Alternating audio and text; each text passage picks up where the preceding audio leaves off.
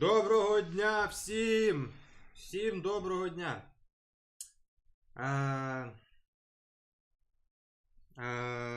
Чекайте.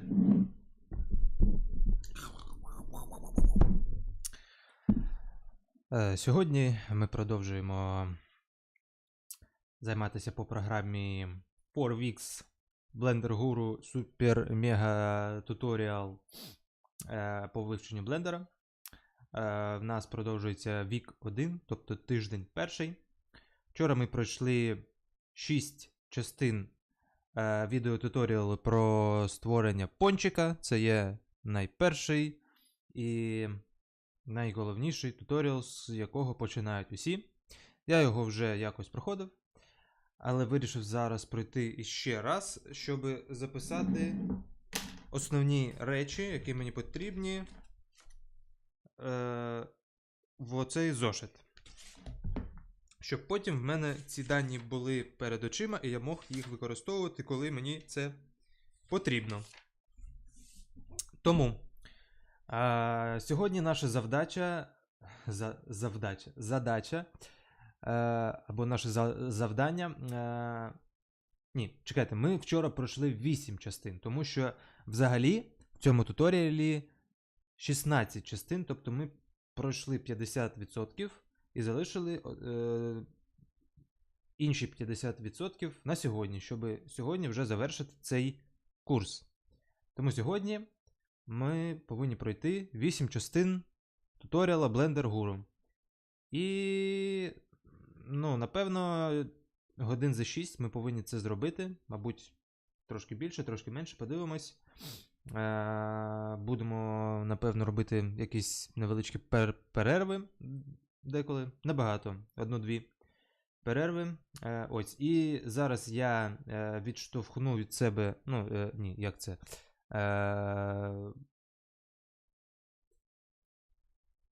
Двигать. Рухати. Коротше, відштовхну від себе трошечки цей мікрофон, тому що мені тут ну, не дуже вдобно писати, коли мікрофон тут, тому що він стоїть на такому триподі. У нього дуже такі, ну, типу, ну, ось можете подивитися, зараз буде гучно, але ось бачите, отакі ніжки. І оці ніжки мені заважають. Тому я його трошечки здвину від себе, тому ви будете мене чути трошечки поганіше, але так як нас ніхто не дивиться, мене і мою шизу, то мені, в принципі, похуй. Тому починаємо працювати. Let's go. For all English speaking audience, hello, welcome to the channel. As long as nobody watching the streams, I'm still keeping to speak Ukrainian language and improving my Ukrainian language skills because it's not as perfect as I wish it to be. So yeah. Wow.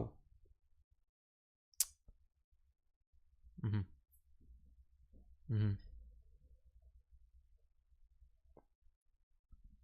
Так, чекайте. Yeah, so let's start. Let's start.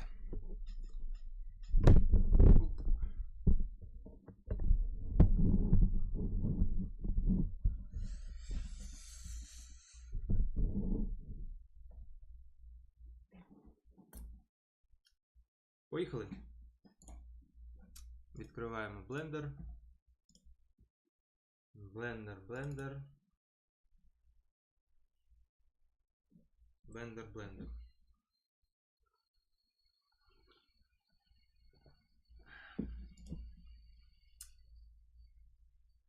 Генеральне.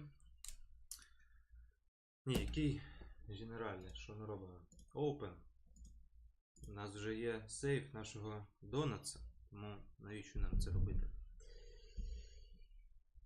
І ось.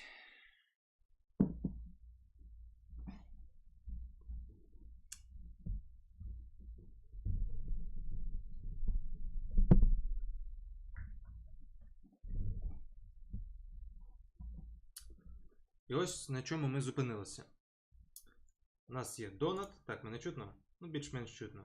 Не знаю, я не буду робити гучність більше, тому що ви будете ще більше чути цей вентилятори, тому просто залишаємо так. Отже, це ми закриваємо. І дев'ята частина.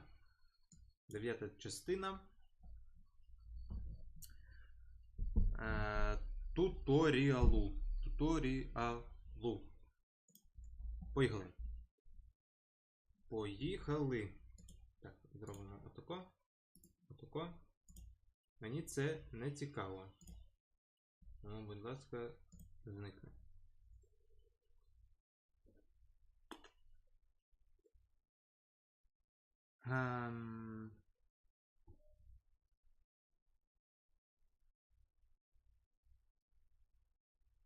Чекайте.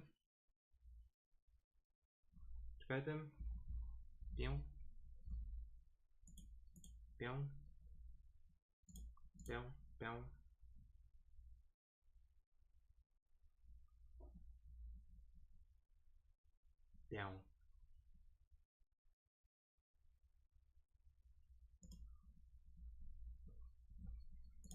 Все, поїхали. Працюємо. So we want to add some sprinkles to our donut, and obviously manually placing them by hand would be absolutely mad. And the previous method, which would be to use particles, which is what I taught from my old donut tutorial series, that's glitchy, it's outdated, and thank goodness we don't have to touch it, because there is a new and better, amazing geometry nodes. Which in the name kind of tells you a little bit about what it does. Similar to what we just covered, nodes, similar to material nodes. Geometry nodes lets you combine things, take this value, put it into that value, and then create new things, but for... Так, чекайте. Музика. Музика. Музика. Музика.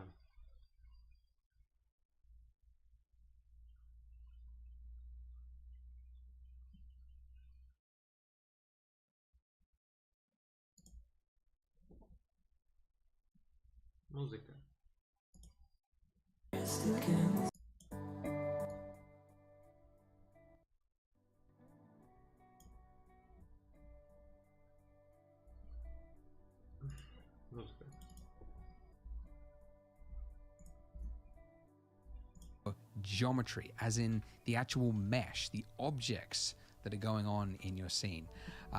It's really, really powerful. It's almost hard to overstate just how powerful it is. Because, for example, you could make a building, one building that has controls for the size of the building that changes depending on the number of floors it has, and then you've got like infinite variations. Or you could create a geometry node system for power poles, right? So that they dynamically link together, and then when they get close to a building, it like attaches it there. Or you could make icicles dynamically appear on objects the closer they get together. Not to mention all the crazy stuff that it enables for animation and motion graphics. And that's just getting started. Like, this feature was only introduced very recently, and it's already enabling so much. By the way, speaking of which, brief pause for all of my fellow Blender users who learned geometry nodes when it was first introduced about 8 months ago for 2.92.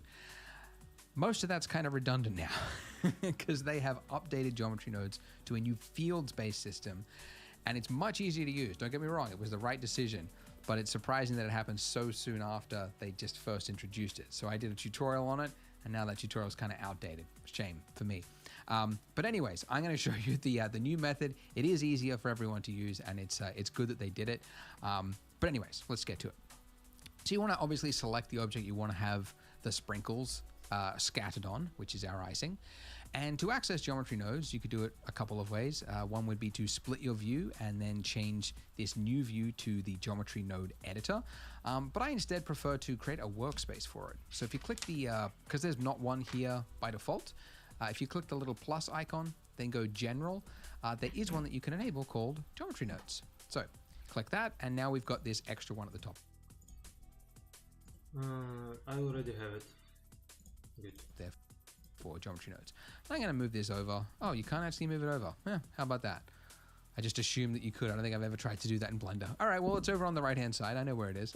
And you can see it's split and arranged our windows. I don't want this one at the top here. This is like a spreadsheet for your vertices and stuff going on in the scene. Bit too advanced, more advanced than what we need it for. So I'm just going to merge it across, which again, you do by going to the top left-hand corner, click and drag across until it merges. Okay, so there's this big part at the bottom here. This is our geometry nodes editor. You want to click on new. Aha. Так, це нам не потрібно. Це нам потрібно. Пім. Пім.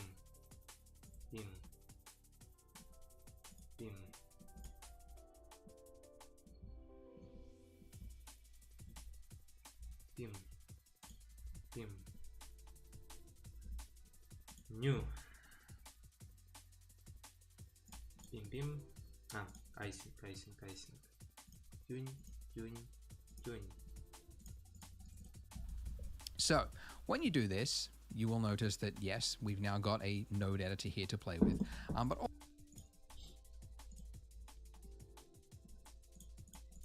also in the right hand side on the modifier stack, you can see that we've got this new modifier here for geometry nodes. So in order to use geometry nodes, it has to be a modifier.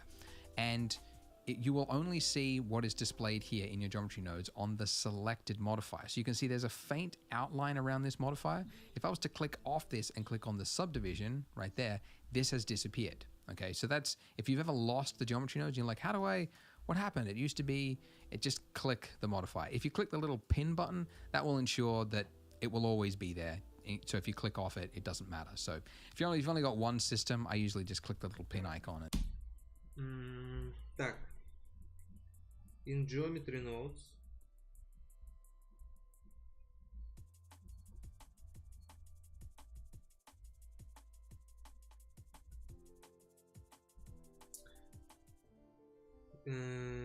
You can see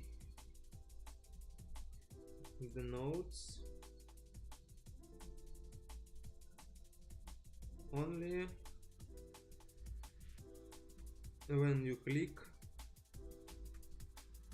on geometry nodes modifier.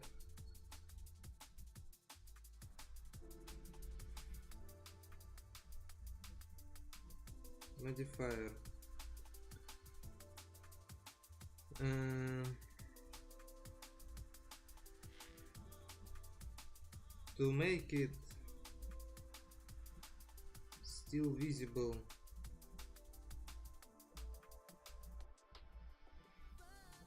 while clicking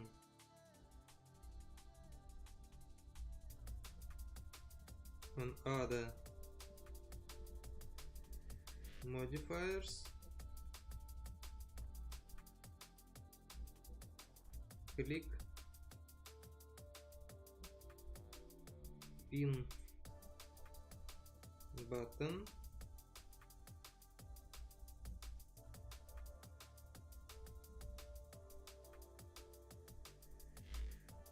in geometry node section.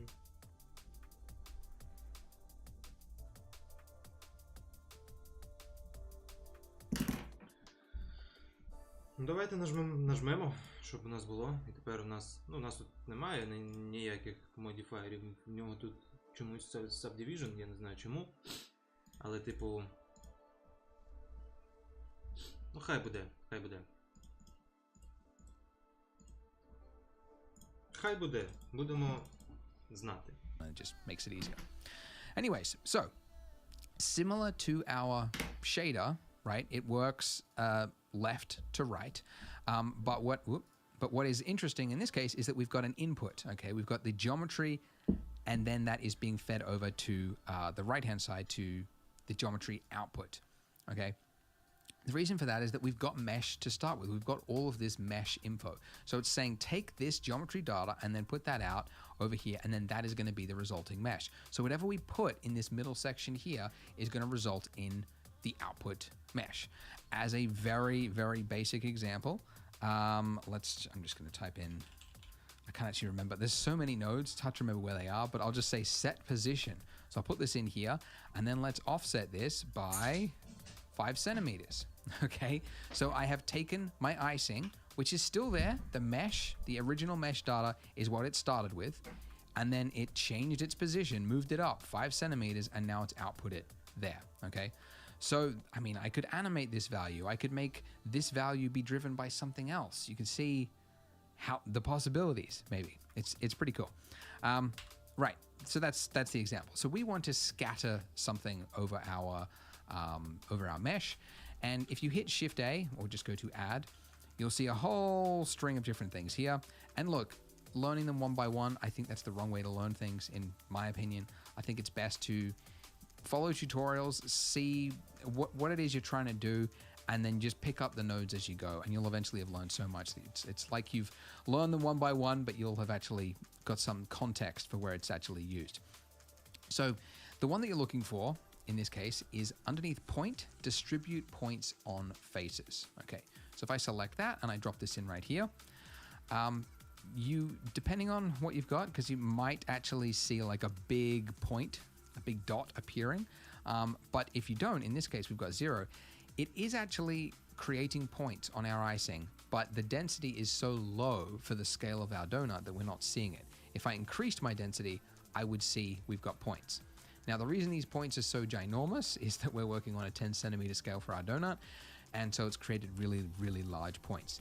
I would hope at some point in the future, Blender has a display option for how big those points are, but for now it does not. You could change it with an extra node, but look, we don't need to because we're gonna add an object later on. But all this is to say is that it is actually there. Now, one thing you will notice is that our icing has actually disappeared. Okay, if you go into edit mode, it's still there, but in object mode, it is not. And that's because we said geometry input, convert it into points, and then that is going to be the geometry. We don't want that. We want our points and our geometry. So what you need to do is add in a geometry join geometry node, and you'll use that one all the time. We're going to take Оце просто потрібно запам'ятовувати, що робить кожний цей блок, коли він потрібен, навіщо він потрібен, коли його можна використовувати, коли буде недорічно його використовувати. І це трошечки заплутує, але інакшого шляху просто немає. Тому тут ми просто, як то кажуть, слідкуємо та запам'ятовуємо. Так. Search, distribute, points and faces.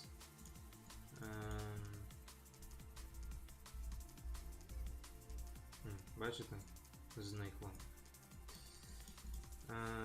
І join geometry. Join geometry. І ніфіга не змінюється. Дуже гарно. take that, put that in there, and then take our output from our original mesh and then put that in there. So now we've got points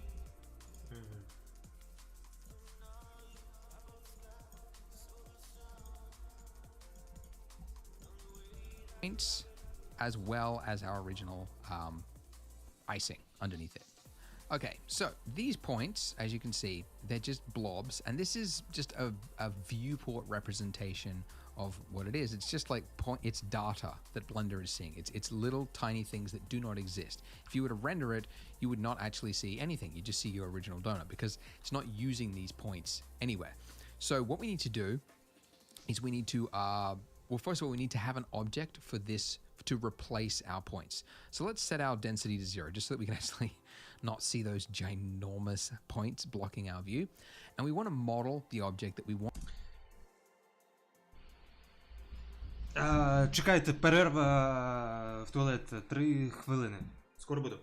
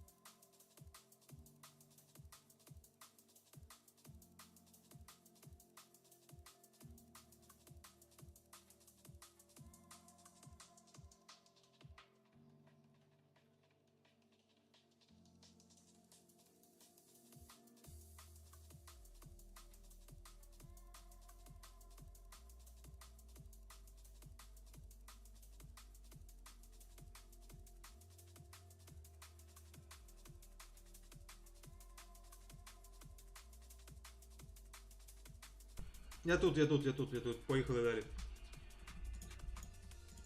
Want to be placed on our icing there, which is a sprinkle, and there's various types of sprinkles. We're going to go for the most common one, which is based off a what shape?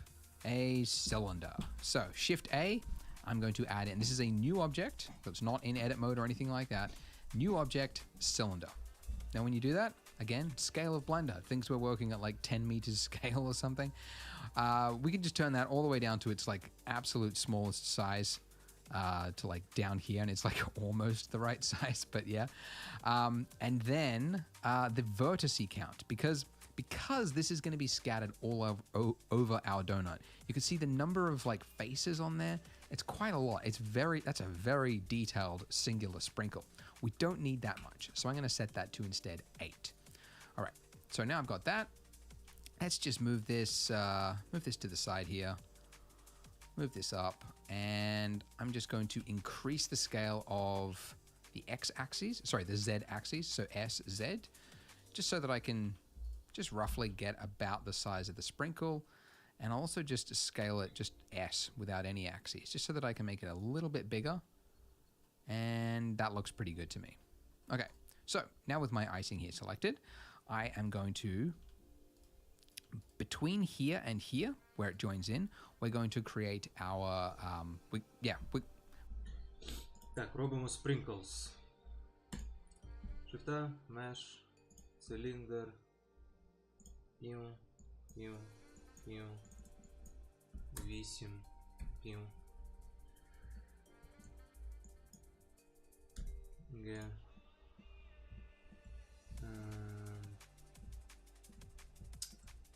SZ,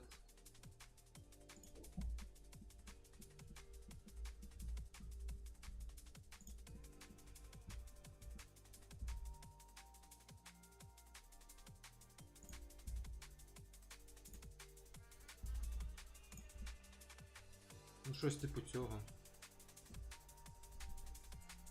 Так.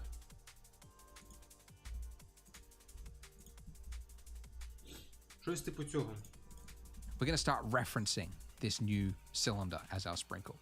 So you'd think it would be under points, but it's actually under instances. So instances, this is a word, it's just under instances. We'll talk about it later. Under instances. And there's two here that I always get them confused.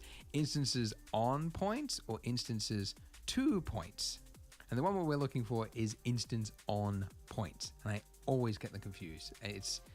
I don't know. I think they got to come up with a different name to like delineate properly. Yeah, I always click the wrong one. But we're creating points, and so therefore we want to put an instance, which is going to be an object that is like referenced fast, like it can like stream it essentially without loading in the data 1,000 times.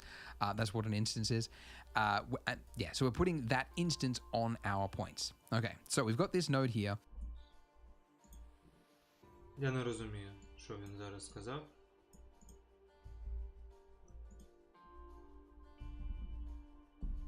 Instances on points. Ну, instance це, типу, миттєвість, правильно? Типу, вжух і все. Instance надо. Пяу. Але на який point? Що point? От що воно робить? Я не розумію. Ладно, далі. And now this instance, whatever we put in this instance is going to be our points, essentially. So if we were to actually select our cylinder up here in our outliner, and if we were to just drag this over to our geometry nodes thing, look what it does. It creates an object info node with our cylinder selected. Another way to access that would be underneath input object info right there if you happen to lose it. But that's a really short and easy way to just click, drag it across, and now I've got it selected there. And if I take the geometry from that and then put that into the instance of that, we won't see anything because our density is set to nothing, basically. Now you can see something's happening. We've got cylinders, little tiny cylinders appearing on our icing. Now, these cylinders are looking really short and stubby. What's going on? This comes back to that problem that if you watched the whole series from the start, you'll know that when you scale and do things, and when I was scaling this, what it did was it changed the scale of this object here. And that's kind of, Ну, звісно, звісно. Тому. Shift-S? Ні.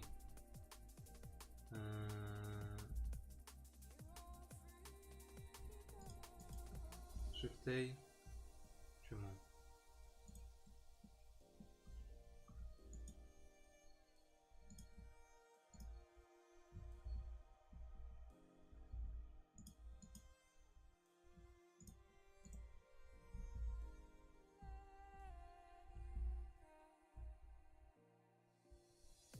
Блять, та як я забув?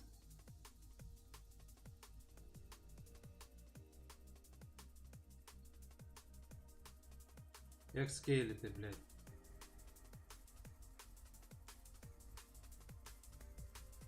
Ну, вроді Shift-A, ну щось... Ніфіга It's не not been Shift-A. applied to the object data yet, essentially. So what you need to do first is hit Control A and then Ну, звісно, Ctrl-A, ну дебіл, сука, дебіл. Дебіл, блядь, дебіл. Не знаю, я напевно це записував, але вже забув.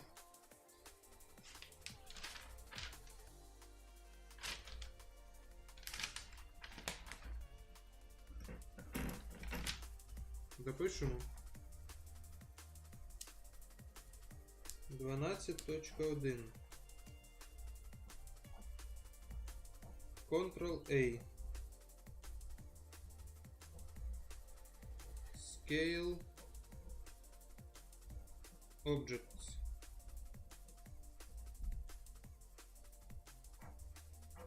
Ctrl-A. Дурак.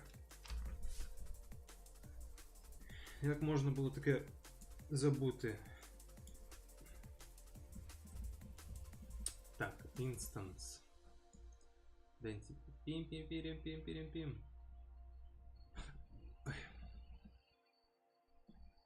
Зараз вони у нас and з'являються. apply scale. And now it's actually referencing the object correctly. Okay. So far so good. It is rotating it though the wrong way because it's rotating it, upwards because that's how this cylinder looks. So I'm going to rotate this on the x-axis. So RX, and then you can see in the top left-hand corner, that'll actually give you the rotation amount. And I want to go for exactly minus 90 degrees.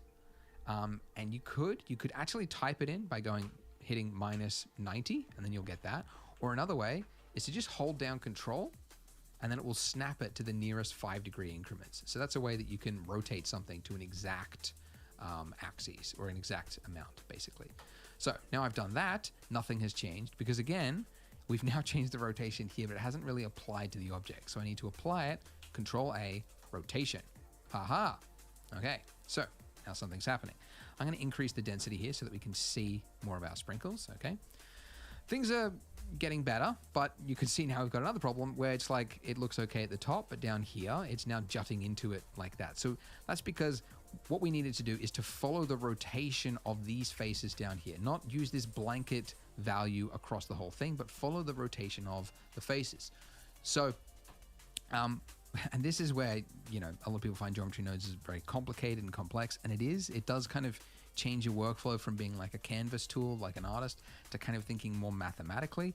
But what we've got here is distributing points. So we're creating points, and each of those points could have a rotation based on the face, right? So each of these individual points with their little like blotchy shapes, they have a rotation applied to them. So if we took that rotation from the face and put that into here, which is our instances, now it's actually matching the rotation of the face. So it's kind of wrapping around it, which is really cool. It's what we want. So let's increase. Чекай, а якщо ми просто отак от вліпимо? Нічого не буде, так?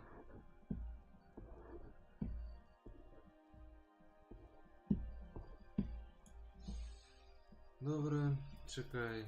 R90 Ctrl-A Rotation.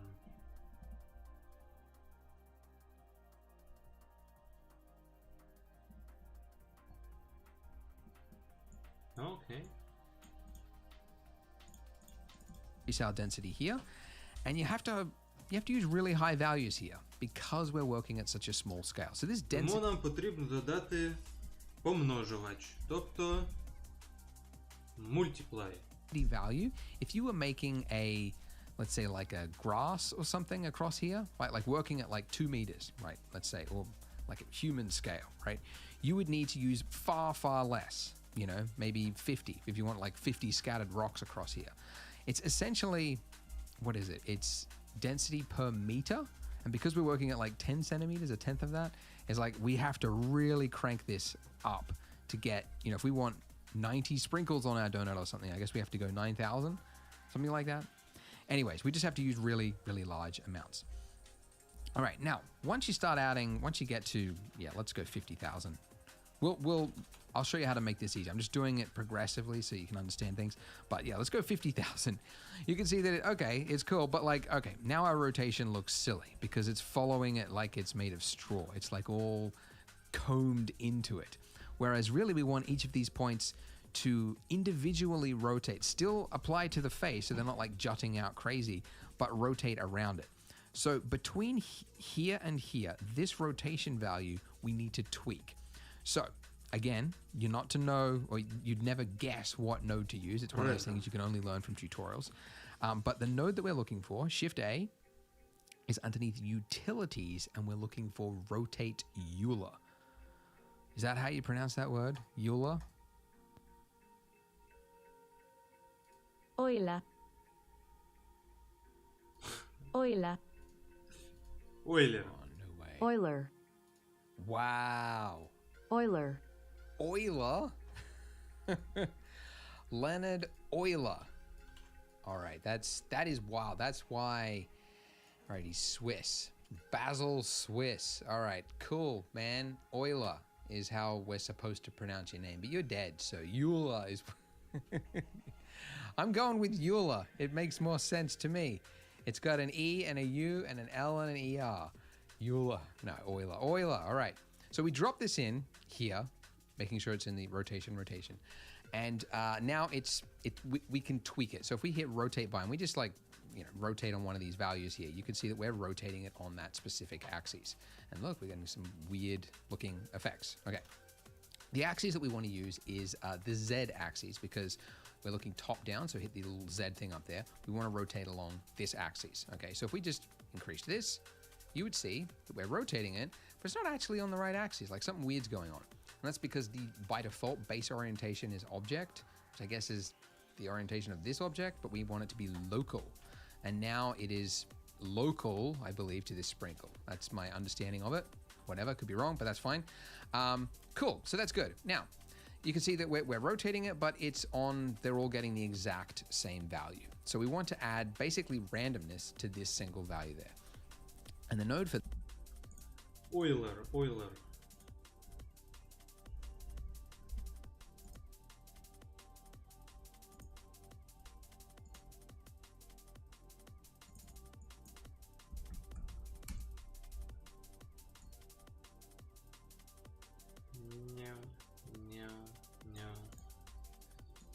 Randomness. Зараз будемо додавати randomness.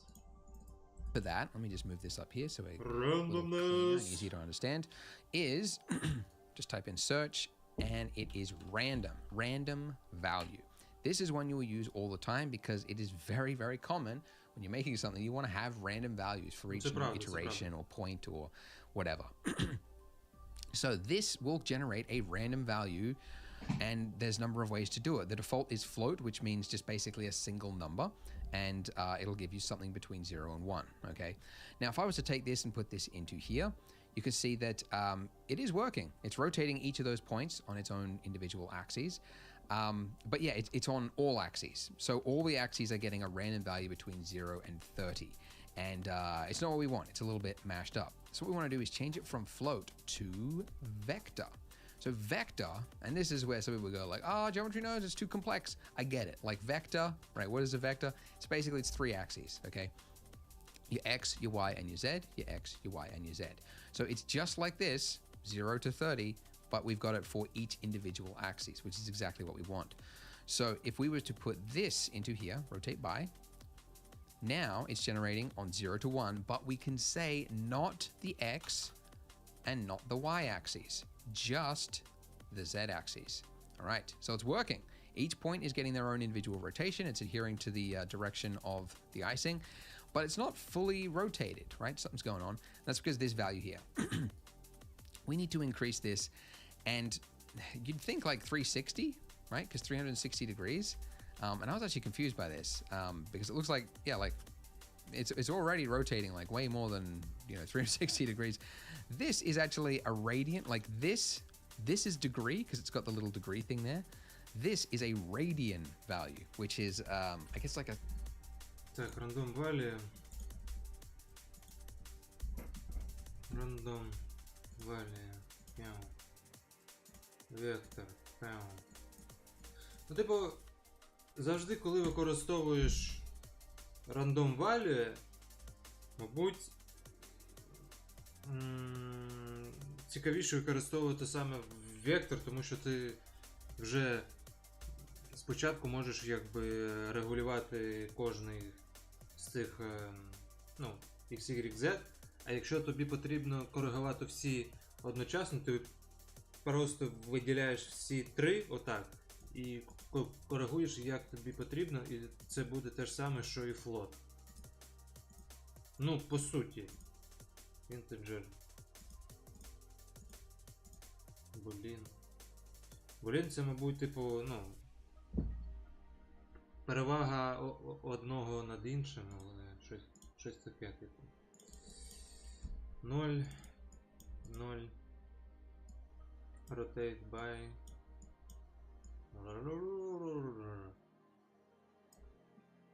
Ну, щось типу цього. Не знаю, мабуть, це дуже багато, але ми потім зробимо їх менше. Бачите, в нього 50 тисяч, це вже пиздець як багато, в мене їх трошечки менше. Ну, таке. Single. It's like, actually, I spoke to Erindale, who is a guy who really knows his geometry nodes, paid for some of his time to just ask him a load of questions. But basically, a radian, it's like pi, In fact, if you type in pi. Erindale? What he said? Erindale? Post-USSR building generator. Actually. Electric line, freeze generator, candy bound, castle generator. Ну, давайте все це скачувати, тому що, дивіться, Post-USSR House, будь ласка. І роби який завгодно. Я хочу это.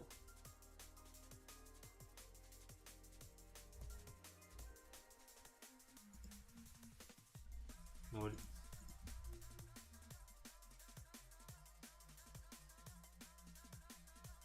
Получить.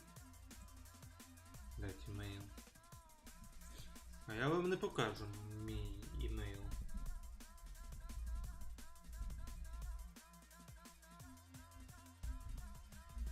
Получить.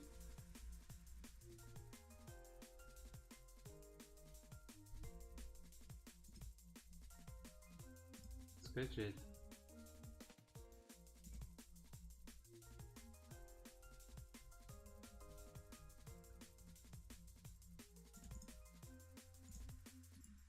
Blender.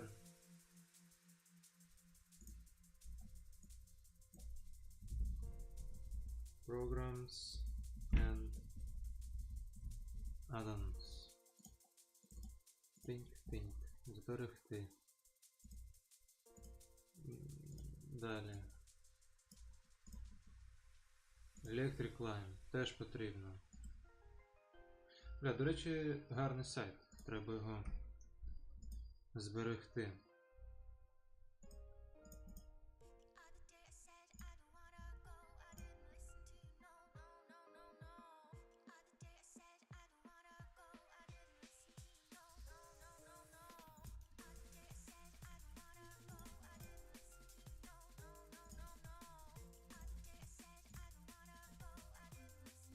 Freeze generator.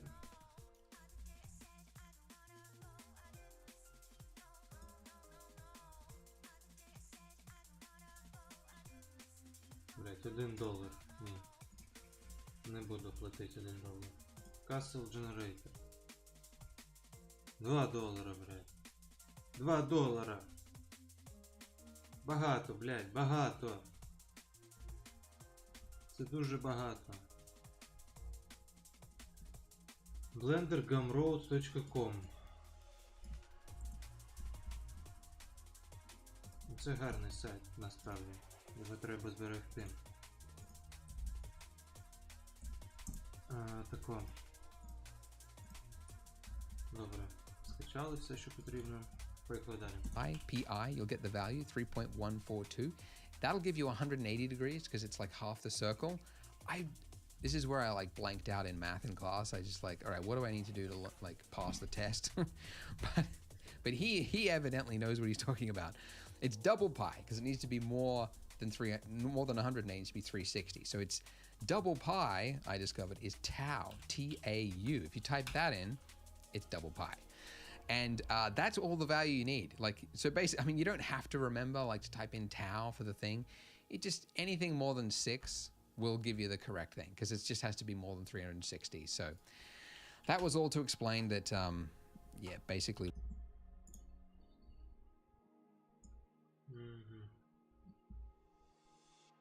More than 6. Ну і пофіг. Ну коротше. Так як в мене було, це добре. Why? Oh gosh, how many times am I going to try? Yeah, I mean, that's all you need to know. Okay, so we got a random value. Good. It's working. Things are working. Great. Cool. All right, the next thing to solve is how do we stop the sprinkles from appearing in places where they should not, right? We don't want it on these globbity bits, and we also don't want it underneath the icing, which is what's happening. It's putting it on both axes. So what we need to do is do something called a weight paint. Okay, so if we select our icing and then hit Control Tab, that brings up a pie menu here for the different modes. So we've already used edit mode, we've already used sculpt mode before, but there's one here, weight paint. Oh, I actually did it because I was practicing for this tutorial. I've already done it.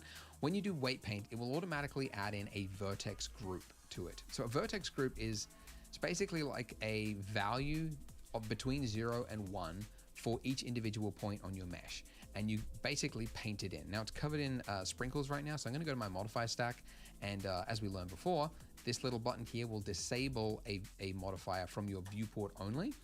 And this one would disable it from your render, but yeah, just viewport, turn it off. Okay, so if I was to now just paint on here, whoops, by default it would be this. Hey, why are you back again? It's painting what looks like a heat map, okay? So the way this works in weight paint, dark blue is a value of 0, red is a value of 1, and then these other values are obviously leading up from there, like light blue, then green, then yellow, and then red to be all the way to 1, okay? So we want to paint, essentially, where do we want our sprinkles to go? Okay, so I'm going to change the size, I'll change my weight paint, so that's Control F. Так, Control Tab, Weight Paint, Icing.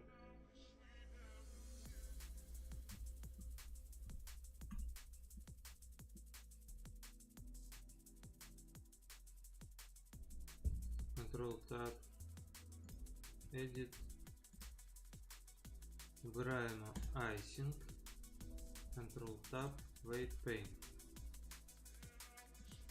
Це прибираємо і потім вже малюємо. А як ми малюємо? Ну, також і малюємо, як в нього.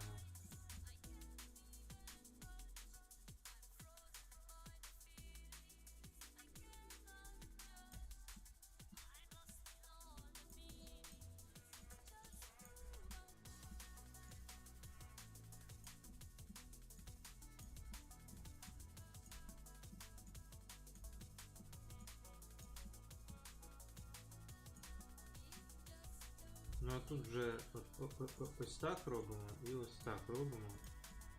І типу якось так. Тюнь-тюнь-тюнь. Типу, трошечки попало, але так. Не дуже. Типу. Я так розумію, якщо ми натиснемо Shift, Воно у нас піде у зворотньому порядку. Ні? Ні. Правий теж не те. Правий це вибір. Ага, ну, все це, що ми робимо тут. Блюр. А що таке блюр? Не знаю. Average. Smear. Gradient. Gradient. Вау, чекай.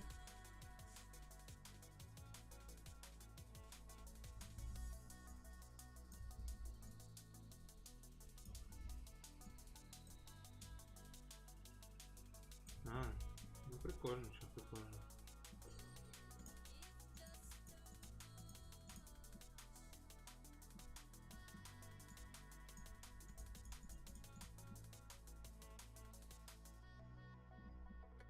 Ну, типу, якось так.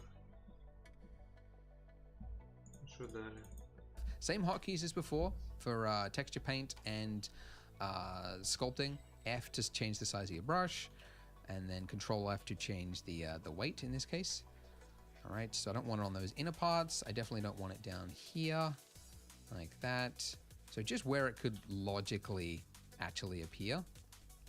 And then the other thing I'll do, because this is where you sort of get a little bit artistic, but yeah, you don't want to have like constant values anywhere. So I'm just going to use like single clicks to just say like no sprinkles here or less sprinkles.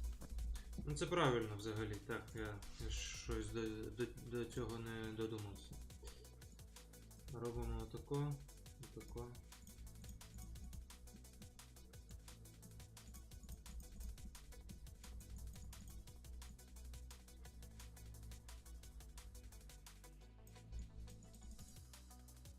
Чекай, а як він робить менше? I have like constant values anywhere. So I'm just going to use like single clicks to just say like no sprinkles here or less sprinkles, right? So I'm giving a lower strength value. And then I'll just do a few little, it just makes it. Чого воно в мене так не працює? А, weight. Треба зменшити weight. Отак.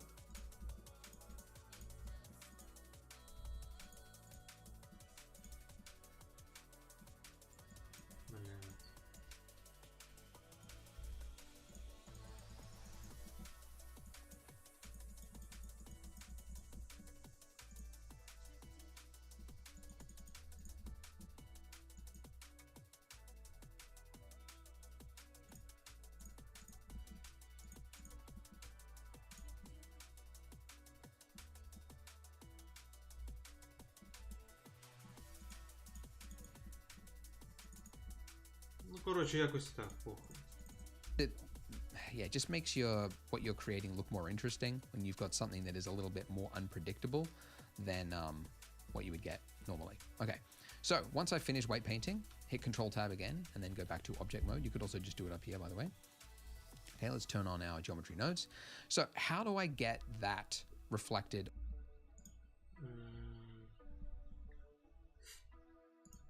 Object mode. How to get reflected? How do I use that do you vertex use? group, which by the way, we might as well rename it. Sprinkle. Sprinkles.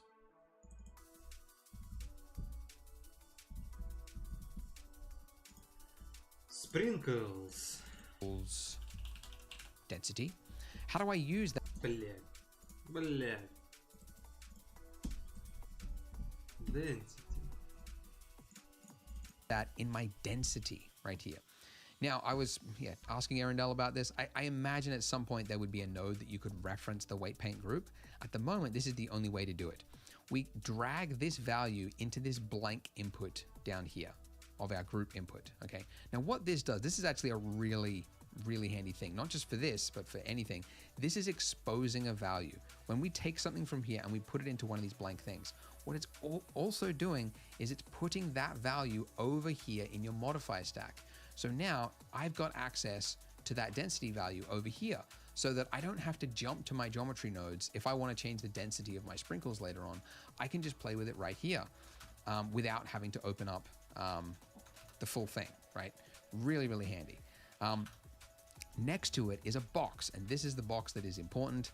It is the weight paint box, or the vertex group, or is it, maybe it's just any attribute. Так, давайте запишемо так. To add new modifier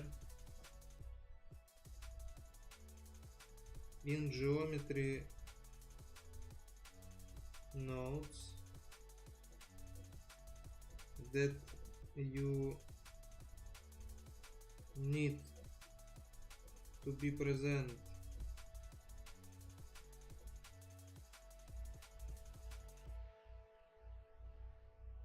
as an adjustable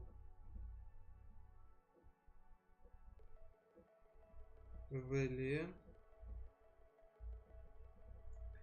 in modifier section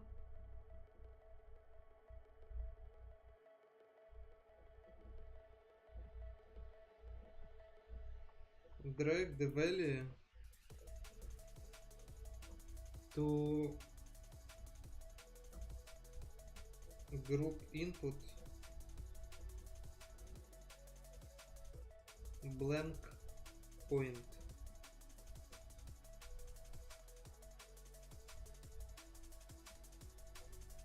After this, in modifier section, you can change the value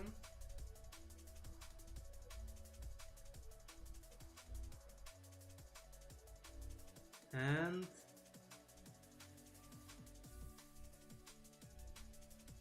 use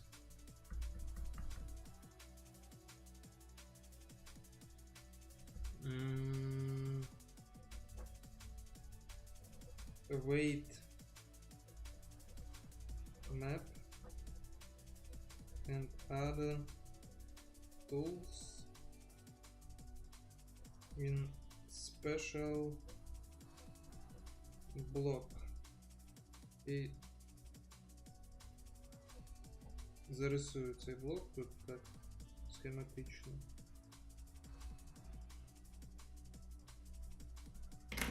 Ну, якось так.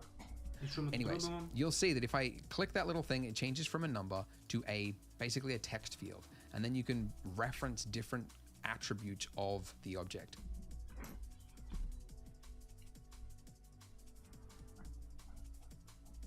By this flag,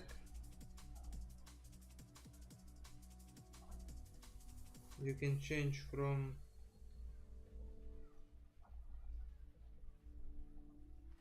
a value to some specific attribute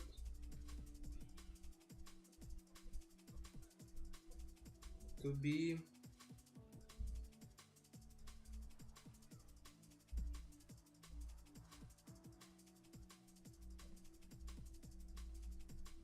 your, like, say,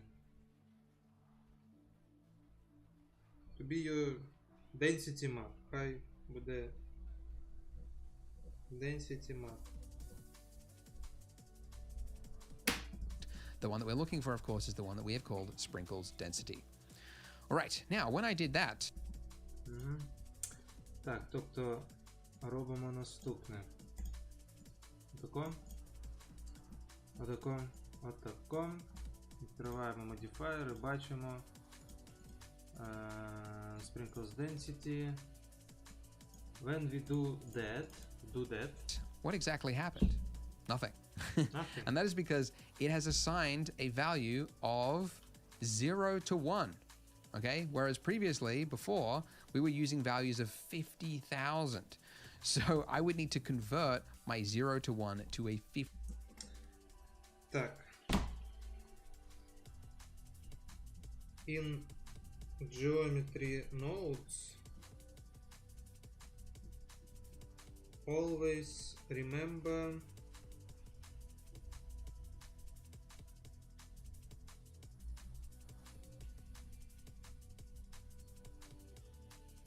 about the scale and that it can be and that it needs to be cranked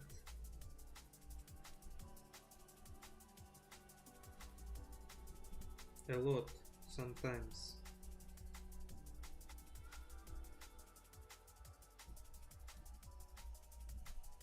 Like X thousand or even more.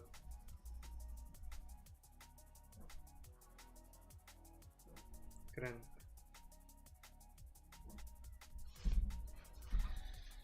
Так, наступне у нас 29.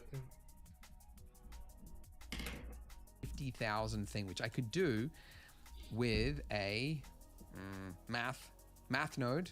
Okay, so that was a utility math. Set this to multiply, and then put this in here. Yes. And then if I added in 50,000, now I would get that only appearing where it needs to be. Ta-da! Isn't that great? So, and then if I wanted to, I could also take this value and plug this in over here. And then now this controls. Чекай, блядь. Math.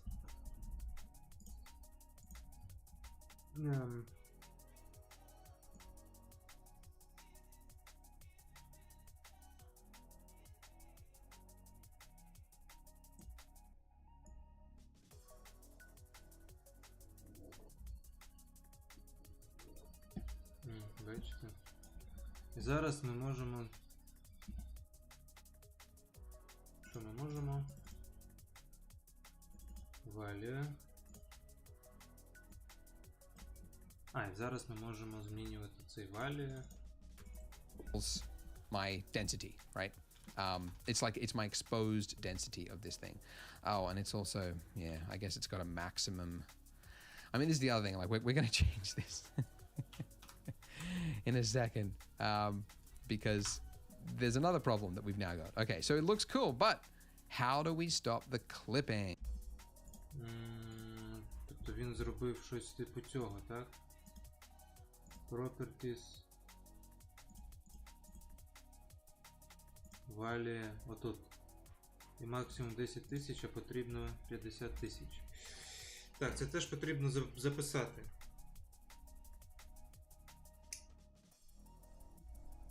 Іноді деякі параметри мають обмеження.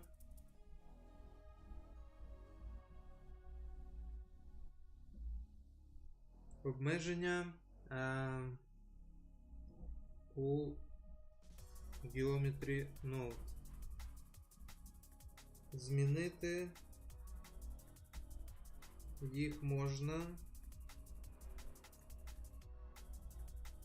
натиснув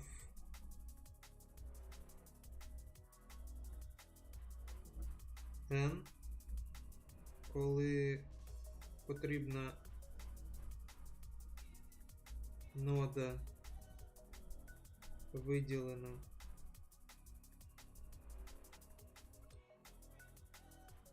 І потім у group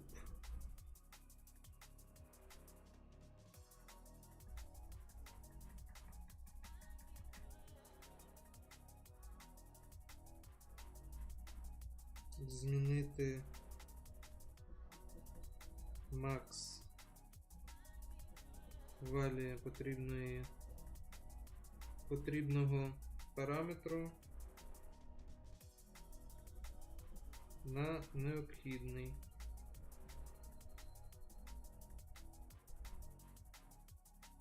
N group max value. Ну і те ж саме тут і змін value теж, якщо потрібно. От, і тут робимо 50к. Отако. Clipping. Each of these sprinkles is intersecting with other sprinkles. How on earth can we fix it? Well, we couldn't previously with particle nodes. We were just out of luck. We would have to just play with this seed value. The seed value, by the way, if you're not aware, it's just a single value that it's infinite variations. So if you don't like the orientation, the distribution, you could just hit this until you find something that you like. And that was my advice for the previous particle nodes. And it will still be my advice. Параметр seed в деяких нодах. Це просто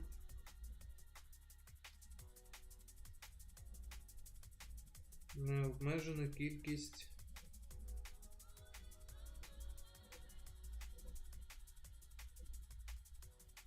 варіацій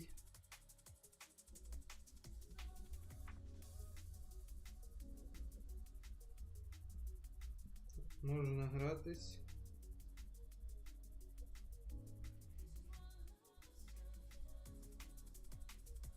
якщо не подобається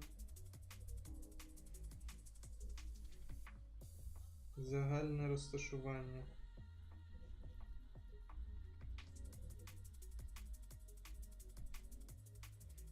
об'єктів.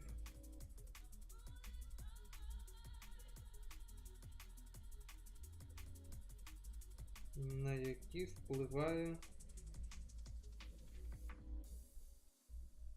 ця нода. But there is something that will help us right here. This is the first instance where we've got an advantage over particles. It's not just random distribution, but something called Poisson disk distribution. Poisson? There's no W in it, but I was told that that's how you say it. I guess it's French.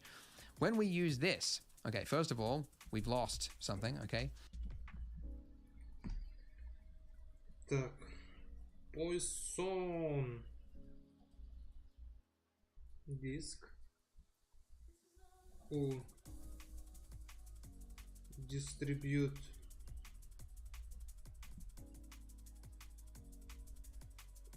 points on faces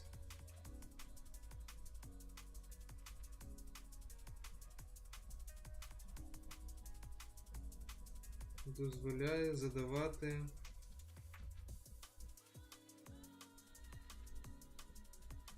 відстань мінімальну між об'єктами. Корисно.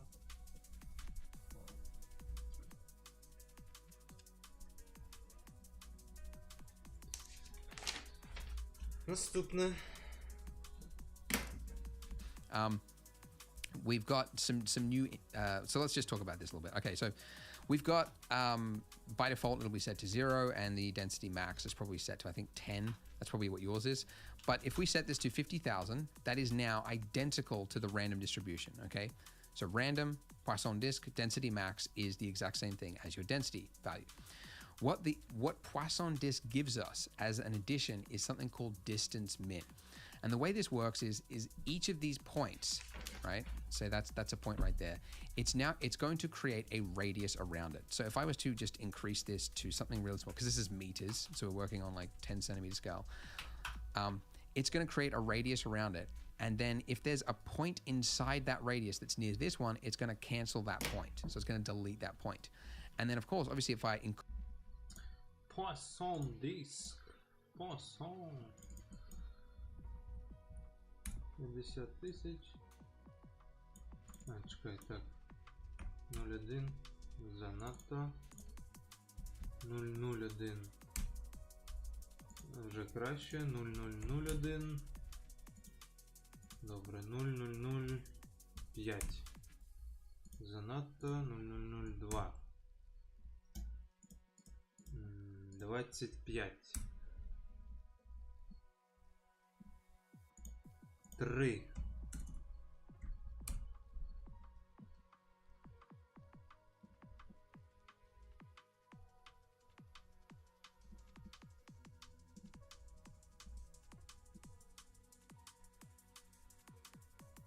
3.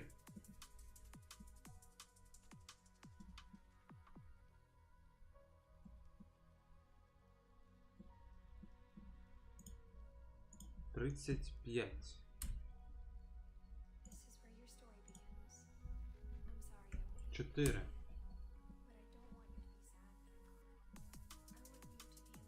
be amazed that any of us ever had a chance to be here at all. Давайте 35, похуй. Так, гарно.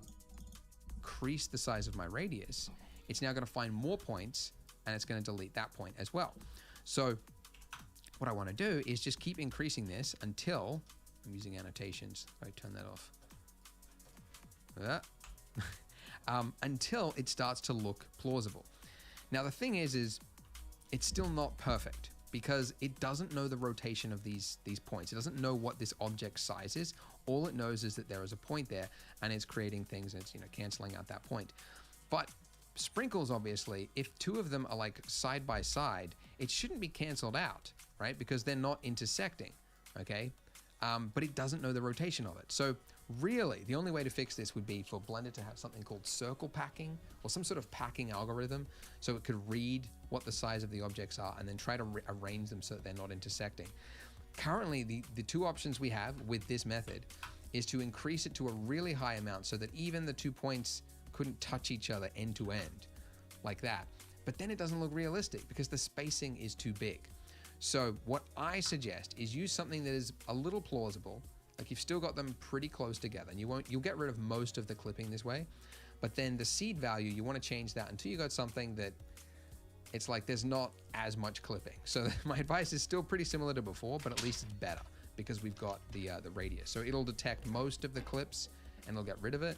But you know, you want to find something that will not have as much intersection. But don't bother with that now because it's going to change as we do more things.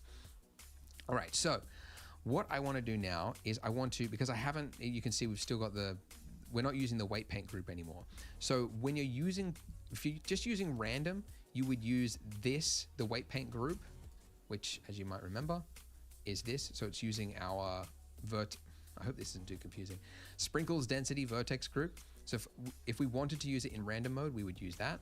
But in Poisson disk, we want to instead put it into density factor, which is conveniently a value between 0 and 1. So we don't even need to do any multiplication or anything. It's now, this is our density, this is our weight paint group. So in fact, if we want to tidy this up, we could say weight paint, okay? And then this one, we will say sprinkle density, okay? А тут ти не можеш, так? Змінити ім'я. Тобто це wet paint. Не вета, блять, wait. Map. Sprinkles. До речі, корисно змінювати ці назви, щоб ти потім розумів, що за що відповідає. Тому що коли у тебе всі ці назви by default, то ти ніхуя не розумієш, що, блядь, відбувається взагалі. І таке інше. And then sprinkle density is going to be driving our density max. Тобто це нам вже не потрібно, це так було для ознайомлення. Тобто wet paint сюди, sprinkle density сюди. І зараз, коли ми будемо змінювати тут, воно буде змінюватись тут. І нам не потрібно тут щось змінювати. Це просто буде, ну, типу, ну, цей, зручніше.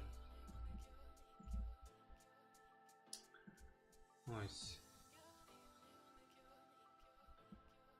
Бачите, якось так. Якось так.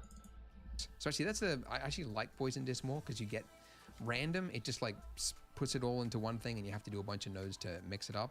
But Poisson Disc will give you these extra things. So it's a lot nicer. Cool, let's clean this up a little bit better actually. Sprinkle density. Now here's something else. We've got this density factor. Now, you know, around 50,000 is what we want, but that's like, I want to be able to just click and drag, and it's really annoying to do it at such really high values. So what I like to do instead is add in a math node, put this in here. So it's for our sprinkle, nope, yes, sprinkle density.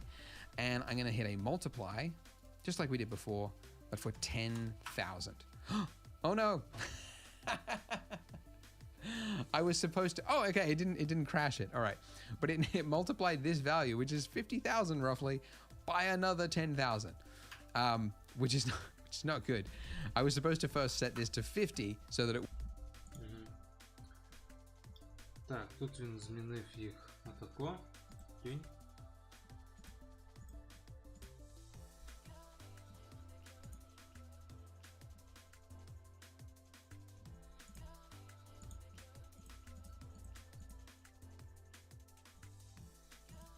Чому у нас Wet Paint Map має якийсь параметр?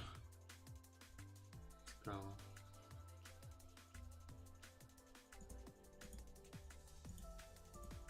А в нього також? Ні.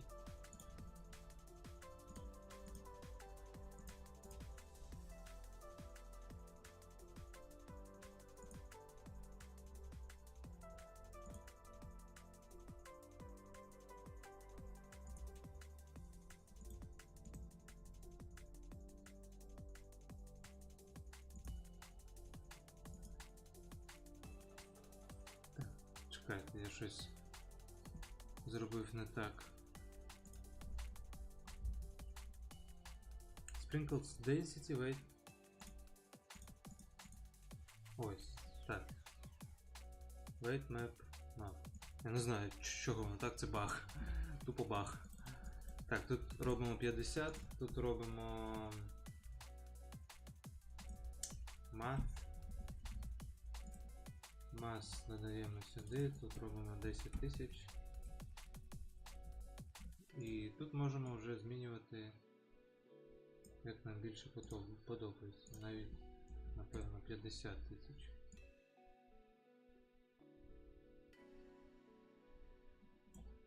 Ну ладно, 100 тисяч.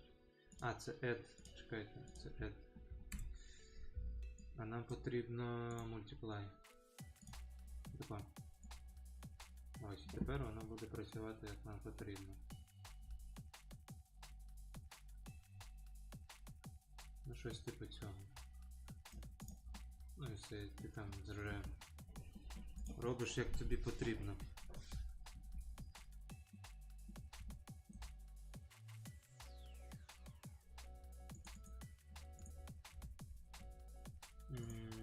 До речі, це Sprinkles Density Map.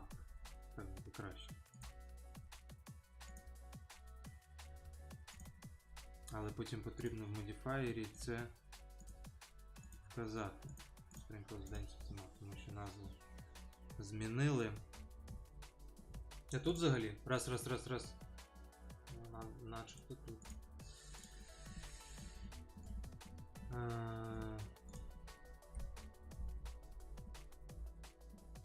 Далі. Wouldn't do an insanely high calculation. The reason it wasn't bananas over here was that density min was deleting most of them. So, by the way, it doesn't actually delete it, it just hides it. So you don't want to use basically you want to set this to 0, get your density max amount, like here. You want to get this to something that is like reasonable. And then you use your distance min thing to get rid of the rest. So don't go like a crazy high amount. Because you won't, it'll just slow down Blender. All right, so we are at around 30 minutes. In the next part, we're going to improve this even more by creating random variations to our cylinders, making them look more realistic, and then assigning random colors to each of our individual sprinkles as well. So that'll be kind of like a part 2 of this sprinkles bit. So go ahead, click the video on the middle of your screen right now, and I'll see you in the next part. So, Чекайте, я увімкну світло і зроблю ще чай. Що там, до речі, по часу? Блять. Година 20 на одне відео. Це немало, блядь. Добре, зараз, чекайте.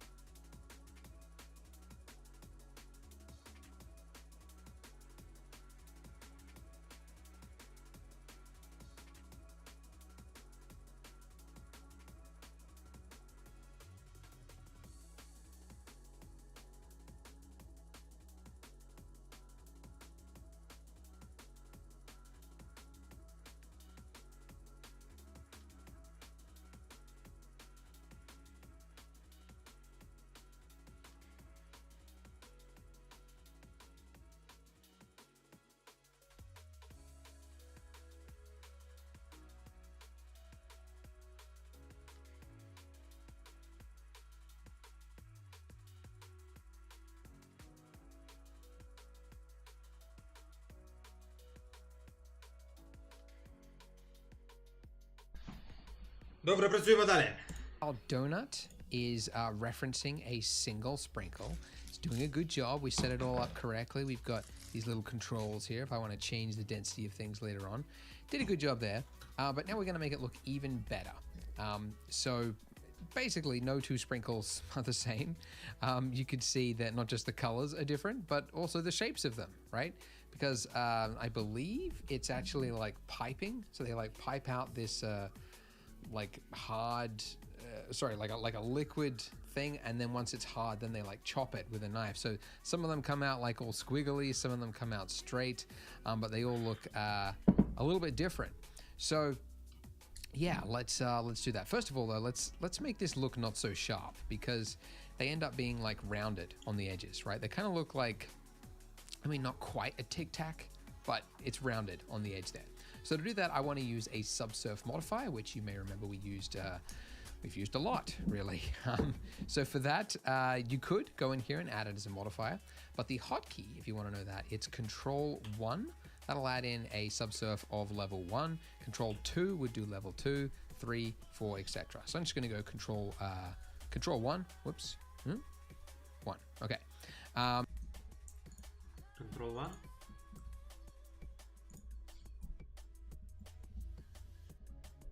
Блять, реально.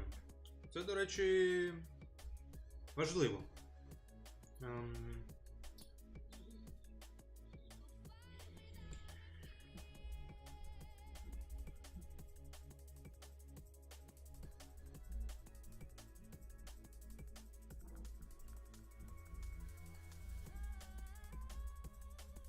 Додати до об'єкту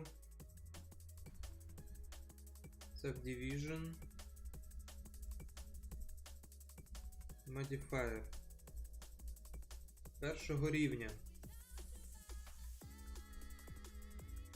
Якщо натиснути 2 чи 3, то відповідно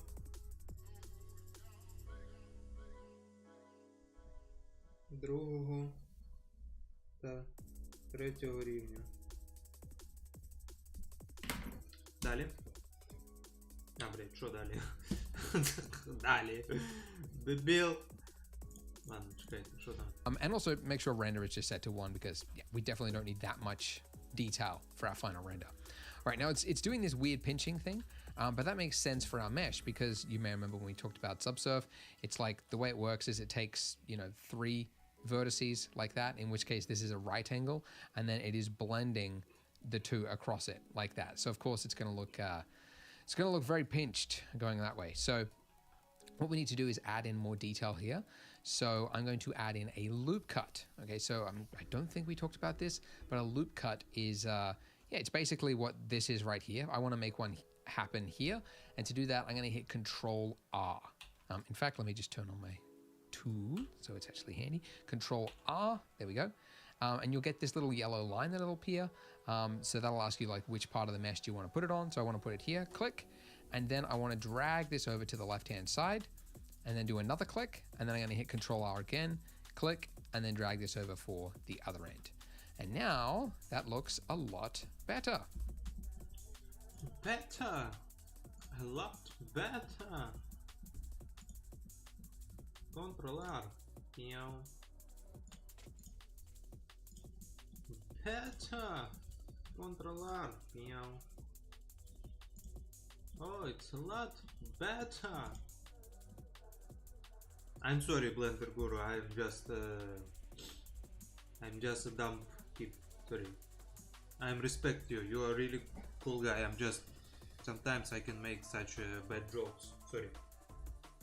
I really didn't mean anything bad about you, you are best guy. But of course you will never watch this video, so nobody cares. And if I went and hit Shade Smooth, you should see that our sprinkles look a lot nicer now. If you really want, like, you can kind of see. Shade Smooth, до речі. Пів. Shade Smooth. Пям, та-ра, ля-ля-ля, потім айсінг, потім ім. І дивіться, яка красота в нас вже, а? От так от, блядь. I mean, can you see it? But it looks a little messy in the end there. I mean, if you were really like a narc for like making things look really nice, you would add like an inset here to just clean up that end a little bit better. But look, I mean, that's gonna it's gonna slow down your render, and you've got it for every sprinkle, and it's like, yeah, who cares? So we're just gonna go with that. Okay, cool. So let's add some variants of this. Okay, so we've got single sprinkle. In fact, might as well just rename this over here, sprinkle. And then I'm going to duplicate. Так. Циліндр. Sprinkle 1. Тому що зараз їх буде більше. It with Shift D, and then I'm going to put it right next to it, just on its x-axis, like that. Doesn't matter where you put it, by the way. It's just I'm trying to keep it neat. And then Так, а ну чекай. Think, Pink, Jink, Shift D. І потім я такий оп, на колесико нажав. І воно в нас іде по X. А чому не пішло? Shift D, ще раз. Pink. Ага, отак. Цікавенько. looking at reference, you can see that, wow, you got some really long ones. Okay, so let's do that. Let's make, okay, so I'm going to go into wireframe mode so that I can see through it, and then vertex mode, vertex select mode, which you can also do by hitting number 1 on your keyboard, or 2 for the edges, and then 3 for the faces. So 1, 2, or 3. All right, and then I'm going to click over this to box select, and I'm just going to drag this out. And this is going to be a long one. But long ones, when they're long, they kind of get squiggly. I would Так, а як він це and зробив? then I'm going to click over this to box select, and I'm just going to drag this out. And this is going to be a Він зробив G по Y, так? Але якщо це зроблю я, вони в мене не встановлені по Y, наскільки я розумію. І якщо я так зроблю зараз, типу отако, а потім G, і типу по Y, бачите, як воно в мене витягнулося? Воно в мене стало трошечки таким, не дуже. Тому що я роблю? Я роблю G, потім ще раз G, і потім по альту намагаюся витягнути, але не можу. Тоді що я роблю? G.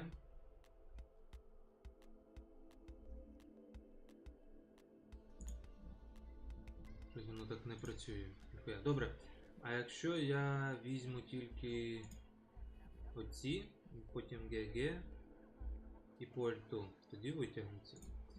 І він у нас буде рівний, бачите? Не по Y, але рівний. Але зараз він у нас виглядає як залупа, тому що ми робимо? Ми просто зробимо ще один Ctrl-R тут і витягнемо ще трошечки далі. Все. Ось і все. Але, мабуть, це забагато. Це забагато, реально. Давайте тут трошечки цей.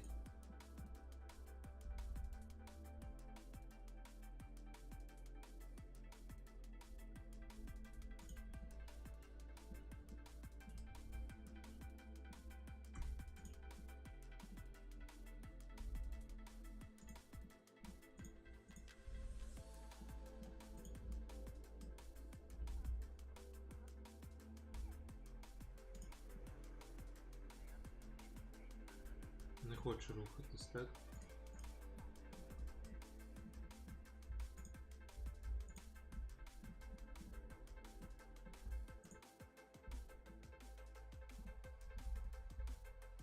Трошечки зробимо менше тако. А це видалимо vertices. Що ми отримаємо? Тут просто потрібно додати face. F. І зробити ще раз Ctrl-R. Тако. Ну, трошечки незвично, але нічого. Да, ну взагалі вона дуже така стала довга. Бля, це реально дохуя. Це реально дохуя. Чекай.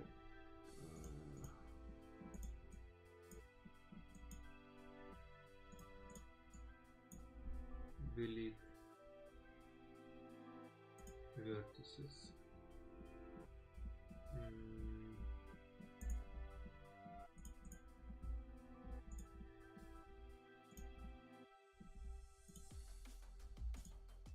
F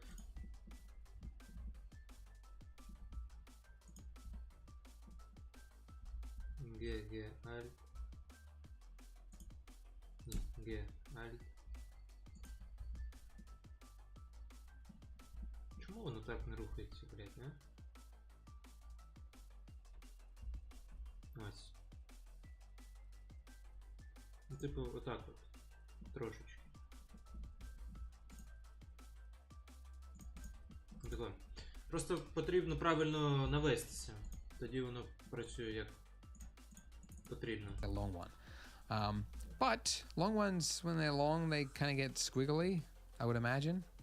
Maybe. So I'm going to add in one loop cut here, Control R, click, and then I'll just right click, and then I'll just make this bow out a little bit that way. And then this one, I'll do this here as well. So it's just, I don't know, it's not perfectly straight, right? And then I'll do this one again, and let's make this one short and fat. Short like that. And by the way, that little point in the middle there, we haven't talked about this before. Так, чекайте. Пім-пім. Пім. Що нам потрібно?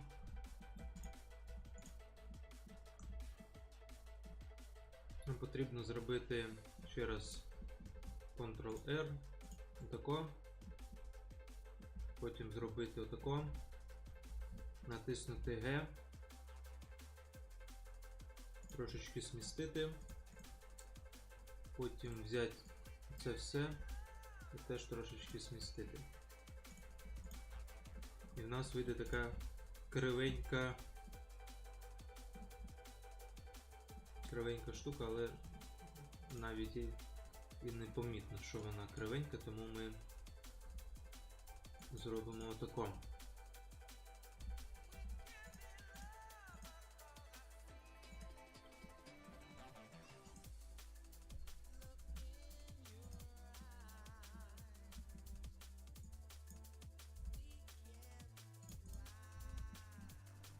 Щоб це було більш помітно. Отако. Sprinkle 2. Shift-D. X. Цю робимо... Ні, не так. Цю робимо менше по Y. Бачите, блядь, що робиться?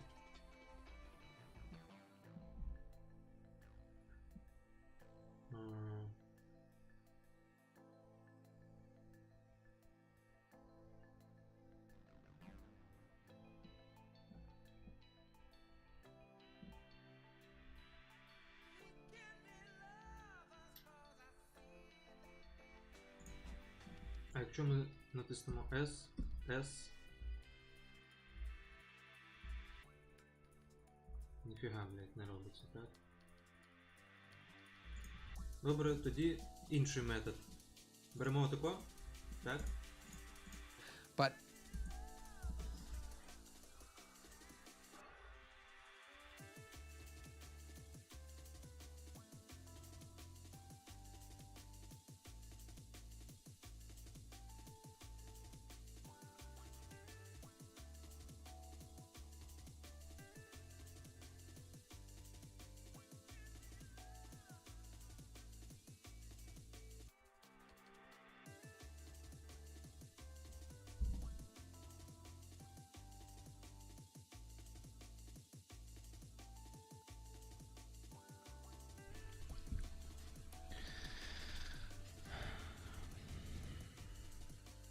Ну що за what the fuck, блядь?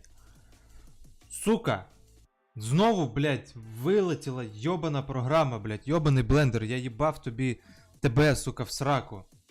Ти, йобане гівно, блядь, блядунське, проблядонське, нахуй. Ну йобаний в рот, ну що за залупа, блядь? Ну якого, блядь, хуя, біса, гандонства, блядь, ти кінчена, блядь, в жопу виїбана програма. Що з тобою не так? Я що, блядь, повинен тепер, сука, кожні 5 хвилин, блядь, зберігати, сука, цей програму, блядь,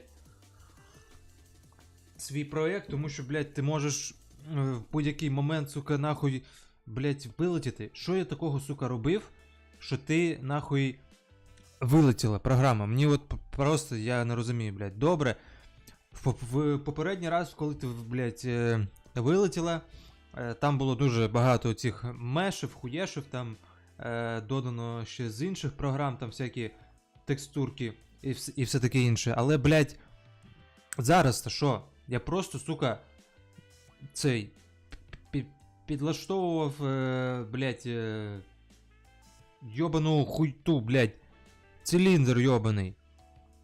Якого, блядь, біса, хуя? Алло, блендер, алло, ви тут? Ви мене чуєте, блядь? Ви дивитесь це, блендер? Сука, обов'язково подивіться це, тому що, блядь, тому що це пиздець. Добре, нахуй, все, ми нічого не будемо робити в блендері. В принципі, там, ну, там не щось таке прямо пиздець. Тут більше моменти, які я хочу записати. Тому доробляємо так, як є. Просто дивимось відео, цікаві моменти записуємо. Я не знаю. Ну, я можу зараз це. Тут не так багато, напевно, треба робити. Але, блядь, ну так впадло, я не знаю. Ладно, добре, переробуємо. Перероблюємо це, тому що.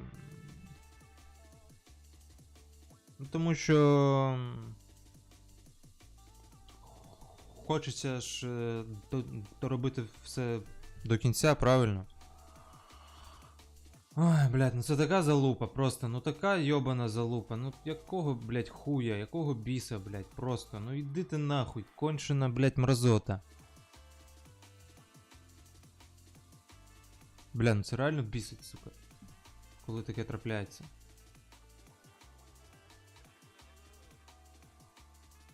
Йобані тварі, блядь, в блендері, сука. Алло. Алло, блендер? Йдіть нахуй, блендер, ви кончені, блядь, мразоти, сука. Чому в мене не працює нормальна програма, як вона повинна працювати?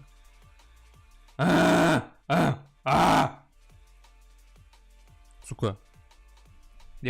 Я обурений, блядь. Я пиздець, який обурений, сука. Цим. Гандони йобані, блядь. Гандони йобані.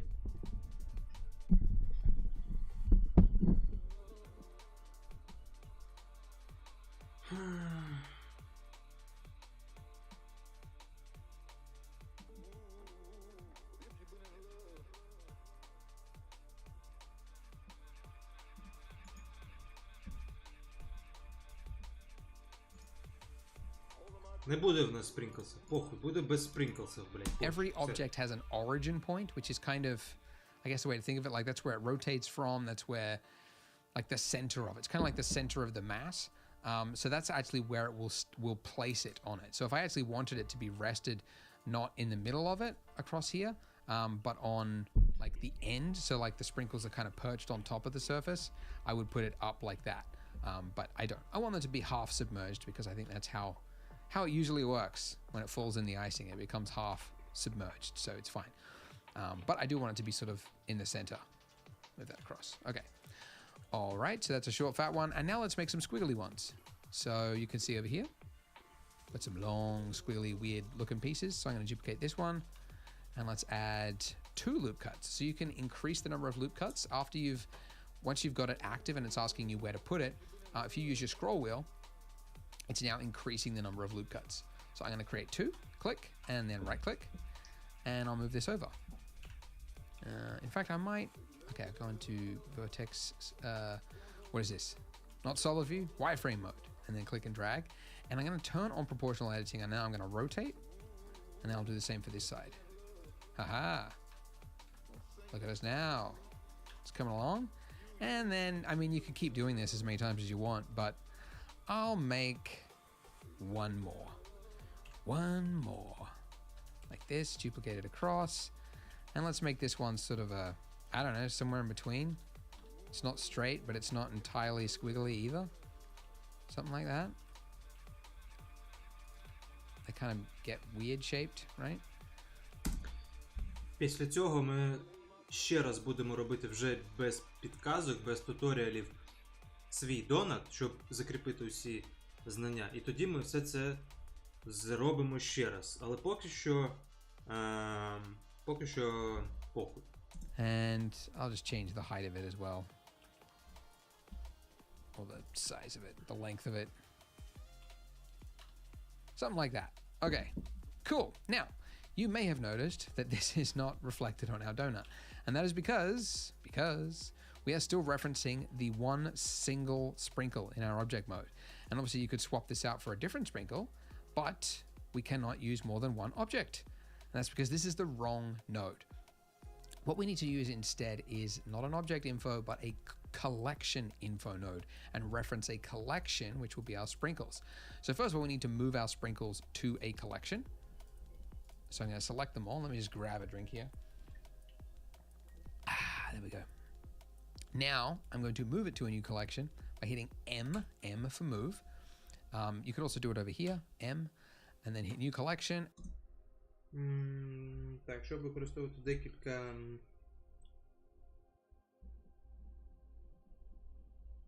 об'єктів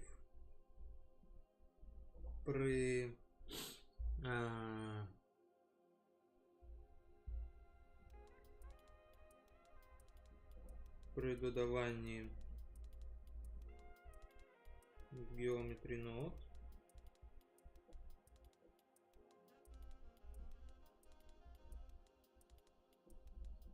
При тому, що в них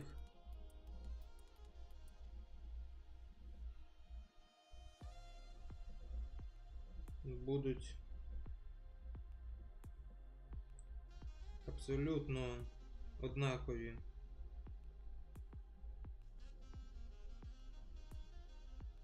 налаштування, що робиться для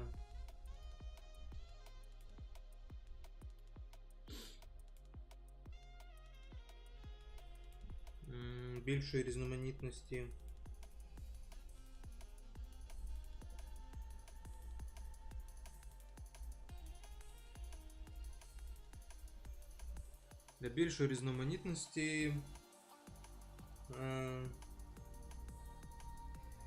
одного типу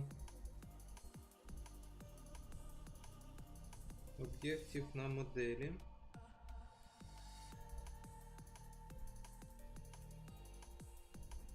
Створіть нову колекцію і додайте туди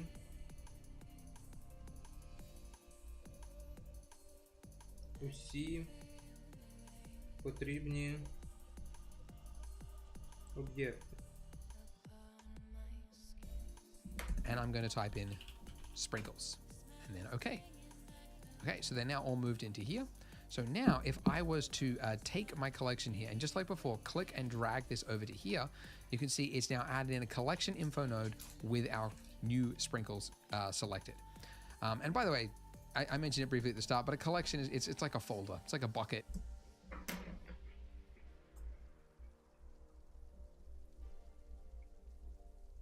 І потім просто перенесіть її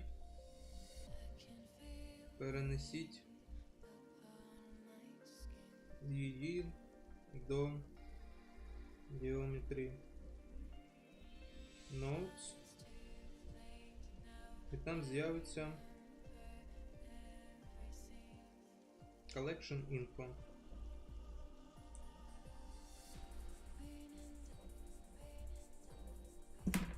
just a way to organize things. You could put, you know, your camera, your lights in here and create another collection and put your donut in it, etc., etc. But in this case, yeah, it helps us because we're going to reference it over here. So now I'm going to take this and put this, of course, into our instance. Haha, what happened? So that's not what we intended. Basically, for something like this, we need to first of all make sure that pick instance is enabled for our instances on points. That will actually reference, not load in each one as individual, like unique data things. It'll just make it a lot faster to render. So make sure pick instance is enabled, and then separate children so that we're not referencing all 5.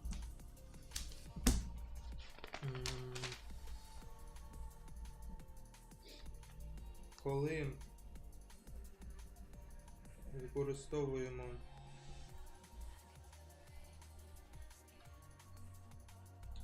collection info,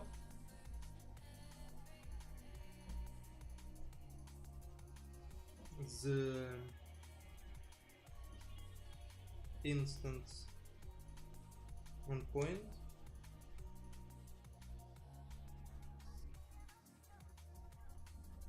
і додаємо в instance, натисни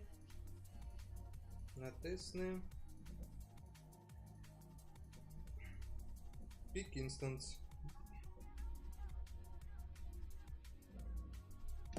5 of the sprinkles on each point, but just one of them, and then reset children so that it then uses it, like basically it applies it to here, not based on the distance from there to there, basically. Anyway, you just basically need to check those 3 things. Pick instance, reset children, separate children. And there we go.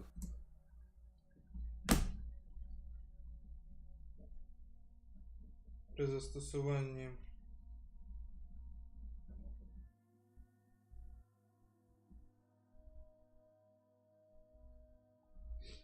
collection info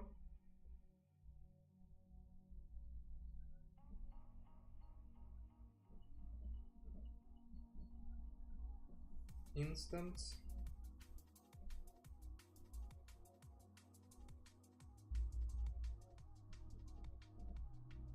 separate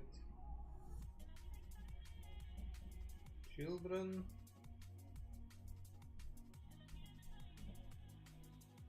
reset children.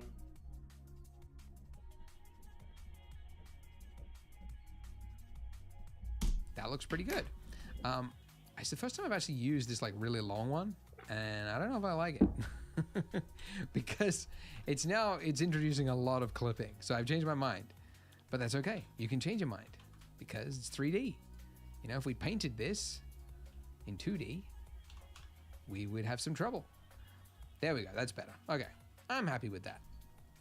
Cool. Now, if we went to back to our rendered mode here, you can see we've got some white Tic Tacs coming all over our donut. So, of course, we could add a new material. We could just make this one, you know, orange. We could make this one, or like, you know, one like this. We can make this one blue, you know, and that does the job. Unfortunately, though, you'll see that every time now this squiggly one here is referenced, as an example, it's now a blue one. So that will kind of look repetitive to your eye, because the eye will notice that like, all of these squiggly ones look blue, and then all of the straight ones look orange, and then all of the blah, blah, blah. That's not what we want. We want to assign a unique color irregardless of which one of these objects it is. So let's delete that material. Let's keep this one. I'm going to call this one sprinkles, and I'm going to make all of these objects share this one material. You could do it one by one by coming over here and then clicking sprinkles like that, and selecting it from the list, or much faster way, select all the objects you want to have as the new material, then select the object you want to copy the material from last, then hit Control L for link, and then hit link materials.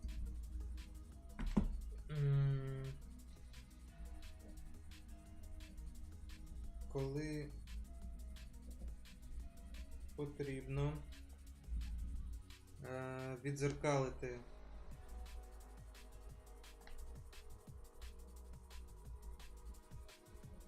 інформацію від одного об'єкту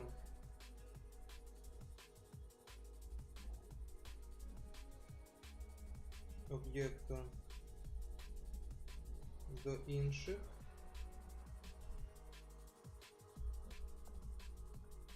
Обери всі потрібні об'єкти.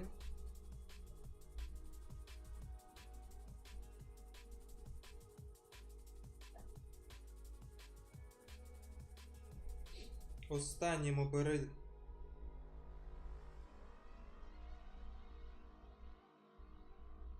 той, який буде використаний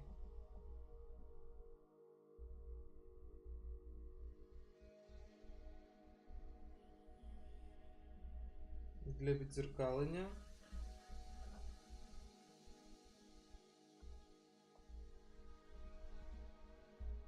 І потім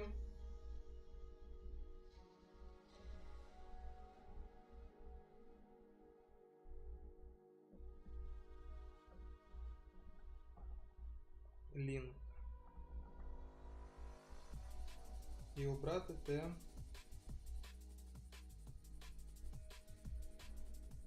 що потрібно віддзеркалити.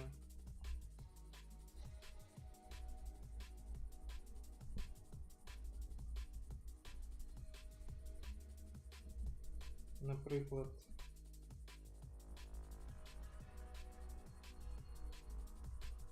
Material, Location, etc. Далі. And now they are all using the exact same material. Aha. Okay, now it might not look like what we want, but let's go to the shading tab. We're going to do something fancy. Okay, so obviously these are now all one solid color, not what we want. What we want to do is in here, base color, we want to add something that will randomize the color dependent on what object it is. Like every time the object is referenced, pick a new thing. So the way we can do this is with a object info node. And again, this is one of those things, is like, how would you know this is the one? Because in like geometry nodes, there was a random value node. It's just one of those things you just have to learn, I guess. But in shading, you use the object info node and then you take the random one at the bottom there. Okay, so it's, I guess it's because it's object data and it's using random object data depending on the object. So I guess it does kind of make sense. Then if I take that and I put that into my base color, what this is doing now is it is referencing between 0 and 1. When it is 0, it is saying it is black. When it is 1, it is saying it is white. And obviously all these other gray values is anywhere in between. To make a random color, for example,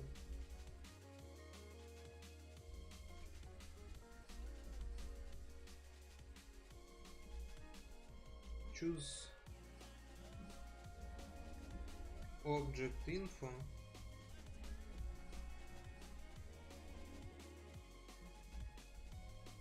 and use random from it to base color. For collection of objects,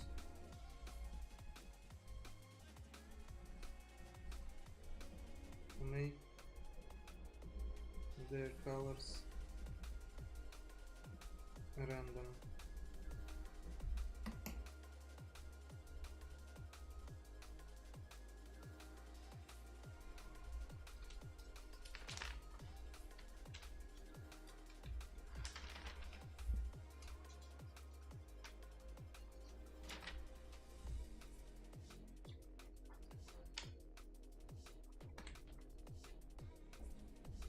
Не плутати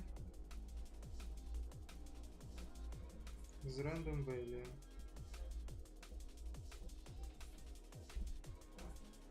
doing that. So each one of these has its own unique color, but very depressing looking colors. It's not. No Зараз kid's gonna він pick додасть that one color ramp. at the donut shop. Color ramp. One more sec. Yeah, you could make it look really sad, couldn't you? It's like wah wah wah. Do you want to have the world's saddest donut, Johnny?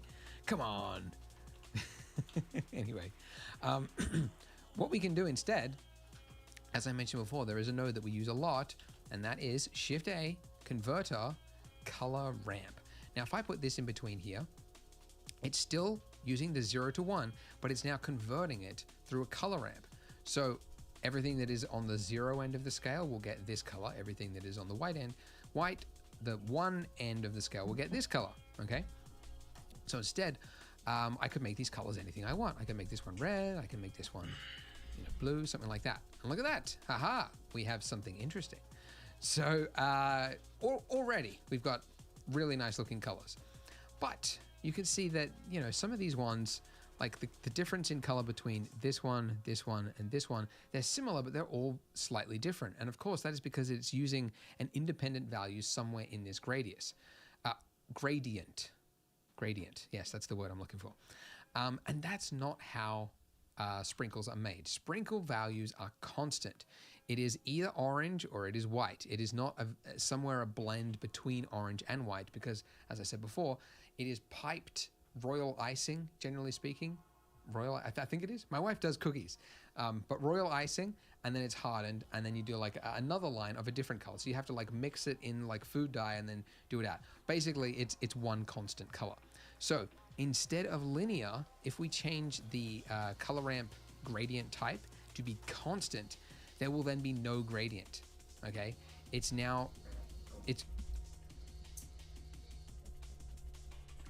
Коли юзаємо color ramp,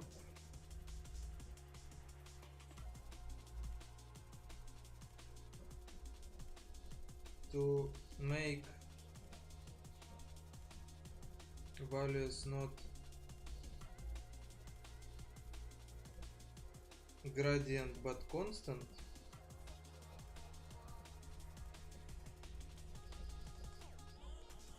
use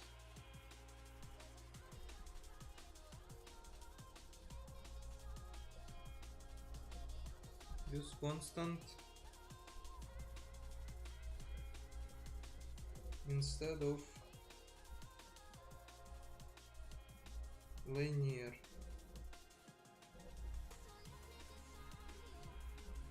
constant, there will then be no gradient. Okay, it's just basically one of these values. It's either blue or it is either red, and that is what we want. So now if I was to add another value just by hitting the plus button, I could add new colors. And this is where it's really fun. You can finally have fun.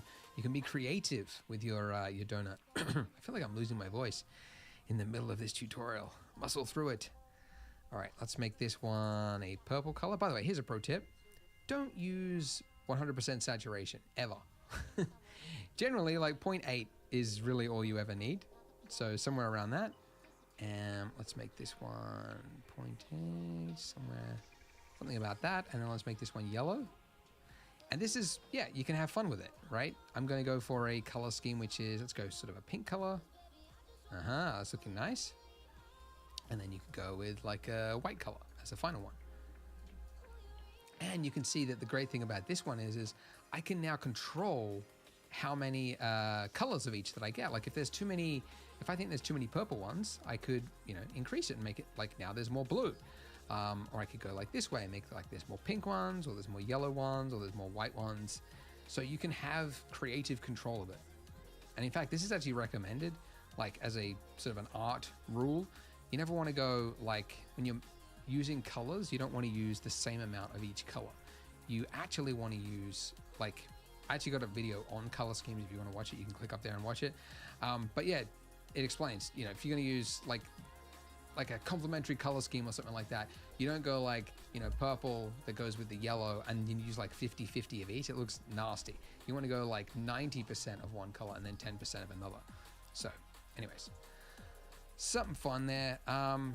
Yeah, I mean, guys, that's gonna do it for this really the style and visual look of your donut. It's all here.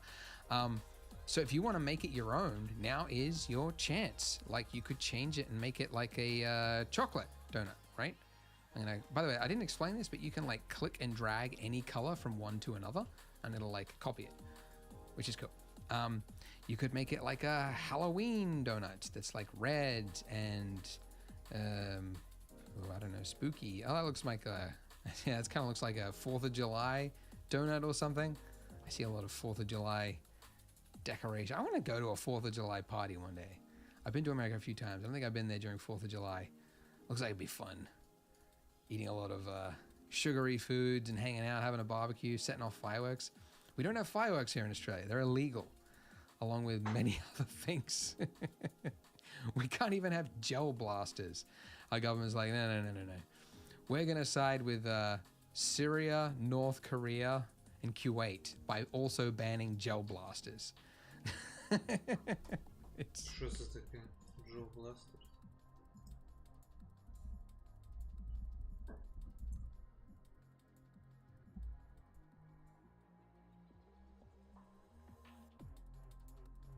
А, гель бластер, типу. Окей. У нас таких нема взагалі в Україні. and Singapore as well. All right, so we're in there with Singapore, but it's like we can't be trusted with anything.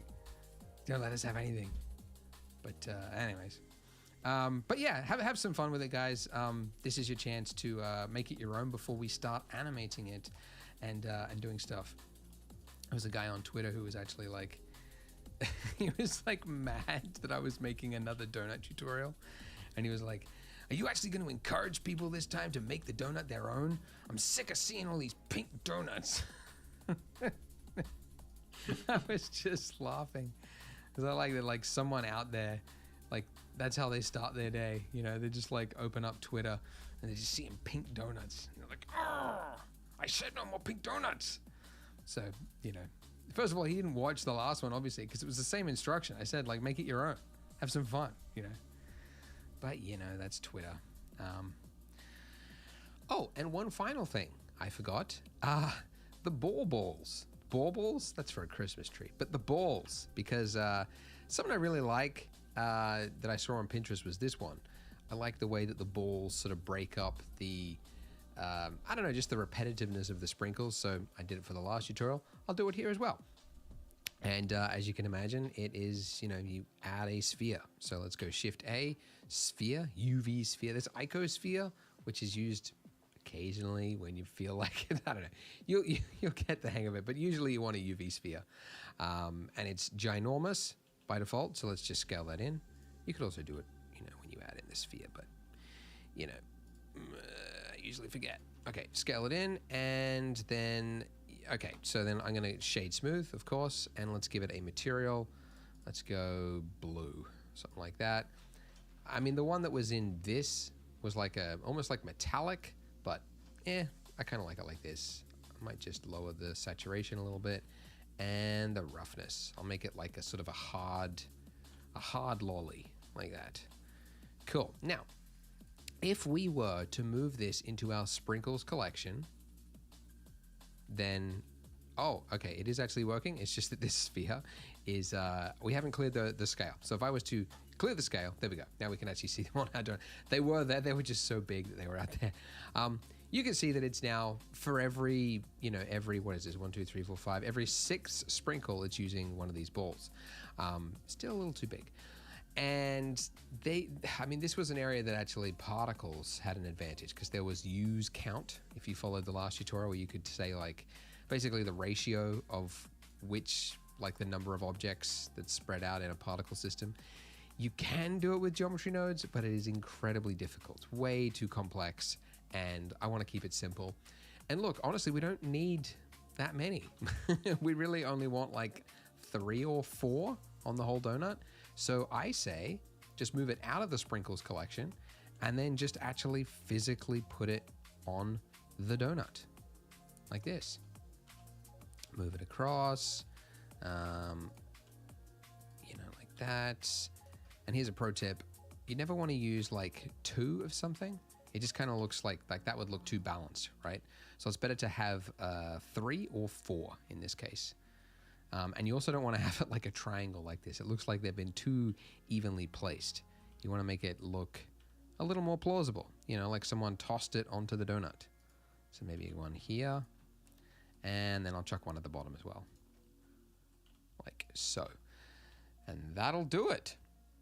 And play with the colors if you want, but you could also play with the sizes. I think this one, they actually got like a few big ones and then a few small ones as well. I'm just gonna go with the big ones, but that's gonna do it. So when you finished making the donut look cool, go ahead, click here, and we are going to start animating this. So I'll see you there. To make better. Так, анімейшн це все пиздато. Ну, тобто в нас буде донат без цих цукатів, тому що, блядь, ну я не хочу зараз все це перероблювати, а зараз ми підемо далі з цим, ну, з цим.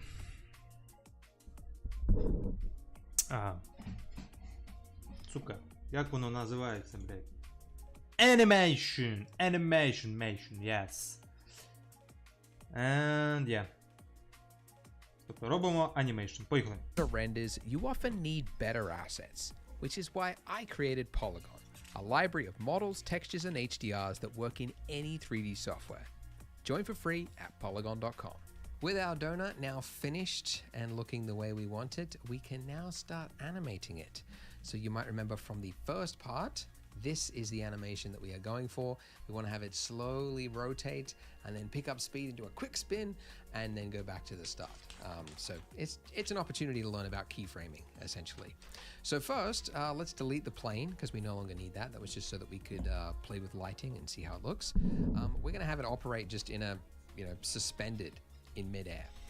So first of all, let's move our camera to be sort of front on to it like this. Okay, so there's a couple of ways you could you could move it, position it, like this. It's a little bit fiddly, and then you'd have to like zero out these. I find it easiest if I want it to be like exactly front onto something. Go to the front view, number pad 1, or by clicking up there. Then go to view, align active camera to view. Ctrl-Alt number Or the 0. hotkey, Control-Alt number pad 0. Я це And you знаю. can see that we are now, it has snapped. Так, переходимо в layout, plane видаляємо. 1. Ой, блін. Камера. Пям. Трошечки.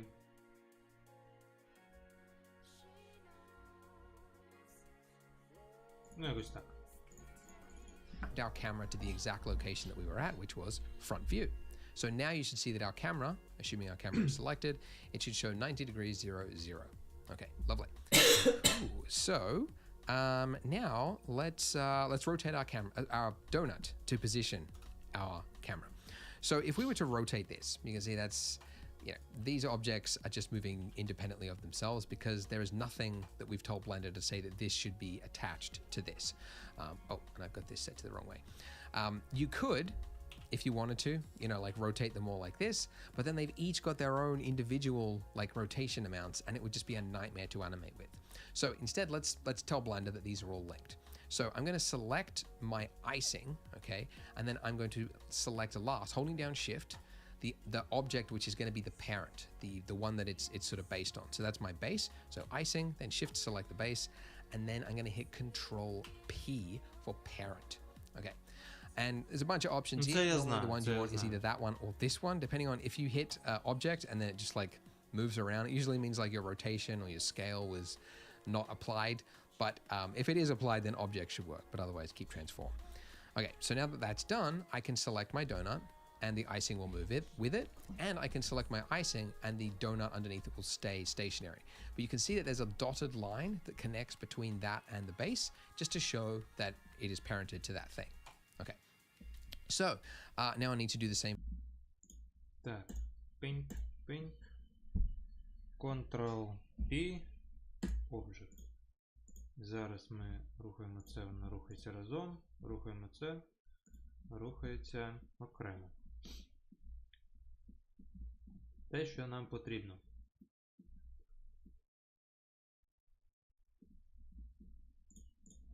For these balls because that was not part of the geometry nodes. So select the balls, holding down shift, and then, I mean, you could parent it to the base, but it actually make more sense to parent it to the icing.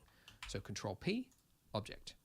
Because that means that if for whatever reason I wanted to move the icing, like, I don't know, if it was in the wrong place slightly, or I wanted to move it up a little bit, I wouldn't have to reposition these balls. So it's called object hierarchy or parent hierarchy. So when you've got like a mech or a robot or something, you might have like lots of elements, like a costume and some plate of armor and then like a hat. And you want to have the hat that's like parented to the plate of armor, and then the plate of armor that's parented to the mesh, and then the mesh that's parented to the... So then when you move things, it actually makes sense, and you don't have to like think and go, oh, this should be parent, you know. So anyways, that's just a long way of showing you how to do parenting. Okay, so looking through my camera view with number pad 0, or just by clicking the little camera icon, I want to rotate my donut. So I want to rotate it towards me.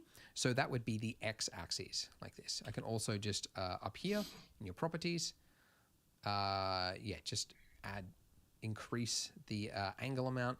And we're going to go for something around about like 60, let's go 60. Okay, 60 degrees. Okay, and now if I was to rotate this, that looks pretty good. Haha, nice. Okay, now you can see that we are in widescreen mode. And you can see that might be good if you were rendering a Blu-ray of a donut spinning or a movie or something like that. It makes sense that that's the default.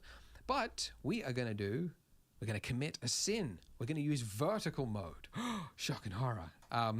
It's kind of funny that like, remember like when vertical video started, like people started recording video in vertical mode, there was like this huge pushback against vertical video. Like everyone hated it. And now because of TikTok and Instagram and what else? YouTube Shorts, like vertical is its own format now because a lot of people now watch video on their phone in vertical mode. So it doesn't really matter that it's vertical. But anyway, it's just kind of funny that we've all just like forgotten that we used to hate vertical video. Some people I'm sure still hate it, but whatever. Okay, so we could change from widescreen mode to anything else by changing the resolution of our output up here. So the camera resolution is defined by your output for when you actually render here. So if I was to adjust this, you can see that I'm changing the aspect ratio of my camera. I could go ultra widescreen. All right, so what I'm going to go for is 1080 because that's what that one is now. And then if I made this 1920, that would be an exact... Is it exact? Depends on the phone, but a vertical mode. I don't necessarily want completely vertical mode. I'm going to go 1440, which is a, I don't know, semi-squarish looking one, because I find that if you make it just like 1920, then you end up with a lot of empty space up here and a lot of empty space down there. I don't want to go for that entirely. Okay, and the next thing to decide is your focal length of your camera. So just to make this a little easier to understand. Так, чекай. Блять. Так. Типу беремо Donut RX Tune.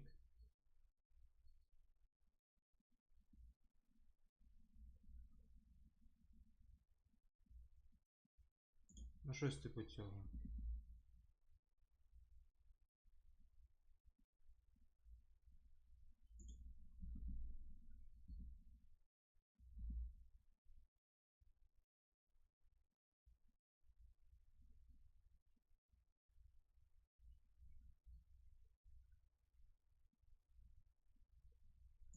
Нормально. Так. Resolution. 1080 на 1440. Камера. Focal length. I'm just going to quickly add in, hey, let's add in a monkey, just so that we know what we're talking about here. When you're working with a scene and you've got, lots going on, but we don't in this case, but we've got a donut which is going to be spinning, so things will look different depending on where we are. We could, for example, change how it looks to the camera by changing the focal length. So if I went for a really wide focal length, like let's say like 24 millimeters or something, now when I bring this in like this, you can see that this, I mean, actually maybe it would make more sense if I just rotate this a little bit towards the way that it was before. Now you can see it's almost like that skater cam, like a fisheye lens kind of thing. So the things that are closest to the camera look like really distorted, like they're kind of like wide. And then the things that are not that far behind it look a lot further away. It can look like distorted, but depending on what you're going for, it might actually look good for what you want. And you can see that I actually have clipping that's happening pretty severely. And that's because my clipping amount is too high for the start. So I'll just add a 0 in front of it, and now I can move the camera much closer. Okay, so that is one look, right? Now the alternative is you could have the camera really far away, and then you... Так, по-перше, щоб не було кліпінг, in camera setting,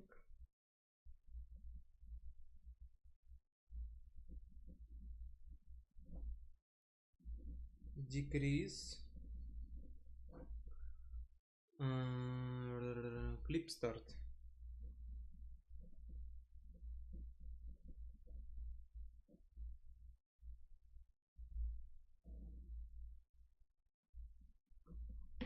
Далі.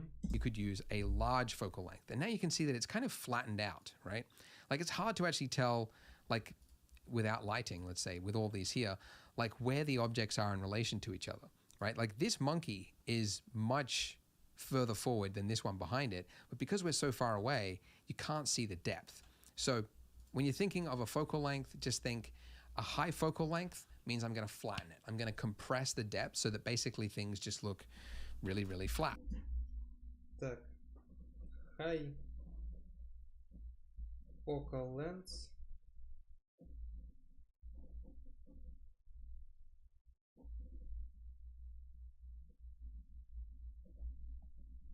Compress the depth of the picture.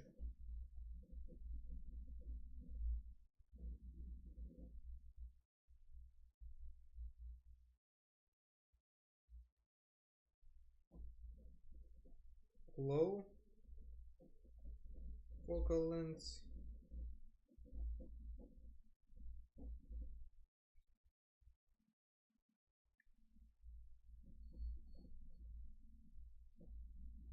Make objects very distant.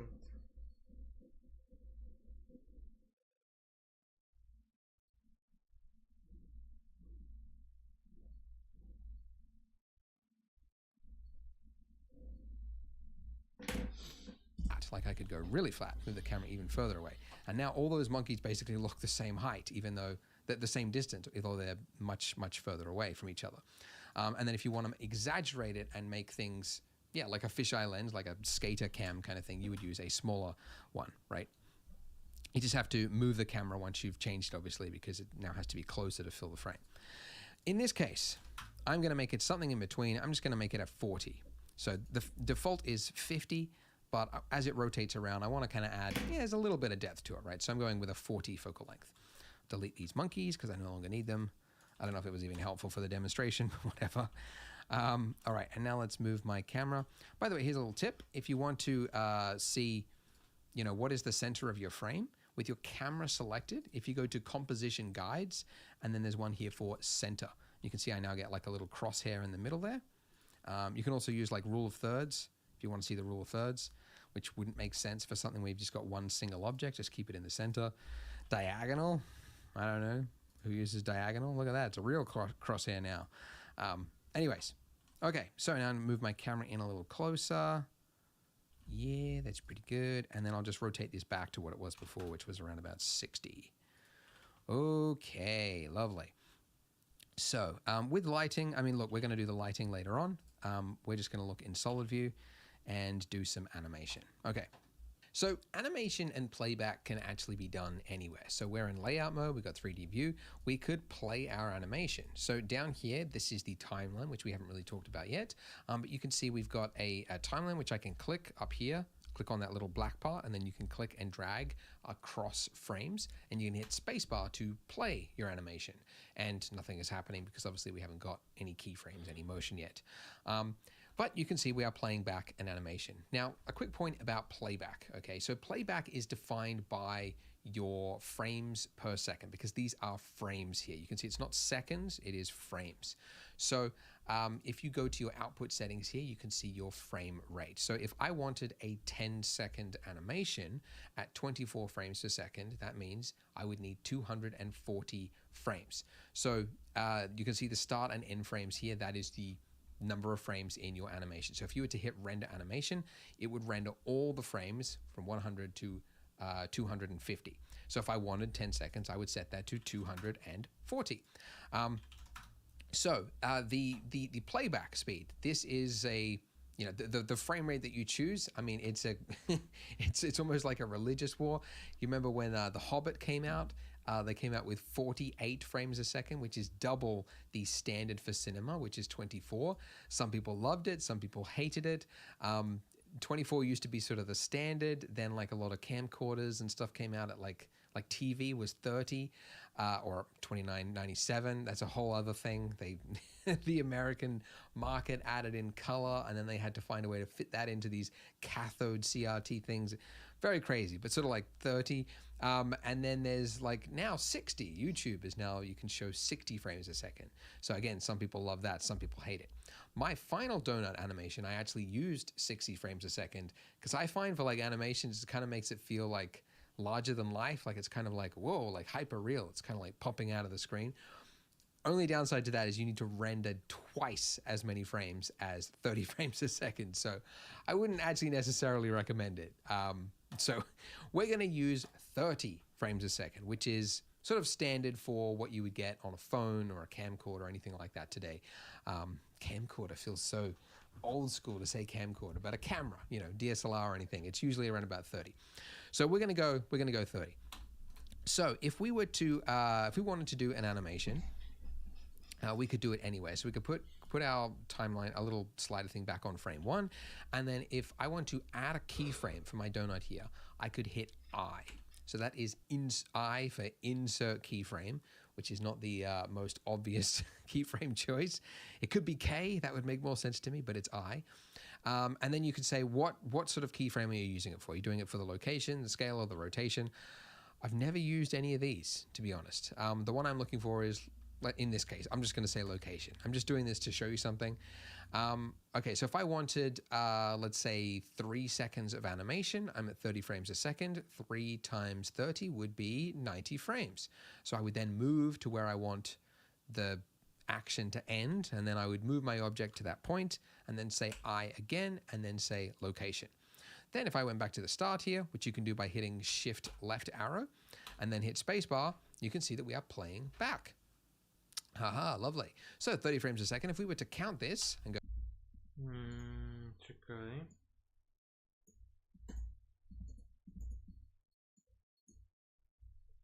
Так, добре.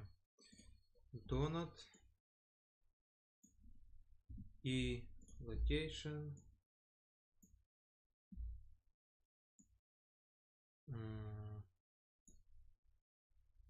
G.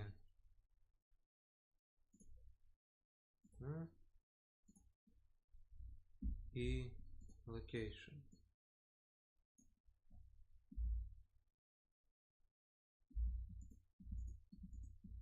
Shift, left click. І що? Не працює ніфіга. Point, and then by hitting shift left arrow, and Left arrow. Ну іди нахуй.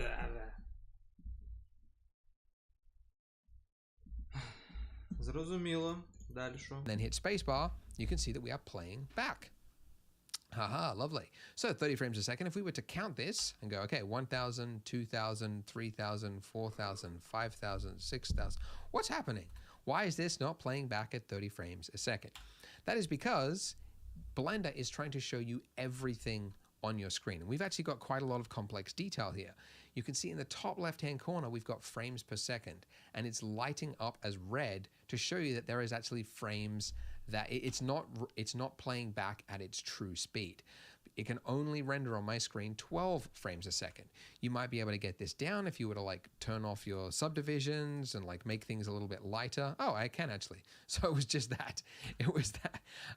But if I did want to keep that, and I had a lot going on in my scene, which you often do, if you want to play something back at its true speed and not have to go through and like change, you know, everything in your scene, you would just go to playback and then say sync, play every frame to frame dropping. So now it will play it back at its proper speed, even though it'll start skipping frames in order to meet the requirements of playing back at 30. Так, чекаємо.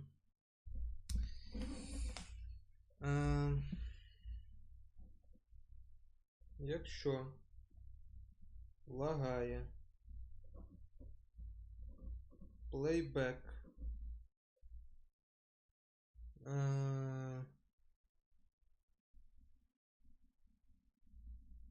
навіть в режимі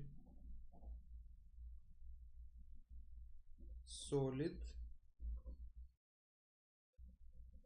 то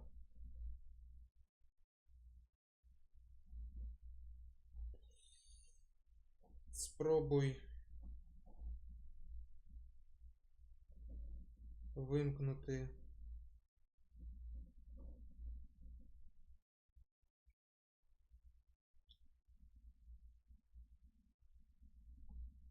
цей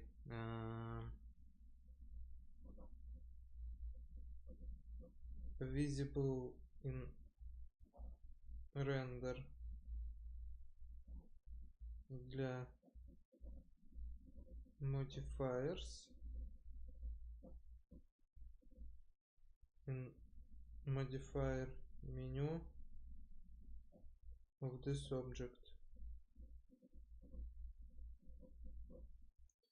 Або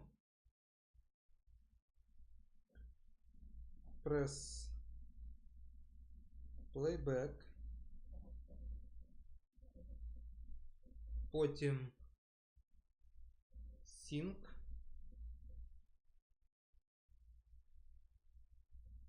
change from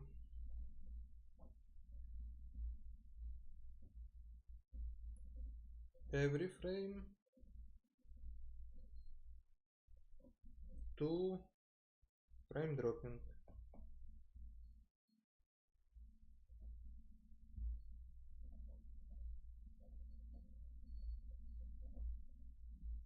Frame dropping. So now it will play it back at its proper speed, even though it'll start skipping frames in order to meet the requirements of playing back at 30 frames per second. So there you go, a little bit about playback and how that all works. Something else you might want if you are new to animation and frames don't really make sense, you want to use seconds. You can also say view, show seconds, or just hit Control T whilst your mouse is over here. And then you can see it's showing you actual seconds. You can go like, okay, I want 3 seconds of animation. I can get it to 3 seconds, right? But generally, you just want to render with, show your frame count. I don't know, I find it easier to work with than seconds. Anyways, okay, cool. So we want to have a donut that spins around. So first of all, I'm going to position my donut to be where I want my, because I'm going to make this loop, which introduces some complications, but hey, that's what the tutorial is for, make it interesting. So it's going to start at frame 1, and it's going to be about this point. So this is where the video is going to start. It's where the donut is sort of looking interesting. So I'll be at about there. And then I'm going to hit I and then say insert location at rotation. Okay, then I'm going to go up to, I mean, we're going to make it spin fast at the end to do like a really quick spin.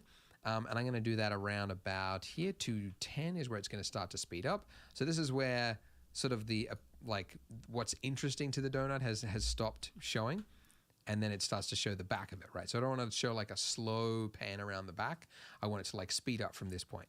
So now I'm going to hit I again and hit rotation. Okay, so now we play that back.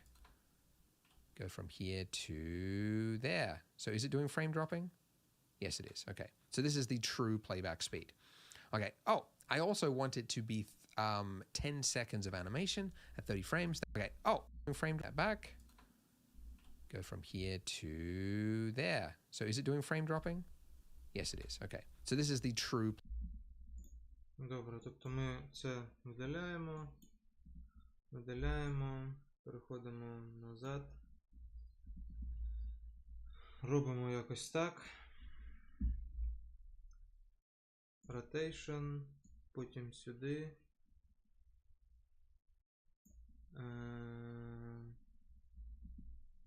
RZ. Rotation. І зараз бачимо, що він робить.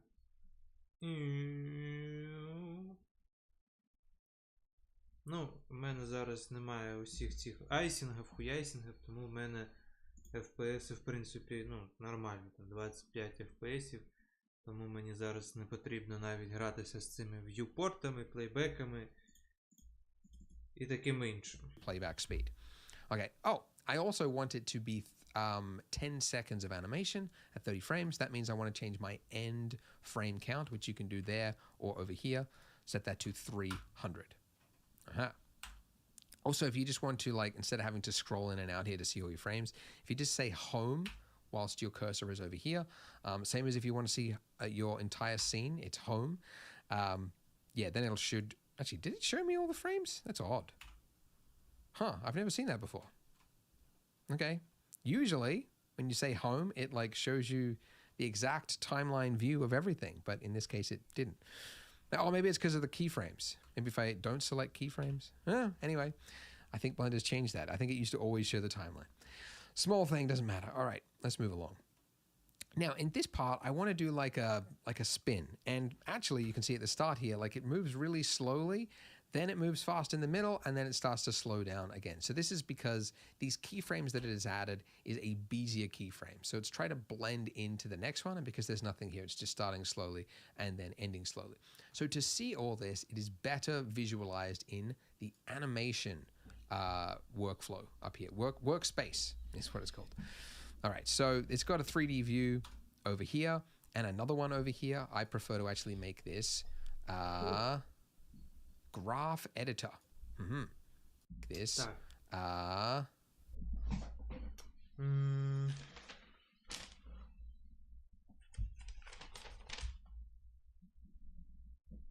Щоб краще бачити.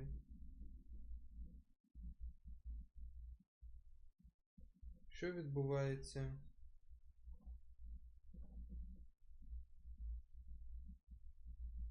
При animation.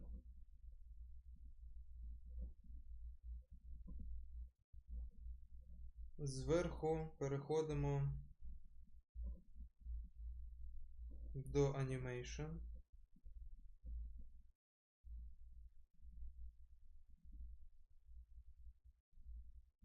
Workspace.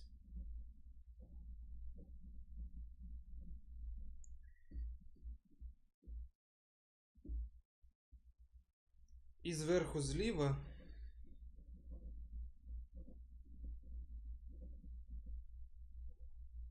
змінюємо вікно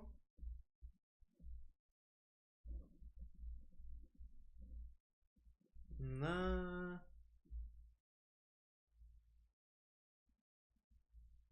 Graph Editor.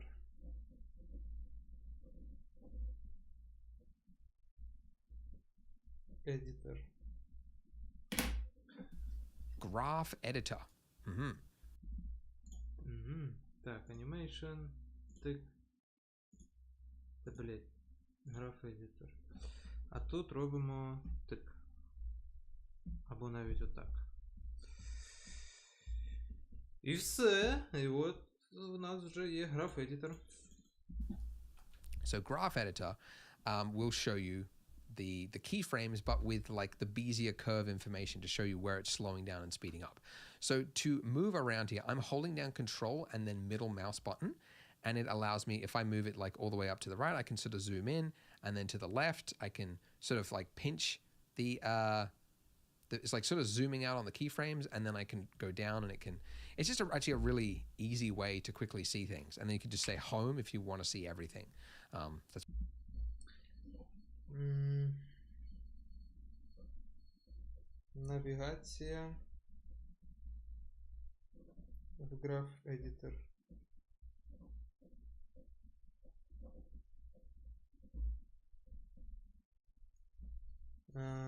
Control plus middle mouse button. Change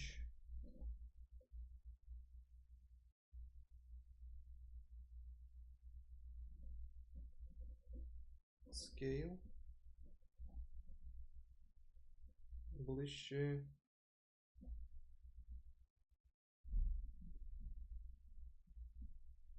Віддаленіше.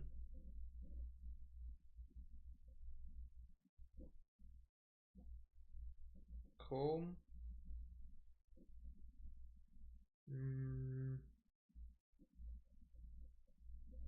Показати весь таймлайн. Типу reset.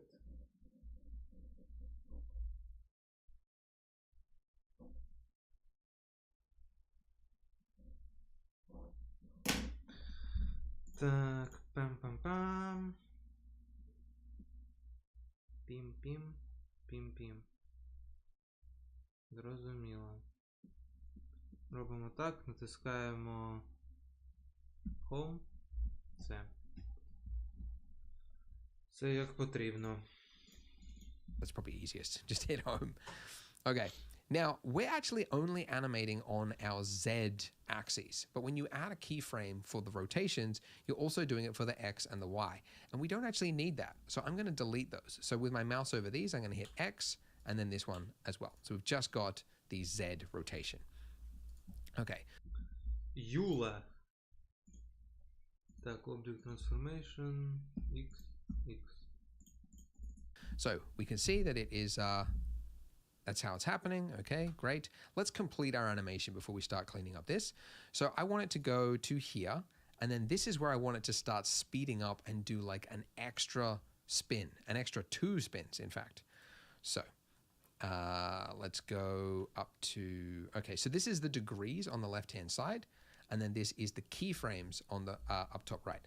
Oh, and by the way, I didn't even explain what this is down here. This is your, what is it, action sheet? Is that what it's called? Dope sheet. Dope sheet. Sounds like what you'd get for a criminal possession of drugs. Dope sheet. Okay. I thought it was called action sheet. But anyways, it's just like simple beat, like little dots, like keyframes, like what we had before on the timeline. But this one up here, your graph editor will show you the actual motion of where it's blending in between keyframes. So I generally like to work with the graph editor. Okay, so I want it to do, let's do another rotation from here. So I'm going to, I mean, I could try to like rotate it up here, but it's actually easier to work.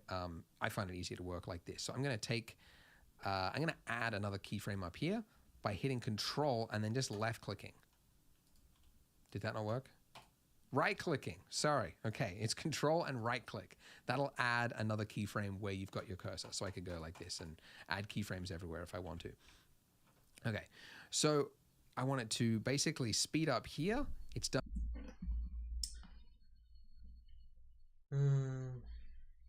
Додавати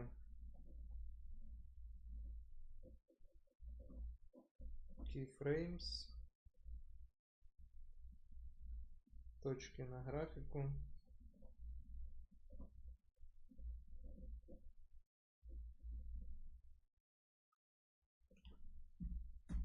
Add another keyframe where you've got click Control and then just left clicking. Control.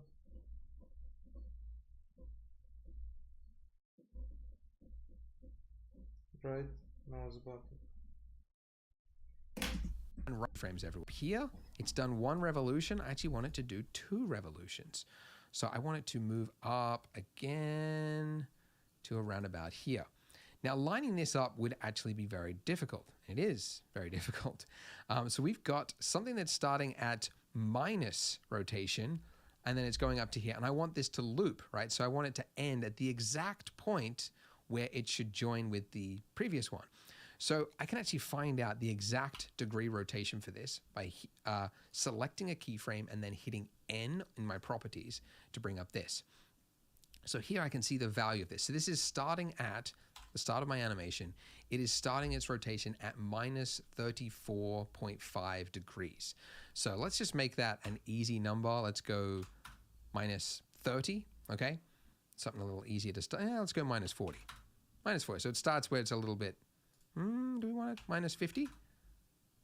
Yeah, let's go minus 50. Why not? Let's go minus 50, okay. And then up here, so how do I calculate? So how many revolutions, minus 50 to 2 revolutions, we can do some math, okay?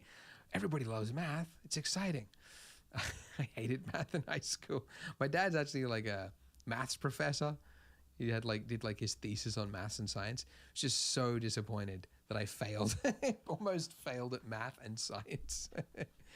Anyways, math. Okay, let's do some math. So we wanted to do from minus 50, we wanted to do 2 revolutions. Okay, so we would type in here in this value 360 for 1 revolution plus 360 for a second revolution minus its original start at 50, which brings us to 670 degrees. А можна написати Then the tau. frame value here, because we Зараз just sort of він це скаже. arbitrarily dropped it wherever I could. Tau! I want to set this to be, you could set it to 300, but actually, because we want it to loop, it would actually make sense for it to start off the timeline, which would be 301. 301 frames. So if we played this back now, it should be framed. Okay, so we got to stop the slow speed up at the start. We'll get to that. But let's just see how this looks. It should spin twice, and now it's back at the start. Aha. So our plan has worked. There is no jutting cut where it stops at the start. Sorry, I don't know, it jumps from when it goes to the end to the start, basically. It is actually the same frame, which is exactly what we wanted. But we want to fix this this speed issue. So it starts, basically, it's stationary because its movement is so slow because of this Bezier handle here. So what I want to do is I want to make it... Так, чекайте.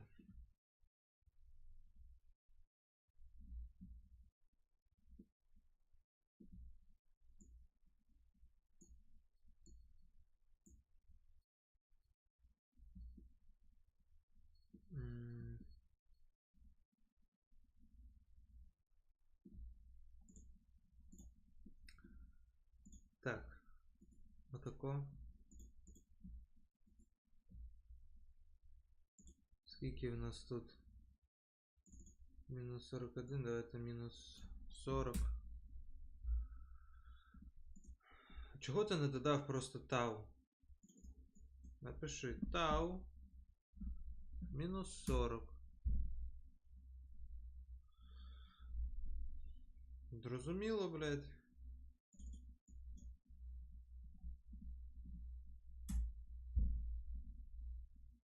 Угу. Угу. Так, і тут тепер ми змінюємо це і робимо рівненьким. Типу якось так.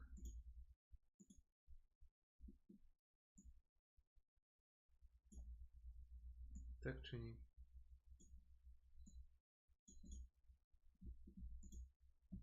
Щоб ця лінія була рівненька. Щось типу цього. І що в нас тепер? Вжух.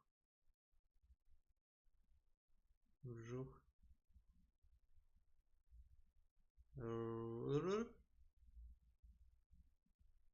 І вжух. Але оцей кіфрейм, ми хочемо, щоб він у нас був. Так, до речі, давайте змінимо на 300. Це у нас тоді йде сюди.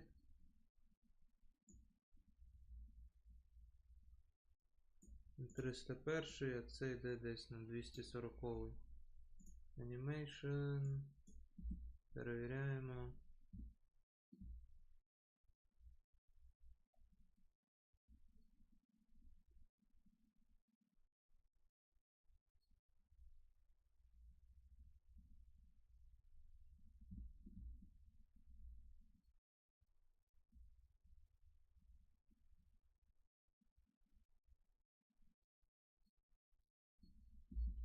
Ну, начебто те, що потрібно. It like from here in the timeline. Can I do a? No, I can't do a. I was trying to do an annotation. You can't do an annotation in the dope sheet apparently.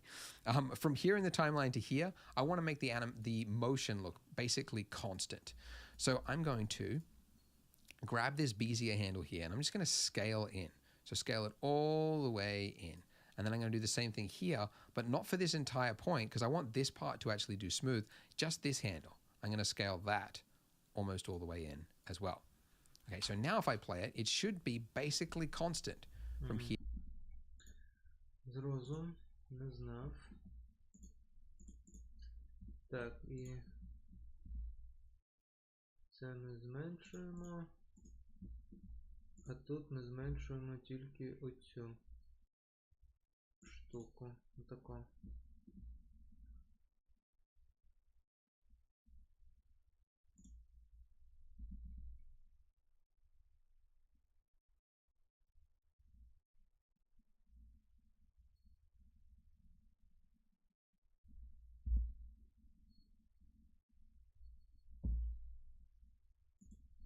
А який це фрейм?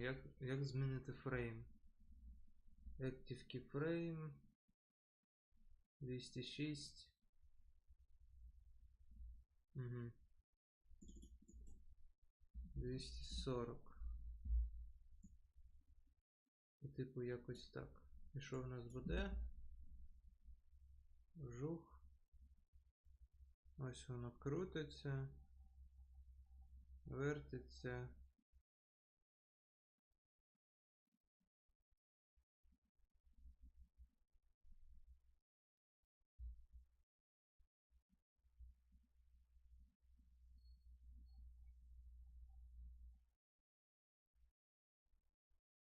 Ну, хай так буде, що.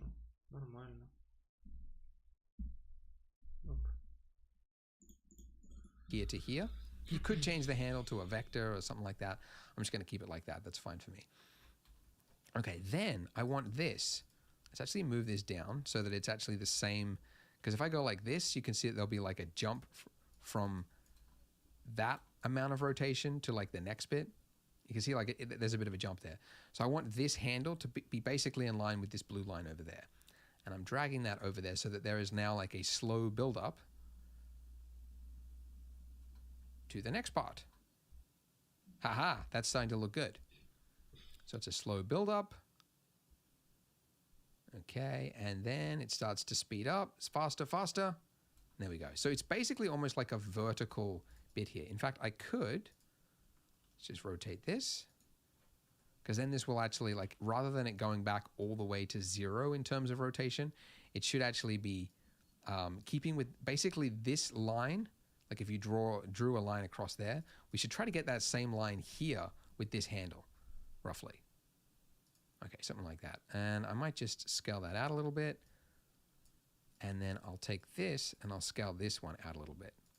So it's like, where do you want the motion? Do you want it to be like here, or do you want it mostly here? Ah, there we go. That's pretty good, actually.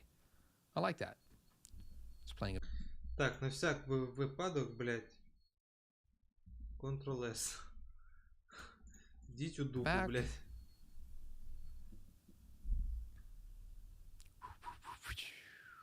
It's pretty cool. This was actually to decide this animation because I'm creating some donuts for an NFT project. I'll show you at the end what some of them look like.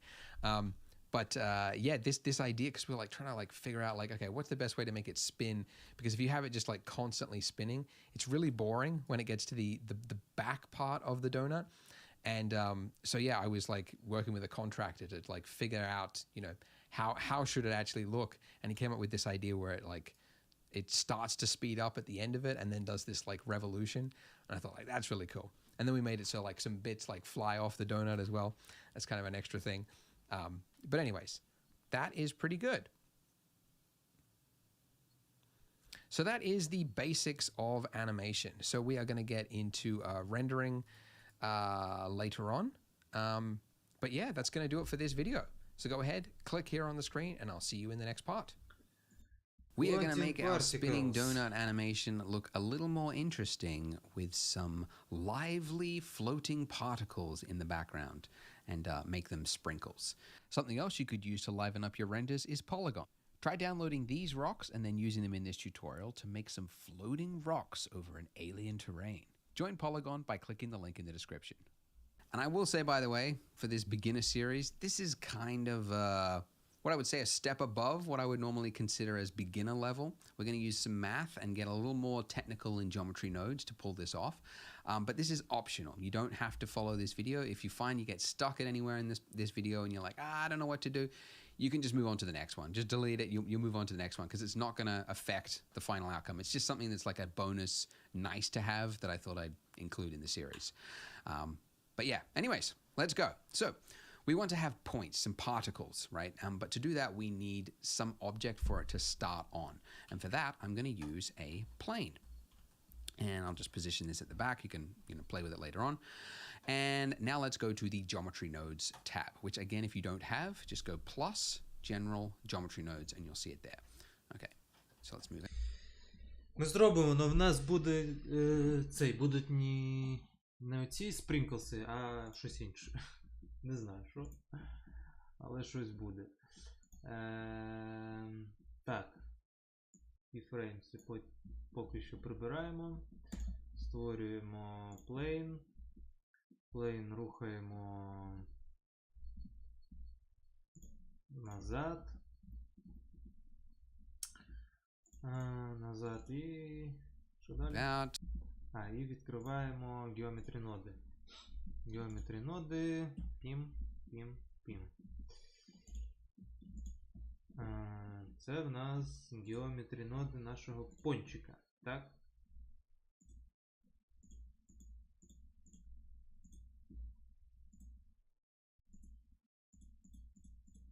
Тому що в нас тут пін.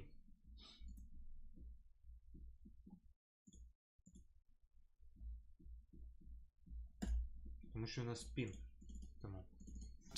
And just to tidy it up, I'll just hide my lamp and this extra camera. Okay, cool. Now I've got this here, but that's just the icing that is, because we clicked pin, it'll show up no matter what object I've got selected. So just unpin it and then you'll have new. So click new and now we can start doing our magic. Haha. So let me just move this over so we've got a little bit more room. All right, cool. Let's get started. So to create points, we need to distribute points, and you do that with points, distribute points on faces. Okay, we do that, and now... Так, distribute points on faces. Поїхали. Bam. І зараз ми маємо points on faces. Now our solid plane becomes just a series of points which are randomly distributed, which is cool. Okay, now we want to change the starting position of these because obviously they're all just on a flat plane, which isn't ideal. So to do that, we're going to use a set position node, and I can never remember where it is. Oh, there it is, geometry, set position, or you could also find it just by typing in set under search. But anyways, geometry, set position, drop that in here. And now this offset here, you can see we could play around with the three axes, the X, the Y, and the Z, and we could change, we could change those values. But as you can see, they're all sticking as a whole, which is not what we want. We want each point to be independent. So to do that, how would we create random independent points? We would use our good old trusty random value node, which is quickly becoming my favorite node. Or more so just like the node that I end up using all the time. If we used this and plugged this into our offset, you would see this happen. Each of those points is now somewhere between 0 and 1 on all three axes, the X, the Y, and the Z. So it's adding similarly to like if we were just make all of these 1, you can see that it's in the general like diagonal direction because that's what a plus value on each axis kind of looks like. Okay, so it's doing the right thing, but it's doing it on all three axes, and we don't really want that. So we're going to change it from float to vector. And instead of giving us just 1, it's giving us 3 axes, X, Y, and Z. The start, the min, and the max. Okay, so if we put this into the offset, you can see we now have more control. If I set this max value to 0 just by dragging down on all the fields, then it hits 0. This is the exact same as what we had before. There's no variation happening here.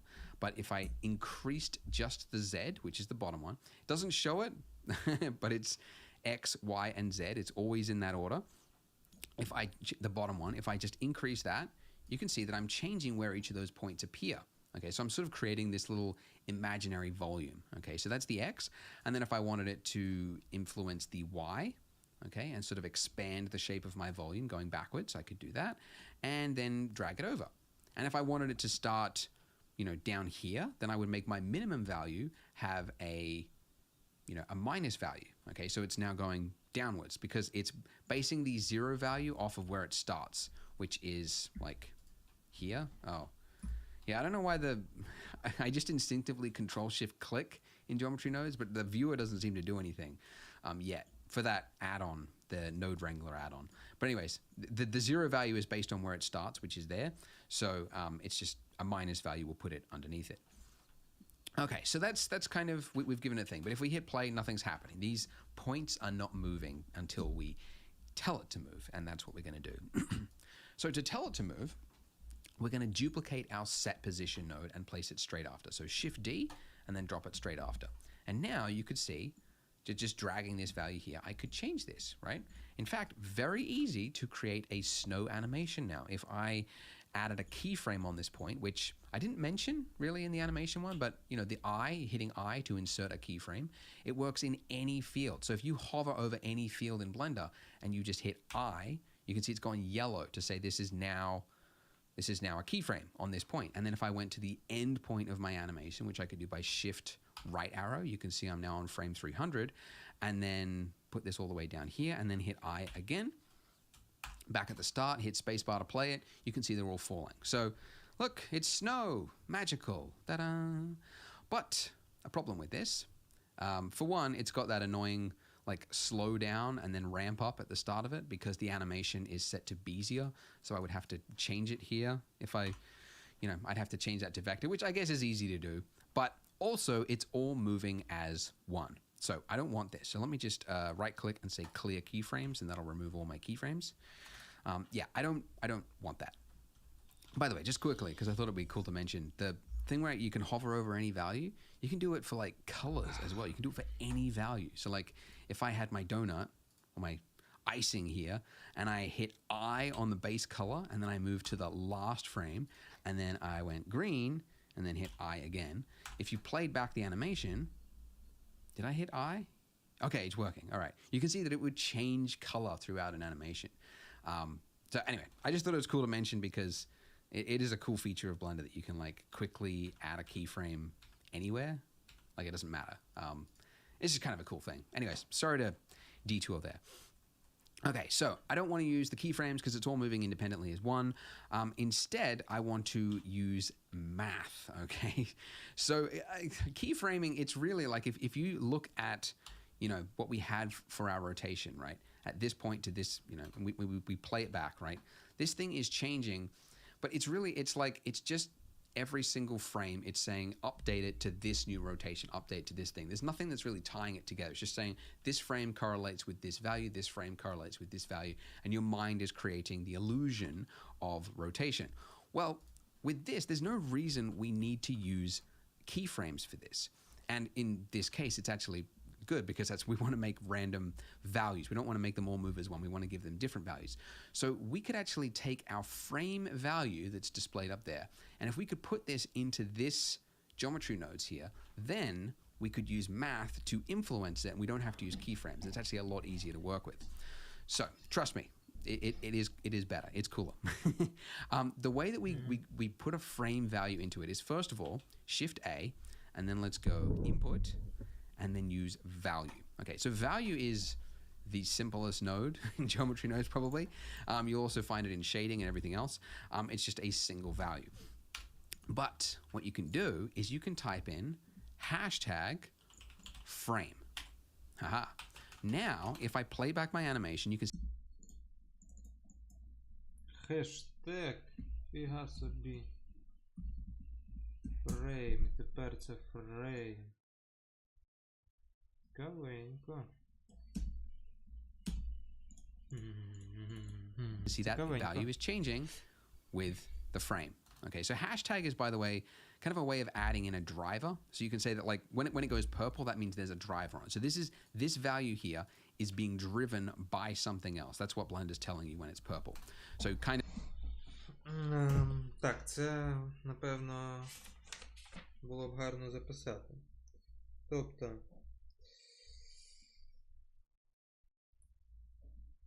в Geometry Nodes Workspace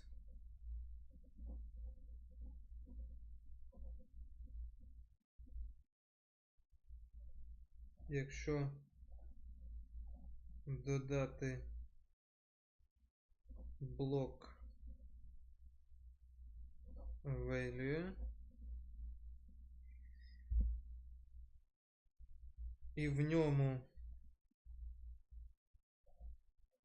написати в строчці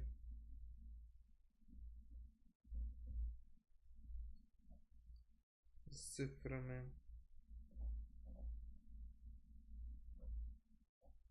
хештег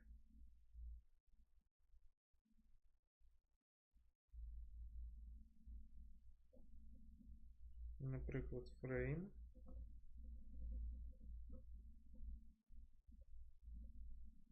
то цей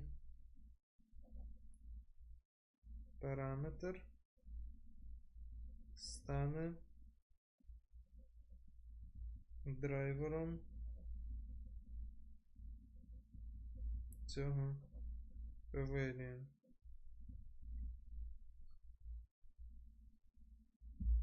Це працює з будь-яким параметром.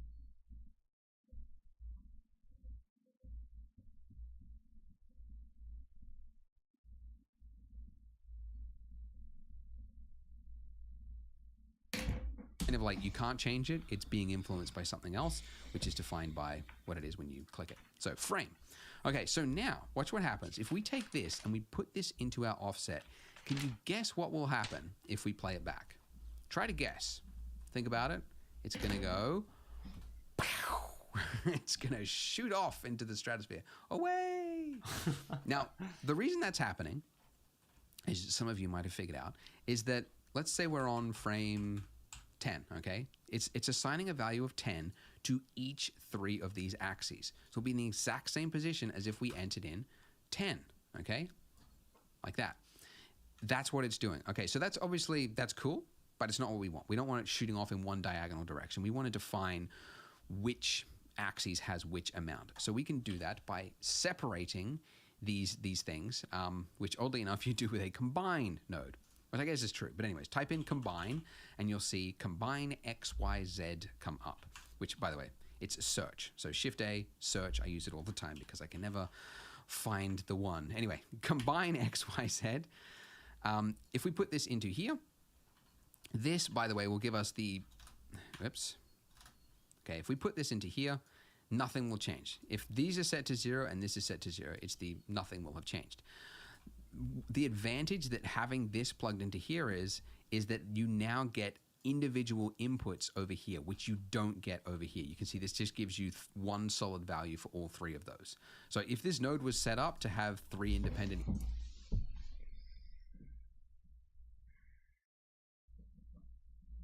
node combine XYZ дає можливість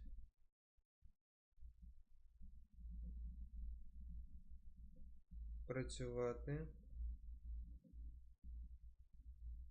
з кожною з 3 координат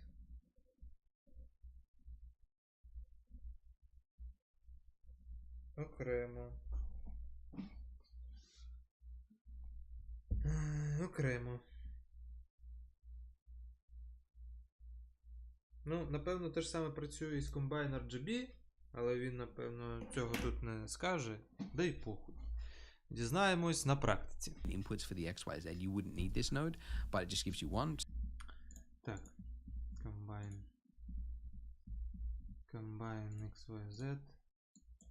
Тінь, тінь. Тінь. Тінь.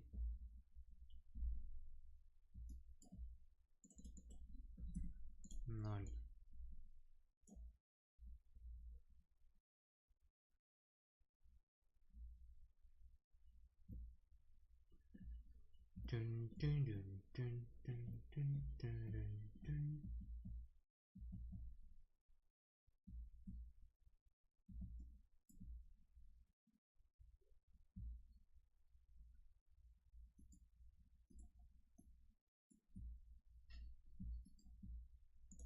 Ого, можна і так робити. Цікаво. Не знав. Shift і права кнопка миші. So we're just going to use that. Okay.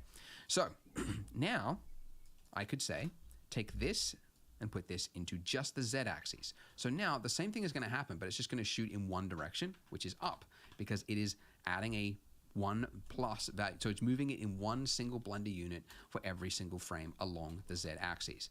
And it's going up because that is the direction of positive. If it was downwards, if it was negative, it would be going downwards. Okay. So that's pretty cool, but it's moving too fast. All right. We'll get to the flipping the direction around, making it go downwards, but it's moving too fast. Let's say we're on frame 10. Okay. And let's say we want it to be half the speed of what it is. So basically on frame 10, we don't want it to be up here. We want it to be right about here. Well, this is where you can get into math. Now, I'm not a good mathematician. My dad is, funnily enough, as I think I mentioned in previous parts, I almost failed math. And now I'm like calling my dad on the phone, asking him math problems, which is kind of funny. He thinks it's funny because, I just hated math. And now that I'm using Blender, I'm like into it. But this is really simple. How do we change the position of this to be half of what it is, right? What would the math for that be? To change it to half, it would be divided by 2. So for this, we can do a simple math calculation by hitting Shift-A, Utilities, Math, which is also a very common, convenient node, which you can use for all sorts of equations. And we want to use divide. So divide by what? 2. And you can see it's roughly where I drew it. But now it's not up where it was. It's now halfway between it. So this is now moving at half the speed that it was. So obviously, if I wanted to make it move even slower, all I would have to do would be to increase that division amount. And what's cool about this, and this is why it's kind of like, it's nice to not be dealing with keyframes, is that I can play with these values in real time. I don't have to worry about like what keyframe I'm on. I don't have to deal with, going in here and dealing with the F-curve modifier and changing things. It's all done with math. And it's quite fun once you figure it out. But I know that it's not, native, I guess. I mean, there's a reason. Чекай, а якщо я зроблю так, зараз на 130-й кадр, так, і нажимаю Home. Ні, нічого не буде. А якщо тут Home, теж нічого не буде. А якщо я тут зроблю Shift вліво, то буде перший кадр. Ага. Зрозуміло, все зрозуміло. В'їбав разочку 5 по... Тобто, знову по мікрофону. Прошу за це вибачення. І що ми робимо далі? Ми беремо отако. Це ми зсуваємо. А чому? А зараз поясню, тому що ми додаємо. Що ми додаємо? Math. От, і робимо divide, робимо Z, це сюди. Це в нас там. І воно у нас іде. А потім ще повільніше йде. А якщо ми додамо сюди мінус, то воно у нас полетить донизу. Так чи ні? Начебто так. A lot of us are using Blender for 3D art, not 3D programming. We were attracted to the creative field, not the mathematical. But it's pretty simple. And once you get the hang of it, it's like, oh, this is kind of fun. At least I think so. So that's great. So we've slowed it down. How would we make it go in the opposite direction? Very simple. Just add a minus. And now it's going in the other direction. Haha. Very cool. So that is how you'd make snow, right? We haven't solved for like how to make it move independently each one, but we're getting there. Okay, now something that is kind of handy to know or handy to do when you're starting to build out geometry nodes and you've got a lot that's going on Mode in the Wrangler, future, you Control might, you'll P. be playing with shading. You'll come in here and you'll do a bunch of stuff, and then like a couple of days later, you'll come back to geometry nodes and you'll go like, yeah, I want to change the speed of this, and then you'll be like, which one of these changes the speed of, and you'll forget. So it's helpful to comment on something, which is what programmers do. They do a comment and you type in what it is. So in the future, you come back to it and you know which code does what. So we can do that with a node selected. If I hit Control J, you can see that it's created this little black boundary box around this, which is, it's adding a frame, which you can do at any point just by going to Layout Frame and then just dropping it over any node, and then just select the node, move it into that frame, hit it, and then you'll make the little box appear. But you can do it over multiple nodes, Control J, etc. But anyways, so Control J is the hotkey to create a frame over it. And then if I hit N on my, bring up the properties, N, and then go to node, so it's the selected node, which is the frame, then I've got label. And I could type in anything and you can see it appears right there. So I'm gonna type in speed of animation, so that in the future, when I come back to it, I go, where's my speed? Oh, it's right here.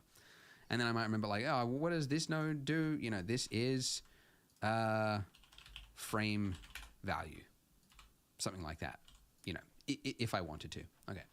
So I also want this to not just move downwards, I also want it to move like it. Ctrl J. Треба записати.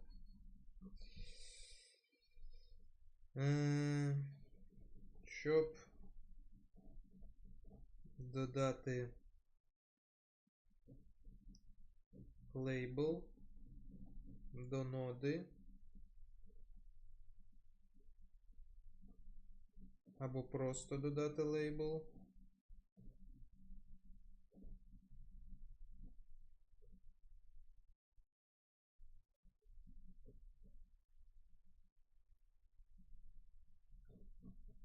Ctrl J.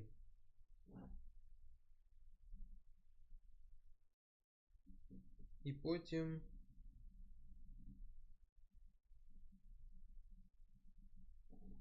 натиснув N.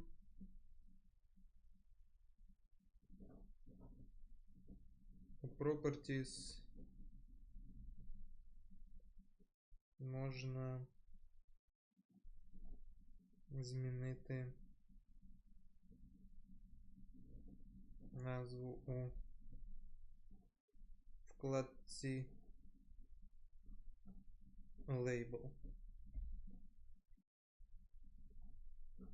It's blowing leftwards as well. So I'm going to drag this and also make it influence the X value. Okay, so now it's going left. And it's just coincidence, pure coincidence, that it's the direction that I want it, because of it's going in the opposite direction of X, which is left.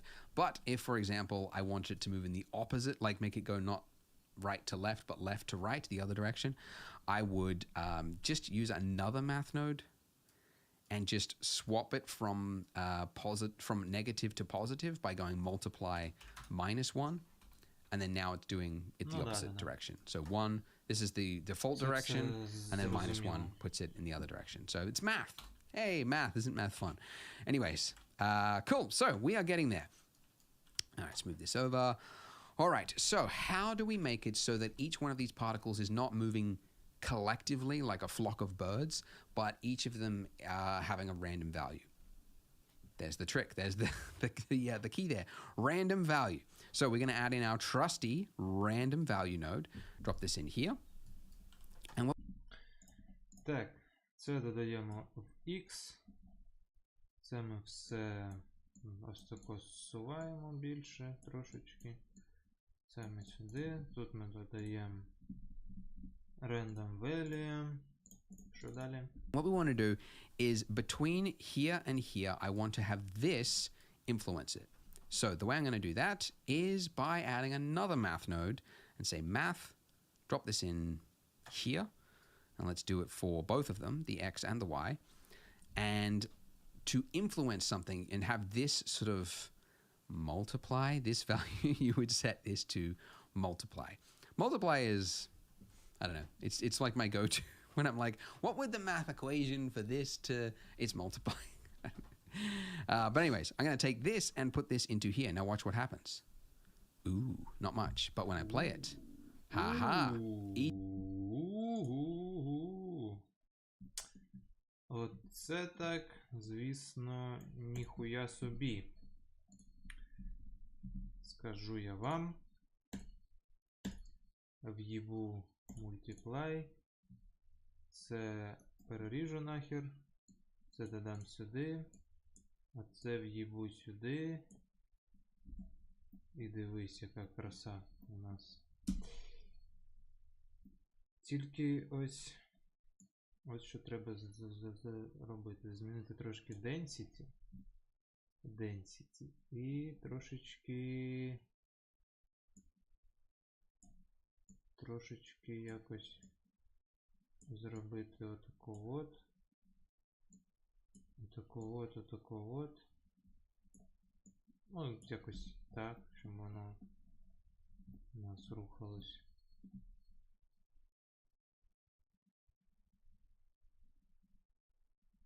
Ну, типу, якось так.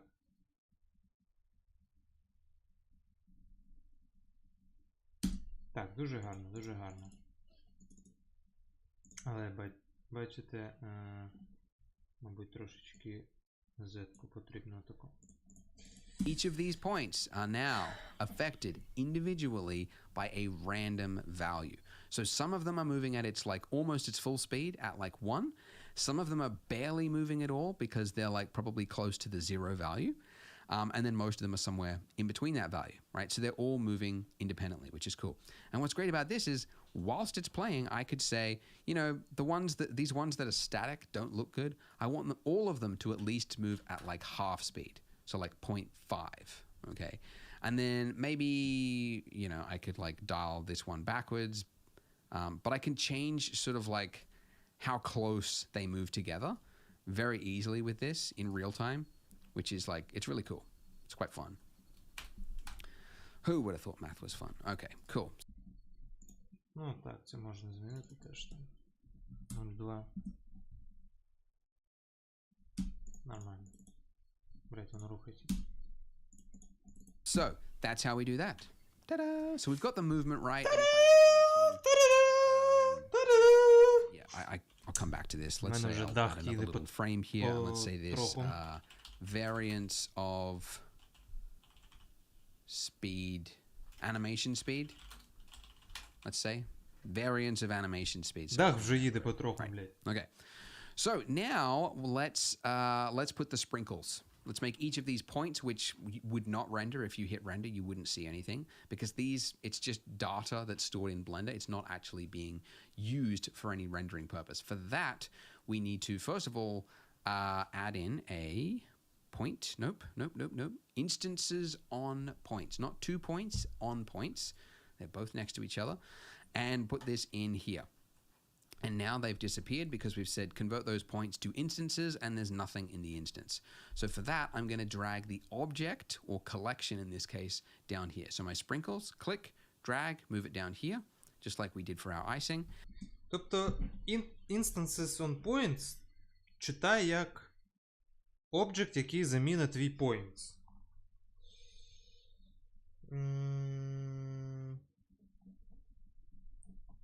Instances on points читай як object, який замінить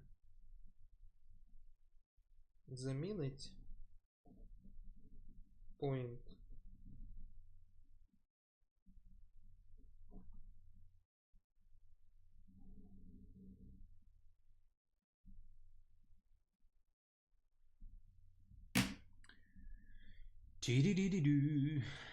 А в нас немає ніякого поінту, тому що ми робимо? Ми робимо Shift-A, робимо обіз'янку, робимо її отако, кудись там її зсуваємо сюди, робимо її менше, таку маленьку, Робимо Ctrl-A Scale. Сюзанна. Буде у нас Зюзанна. Обізянка Зюзанна. Потім ми її переносимо сюди. Тут ми додаємо instances on points. І замість інстанса додаємо geometry обізянки. Тепер у нас тут будуть літати обізянки. Неймовірно. Просто неймовірно. Scale давайте 0,8.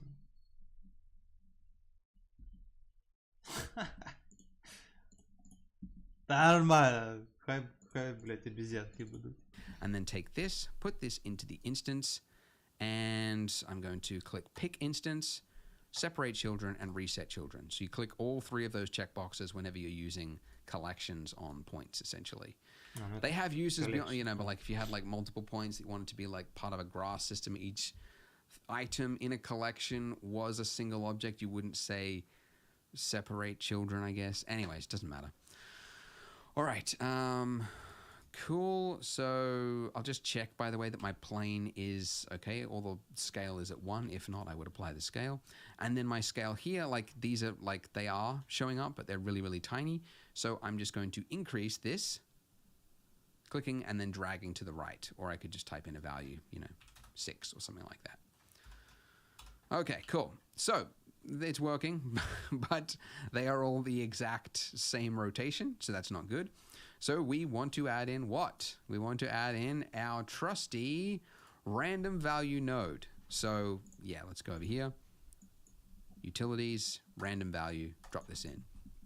If we put this into rotation input, you can see they're all rotating, but on all 3 axes at the same point. So let's change it from float to vector and then re-plug it in to rotation.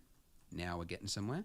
Now, as you might remember from the previous points on the icing, when you want to rotate something, this value here, it's not degrees. So it's, you would think it's degrees, but it's not. It's actually radians, which go into the pi and the constant, all that kind of thing. Pi is half a circle, half a rotation, which is 3.14, whatever, which you could do by typing in pi, pi, but you want double that to get to the full rotation, 360 rotation, which is tau, T-A-U, tau. But also you could just, you know, any value above 6 and you'll be there. And you could also say minus tau and then the starting, and then it would be like really random. Anyways, so now their starting rotation point, they are all on a different axis. So that's pretty cool, and that's not bad. But let's say also, we don't just want them to start at a random rotation, we also want them to move independently as the animation is playing. That would be cool. And the way we're going to do that is with our favorite pronounced node, rotate Euler node, and we're going to drop this in here. So you could see I could rotate each of these along an x-axis, a y-axis, etc. Now we would want to give a random value to each of these rotations, driven by this value over here. And that would be kind of tricky. Like, I mean, we could plug this into here. We can see they're all just kind of shooting around at like a random axis, and it's not ideal. Instead, if I change the axis, from Euler to axis angle, you'll get this little angle field at the bottom there, okay, which is kind of handy. If I take that now and drag that into there, we can now actually control which axes get which influence by this axis. So the 0 and 1, think of it as like a 0 to 100 percentage. So 1 is getting 100% of this angle rotation, and then 0 is getting none. So if I set them all to 1, they're all getting the exact same rotation, and I could say, you know, not the X, you know, more of the Y, or something like that. But anyways, in this case, we actually just want them to be all 1, so I'll set them to 1. Okay, so they're all moving too fast. So what do we do? What do we do when we want to slow it down? We use a divide. Ну, звісно ж, divide. Що ж ще? Pimp. Met. pimp, add, divide, junk.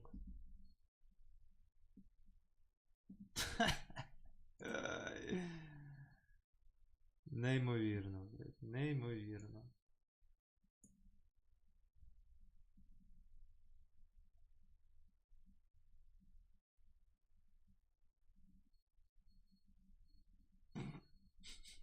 Тупо обіз'янки такі крутяться, блядь.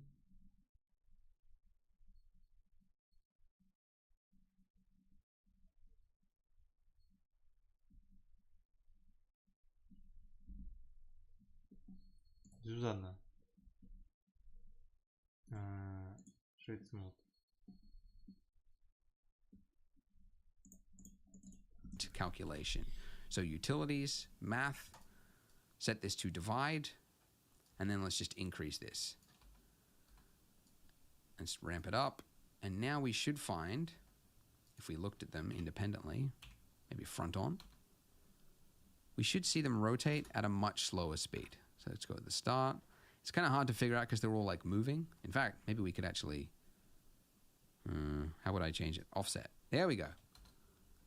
So if I disconnect the offset, I can now see it just the rotation. If I want to plug that back in, I could do that. But anyways, so I can see that's how they're moving. So if I want to make them move slower or faster, I would just change this amount here.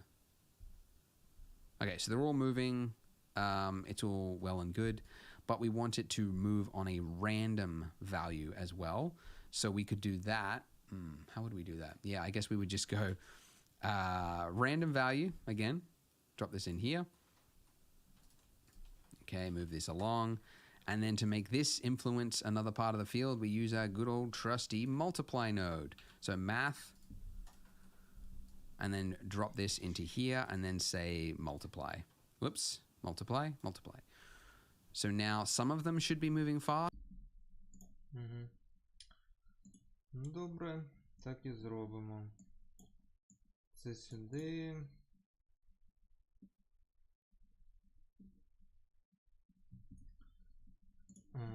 Math.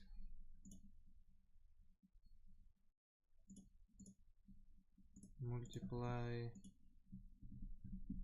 Random value.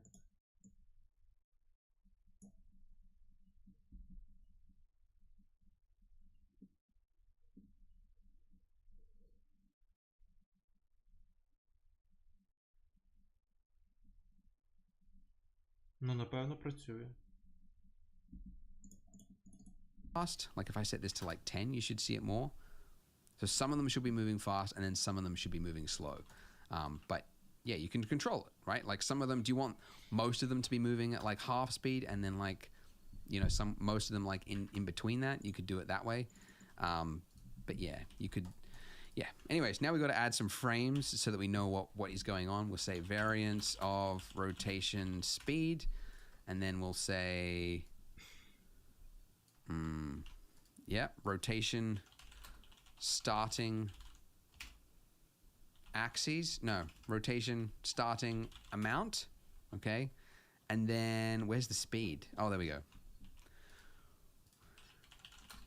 Rotation speed. Okay. So that is how you do it. And then I would just connect my combine into the offset, and now it's working. So that is how you do it without keyframes.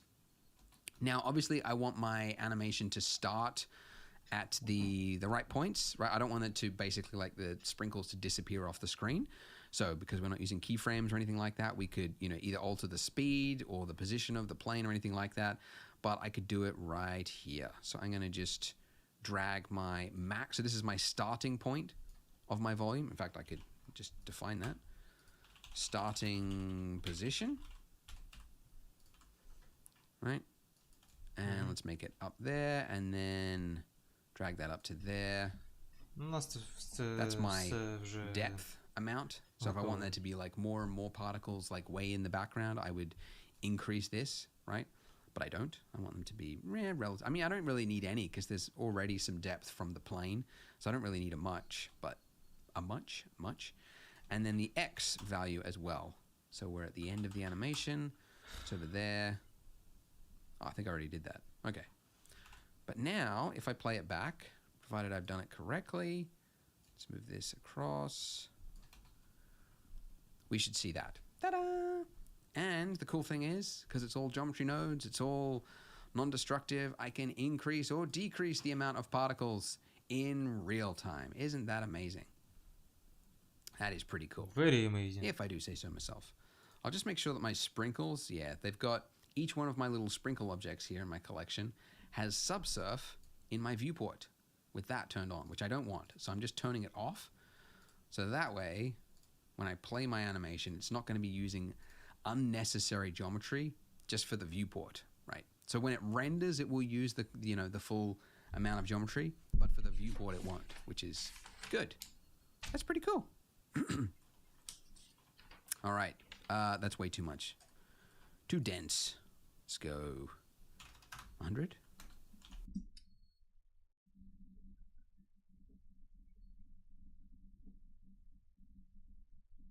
Viewport.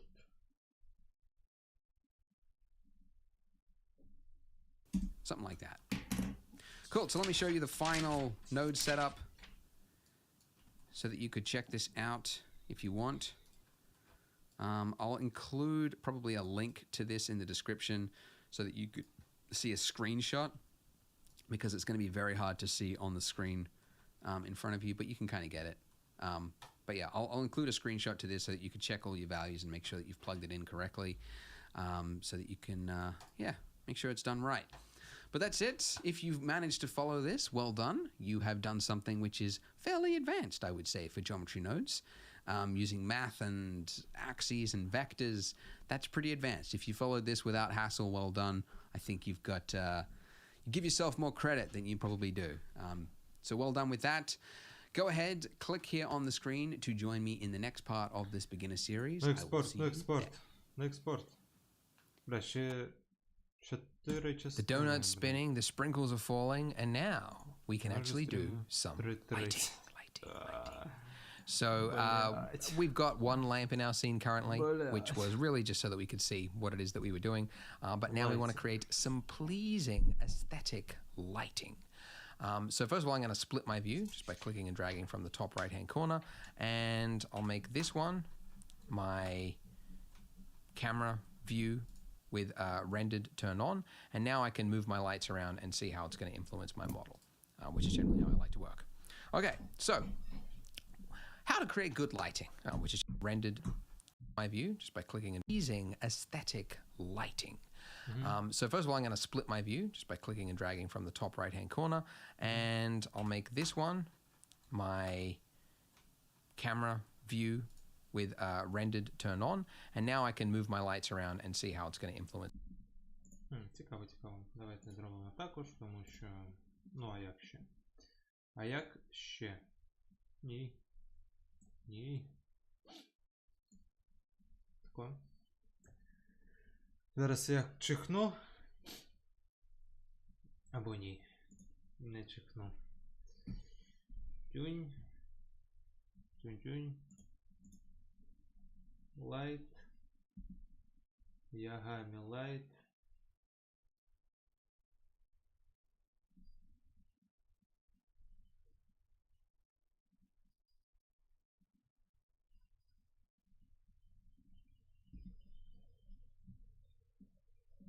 Так, ну добре.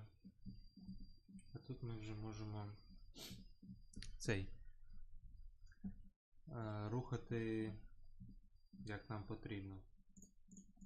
It's my model, which is generally how I like to work. Okay, so how to create good lighting, okay? That is a very complicated question because it obviously depends on what it is you're trying to do. If you wanted to create nice, aesthetically pleasing lighting, but you had it coming from underneath your object, you've probably failed, right? However, if you wanted to make a creepy looking donut, right, then this would be appropriate. You can do a lot of things with lighting, right? You could put the lamp behind your object, and now it's like this sort of like holy, like, like this, what was that movie? The 20th Century Odyssey, Space Odyssey, whatever it is. It's like this, like it's in space. I don't know what I'm talking about. Anyways, you can do a lot, right? If you want to create aesthetically pleasing lighting, you want to figure out like what does that actually mean. So first of all, in this case, we want to be able to see our object. Okay, so we've got to make sure that, you know, for one, that we've got lights and that they are bright enough to see things with. But then beyond that, we want to make sure that we can actually understand what it is that we're looking for. And that, I would say, is probably the primary purpose of lighting. It's to reveal form, okay? Now, because if for example, I had my light like right behind my camera, okay? I can see my object, right? I know what I'm looking Yes. at, yet I'm not seeing a lot of information. It's very hard for me to understand visually the shape and the form of what I'm looking at because we've essentially created flash photography. It's why flash photography looks so terrible, because with the light coming just from behind the camera, there's no shadow. So another way to put that, shadow is your friend. You want to use light to put shadow in certain areas so that you can understand the form of the object. So generally, that usually means putting it from the top direction, either the left side or the right-hand side. And the reason for that is, well, we're on Earth and the sky and the sun are above us. So things that are lit from the top generally look normal. Things that are lit from underneath generally look creepy and weird. I actually did like I invest like trying to figure out the psychology of why that is, and I believe it's just like we're just wired to see that and understand that better. And then why is it on the left and right? I mean, you could put it like dead center, but then you're not seeing the form in the horizontal axes, right? You're only seeing it vertically. Like we're seeing the form, you know, this direction. Oh, why is it doing that? Anyways, but not the other ways. So anyways, it's usually to the left or right, and in this case, the donut's facing to the left. So I'm going to position my main light there. Okay, now the other choice you have with lighting is the sharpness of your shadows. Okay, so let me zoom in right here. Okay, and if I play with the radius of my lamp here, if I turn this radius all the way down, watch what happens to my shadows. Okay, you can see that they now look, it almost looks like sunlight, right? Because the size of my lamp is so small. It's like the difference between like if you are sitting next to a window or you are sitting next to like a LED flashlight or something, right? Like the difference in the shadow quality on your face, right? The big window is going to look really smooth lighting. You're not really even going to see shadows potentially, but the LED, you're going to see really harsh shadows. Whereas if I make this really, really big, you can see it's almost like it's overcast lighting, right? You almost lose all your shadows, and in fact you would eventually if you made it big enough, right? So this actually is really important for what you know, revealing different forms. Generally for like portraiture, I've actually got a full YouTube series on lighting. If you want to check it out, you can click up there. But yeah, it goes over like the size of your lamp, and you know, if you're doing portraiture, what sort of things do you want to highlight or reveal. But yeah, it goes into a lot. But for something like this, you know, there's not really too much detail we're trying to show except for maybe the sprinkles. So, you know, something of, you know, somewhere in between, something like that. We don't want it to look like the sunlight, and we don't want it to look like overcast lighting, just somewhere in between it. Now, the other thing to consider with this is that the size of the lighting here is in relation to how far that is from your object, okay? Because if I've got this lighting, which looks, you know, relatively smooth and soft, if I was to take that lamp and move it all the way over there, and when I do that, I would have to increase the size, the amount of my lighting so that I can actually see things. You can see that now we've got something that looks like the sunlight again, right? Even though we haven't changed the radius, the size of that lamp. So that's a really important point. Okay, now we've got like a like a supernova. Let's dial this back. Okay, cool. All right. Okay, so I'm going to position it, you know, roughly about here. Oh, the other thing to consider when you're talking about the distance between an object and the lamp. Так, пишемо shadows are your friends.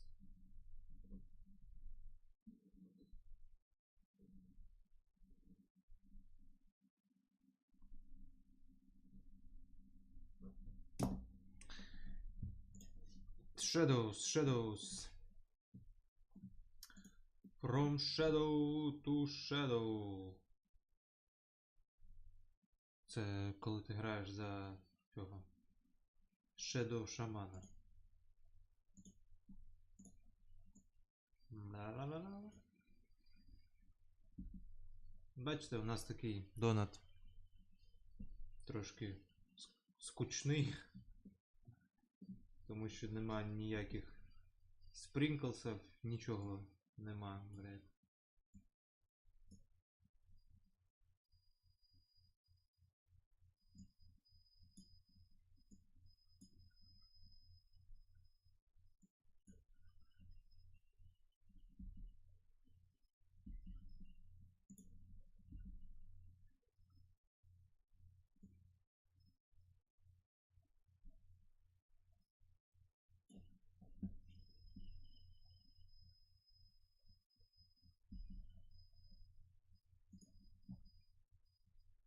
Ну, типу, хай так буде, що. Is what's called the inverse square law, which is that the brightness, how bright things will appear, changes drastically the closer the object gets to the Shift-S. Ctrl-S. lamp, or the closer the lamp gets to the object, however you want to word that. Right, so if I move this down here, like just a little bit, you can see straight away it's way, way, way brighter. In fact, when something, if I have something here, okay, good, it didn't move my annotation, right? This is where the lamp is, right? And if I have something here, and then I have something here, what would be, if you had to guess, the how much less light do you think is hitting this plane versus this one? If you had to guess, right? Looking at the distance from there to there to there, what would you say? How much less light would you say? 50%? Maybe? It's actually 4 times less lighting. When you double the distance from a lamp source, you are reducing the amount of light by 4 times, the inverse square law. I've got a full demonstration of that in my video series if you want to check that out. But it is true. It sounds crazy until you actually test it out. Like get a torch, like hold your hand in front of it, go like 4 times, like twice the distance. And it's like, wow, way less light in there. So what this means is if I was to, reduce this way down, bring this in really close to my donut here, right, let's go really small. And now I got to really change the intensity. I got to dial it way back because it's so much closer to everything. Okay. Pull this in a bit. You can see that we've now, like the amount of light that's hitting this point. Why is it doing that? I'm losing my annotations. It's just putting it in an arbitrary place. I think it's just doing it where my 3D cursor is. Anyways, doesn't matter. The amount of light, I could fix it. It's whatever. The amount of light that's hitting there and the amount of light that's hitting, say, down here is way less, right? Like the distance between it. Because, and even though it's only like a short, like from there to there, as in there. Oh, come on. Let me just zero this in. There we go. From there to there is not that much, but in relation to how close the lamp is, it is quite a lot. Whereas if I moved it, way over here, right, and then just obviously had to crank this up to compensate, I would see relatively the same amount of light from there to there. It's why you could be measuring the amount of light that's hitting the top of the Burj Khalifa and the amount of light that's hitting the bottom, like right down at ground floor, and it would be roughly the same amount of light because the distance from the Earth to the sun is, was it 60 billion kilometers? I don't know. It's really far to the point that at that distance from like there to there, it's like almost nothing. So something to keep in mind. So, and it's something that a lot of artists miss, the inverse square law, but it's really important if you want to like highlight certain parts of your mesh. Like I think a really common one is a lot of people put the lamp too far away from an object, so everything just sort of gets bathed in this sort of like blanket light. Whereas if you want to like highlight one particular object, then yeah, it might make sense to bring it in a little bit closer than other parts of it. Now in this case, I actually kind of think I do want to have, I don't want to have that like a big fall off between that point of the donut and down here. So I've got it to about there, which, should be pretty good. And then the size of my shadow is, or the size of my lamp, I should say, is, how sharp do I want those shadows? And the other thing, the position of this, you can see that as I move this across, I'm getting more form, okay? I'm able to understand the form of this donut a lot more the further I drag this across. So it's coming pretty, pretty like almost like 90 degrees from like where my camera is to where the light actually is. But that's okay. I don't mind it. Okay.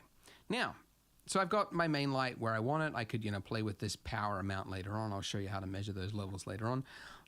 But the next thing you want to do in this case is like, okay, so I've got light that looks okay, but now on this side, this is like really dark, right? I don't like the shadow. So that's why a lot of artists start like, just putting the light down here or like right behind the camera so that they can see everything. You don't want to do that. Instead, you want to have something to fill in that area. So I'm duplicating my lamp with Shift D. I'll position it down here. So it's basically like diagonally opposite, right? And then this one, I'm going to make this more of a fill. And then the power of this, I'm going to drag this way back. When you've got, you never want to have like more than like two lamps sort of fighting for each other, right? Like if they had the same amount of light, whoops, let's go back here. If they had the same amount of light, it's like you've almost just recreated the same flash problem, right? You're just sort of flattening everything out. You want to have shadow, but you don't want there to be that much shadow. So this is what is often called a fill light. The primary purpose is not to reveal form or anything like that. It's basically just to fill in the shadow and make the shadow not so dark. And that's really all we're doing. So it's just right about there. Now, something else to consider with Blender is that by default in your world settings, so this is your environmental settings here, world properties, you've got by default actually some light coming in from the world. So if I hide my lamp here and just have a look at my scene, you can see that I can still see things, right? It's because it's being lit by this gray amount, which is not zero. If I made this totally black, then you can see what would happen if there is absolutely zero light. And sometimes you actually do want a little bit of light, like kind of like the thing with environmental light is that it is coming in from all directions, right? There is no direction to this. It's kind of fake looking. But it might, if you're going for this sort of stylized look, you can sort of break the real world physics perhaps. The problem is it just sort of fills in everything. It fills in shadow, you have less control over it. So I generally recommend just setting the environment light to 0, okay? Now you might also think like, oh, but wait, aren't we trying to make the background like a pink color? Aren't we gonna do that? You wouldn't do it here. You could cheat, do some stuff in the shaders to only make the thing here. Because if you do it here, you can see it's also coloring everything pink. So we're gonna do. Так, recommended.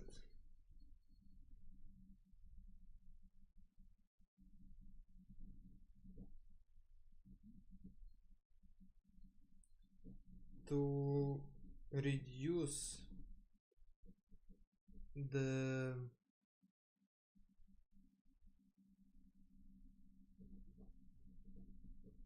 world properties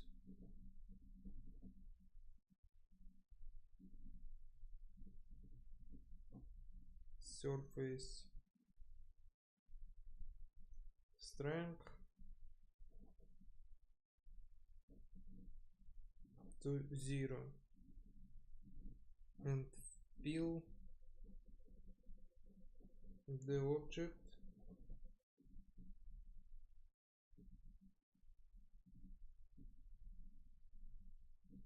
with separately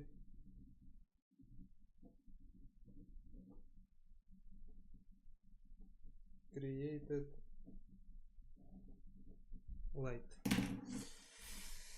Do it as a post effect when we do compositing. I'll show you how to do it. But basically for our lighting, we're just going to make it 0. So we're only going to be lit by the light that we. Так, чекай, дай я зроблю ще одне джерело світла. Зроблю його меншим. Радіус трошки збільшу. Щоб було типу щось таке, так?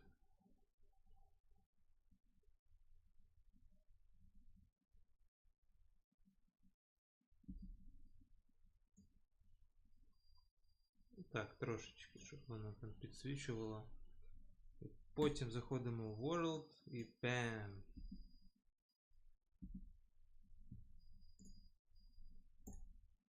І все. actually choose to place in our scene. Okay. Cool. Now, whilst we're also here playing with this, there's something else to consider with lighting, and that is your, what do you call your post-processing or your color correction. Because although we are dealing with light, and light is pretty uniform, the way it's displayed on a screen and how it's going to be displayed in a final render can influence how something looks. And by default, if we go to our render properties here, we've got color management down here. And this is something Blender users will be familiar with, but everyone else doesn't know. By default, you get a look, which is set to none. But none is the default, which is medium contrast, okay? So it's sort of like a mid-level. And in my opinion, it's pretty washed out. It's good if you were maybe doing some grading in third-party software or something, but still, if you were really professional, you wouldn't be using this. You'd be using Aces or something. But for something that you want to export and like just to create like a final nice-looking image, I generally use high or medium high contrast. And since this In render properties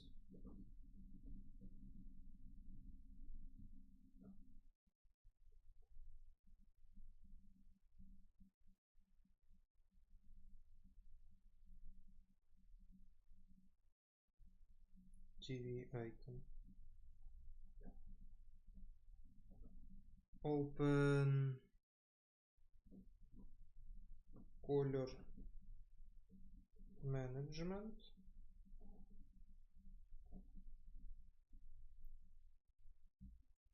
and change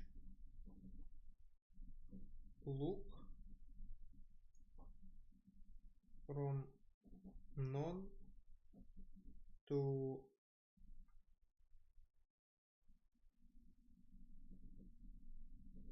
high contrast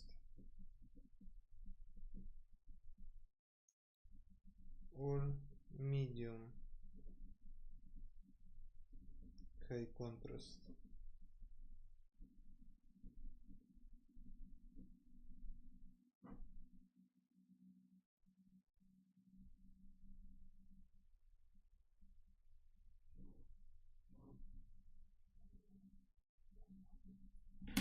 is a exaggerated looking image. I think I actually went for very high contrast, which you might think like, yuck. Like, no, for starters, this is actually handled really well, this look here. This isn't just doing some crappy little like contrast boost or something like that. This is a proper S curve, S-log. Like it's like the equivalent of if you just did this, like use curves and then did this. It's roughly that. Oh, I've done a terrible job there. But it's doing a better job than I'm doing right now, basically.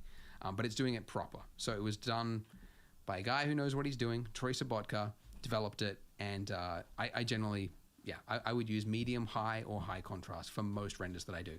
And when you do it, you can see like this is how it looks before. Трой Соботка.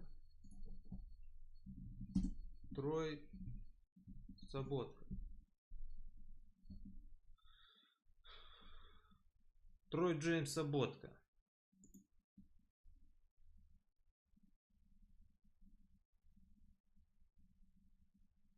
Ванкувер is assistant director known for Хроніки Ріддіка, Star Trek, Мір юрського періоду господства. До речі, 2022 року я не бачив цього. Можна подивитися потім. Але ми відволіклися трошечки. Washed out, kind of gray. High contrast, just Чекай.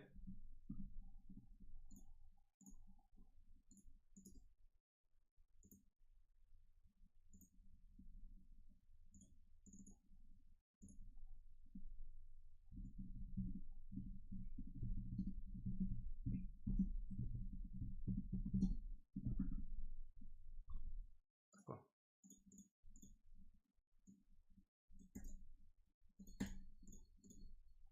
Тако. Поїхали далі. everything just pops, starts to boost a little bit, and that'll influence your lighting because now you're like, okay, I don't need as much lighting, or I need more or less, or something like that. Okay, so that's all good. It's looking great. Now, when it comes to the strength of your light, by the way, your monitor, your screen right now will be different to my screen and anybody else's screen. We've all got different brightnesses. Some people are looking on their phone, and all of that will play a role in how you think your lighting should be. So how can you standardize it and make sure that the lighting you've got is actually correct, and it could be displayed on other people's devices? First of all, I would recommend getting one of these, which is a Spider. It's a color correction tool. It basically you put it on your monitor and it'll read the colors and then it will correct it for you and set it to the right amount. Yeah, it's expensive. It's like $400 or something like that. But if you're really good, if you're really concerned and you want to make good looking images long term, you might if you're just getting started, forget that. But if you're really serious, I would recommend getting one of those. But something else you can do instead is to use underneath View Transform. If you change it from Filmic to false color, what this will do is it will change it to what looks like sort of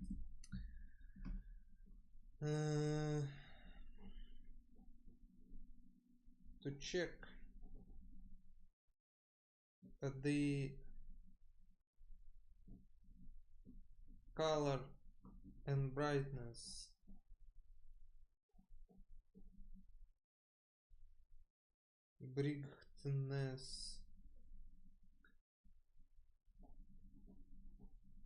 direction map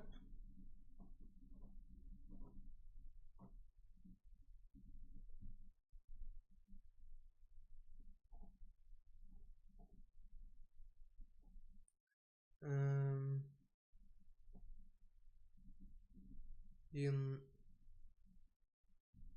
color management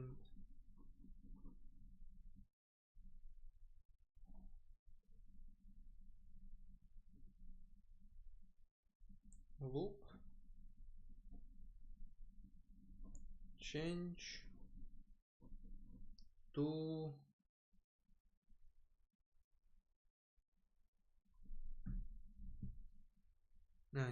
не look.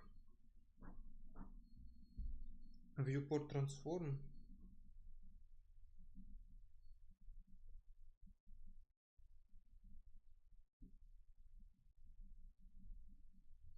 Import transform change to if you change it from film to false color.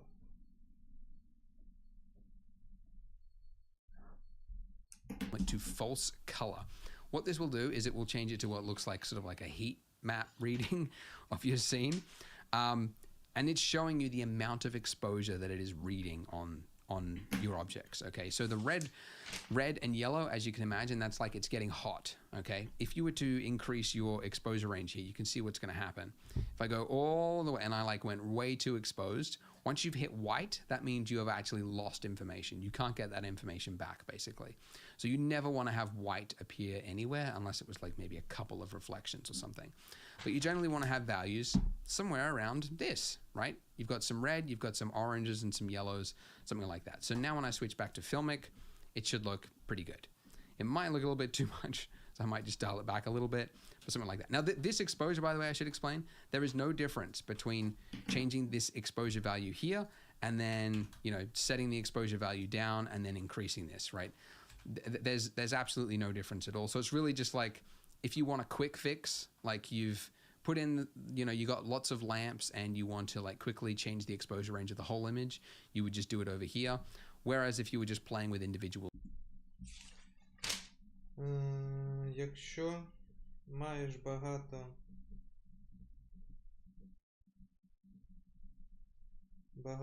ламп і потрібно швидко змінити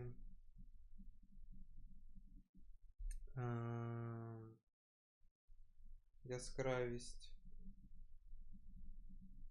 усіх разом,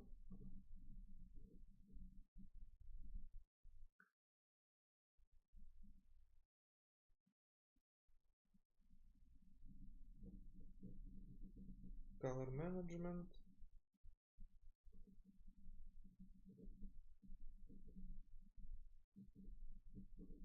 exposure.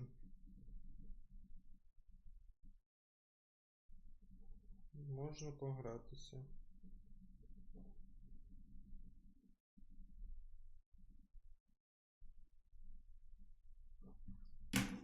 Lights you might want to do it with the actual lamp and change the power values. Anyways, okay, so now the final thing I might want to do in this case, it's looking good, but you can see that the sort of like this part of my donut it's sort of falling into the background, right? And it's sort of blending into the background, and that is not ideal depending on what you're trying to do. When things start to fall into the background, you just sort of lose detail and you sort of lose the silhouette of the object. It's why, for example, this lighting on my face here, you can see I have got an extra lamp, which is just to light up the back part of me. So it's sitting like right there behind me, and it's just coming to light up this part of me. So it's to separate myself from the background. That is called a rim light. So to create that, I'll just duplicate my key, and I'll hit Alt-G to put it right in the center of my scene, and then I'll just move it back behind my donut and maybe over here. Like that. And then I'll just turn down the radius, make it sharper perhaps. Something about there. And then also let's just move it down. Okay, lovely. And I think it's a little bit too hot. Let's just dial it back. Still too hot. So it really depends on like how obvious do you want it to look. Because you can make it look really obvious, or you can make it look subtle, you know? And also which part of the donut, right? You can see that as I play with the size of this, like it's now wrapping around more of it, right? But if I make it really small, then it's like appearing on less and less. Так, а де наші лайти? Не бачу нічого. Shift-D. Сюди. Сюди. Типу якось так. І типу беремо тако. Тако. І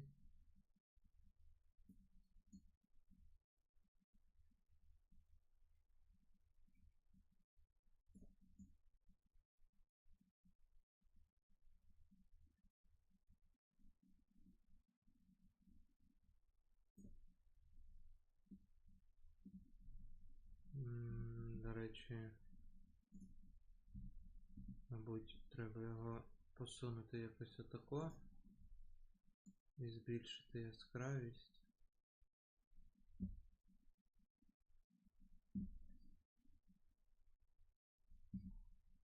Щоб було якось отак.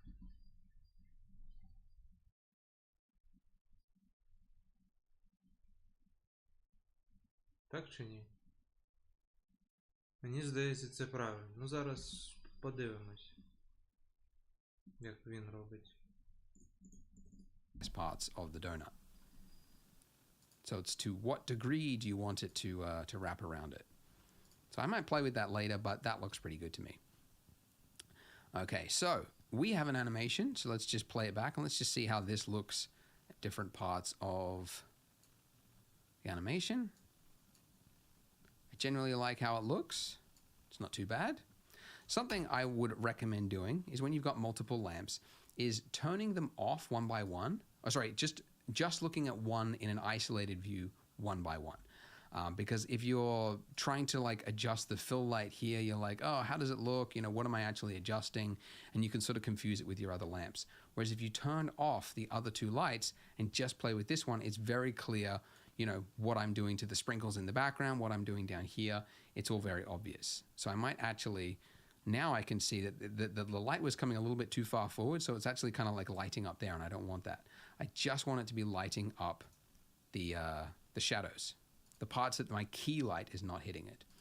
Speaking of which, I might as well just rename these. So I'll call this one key, I'll call this one fill, and I will call this one rim.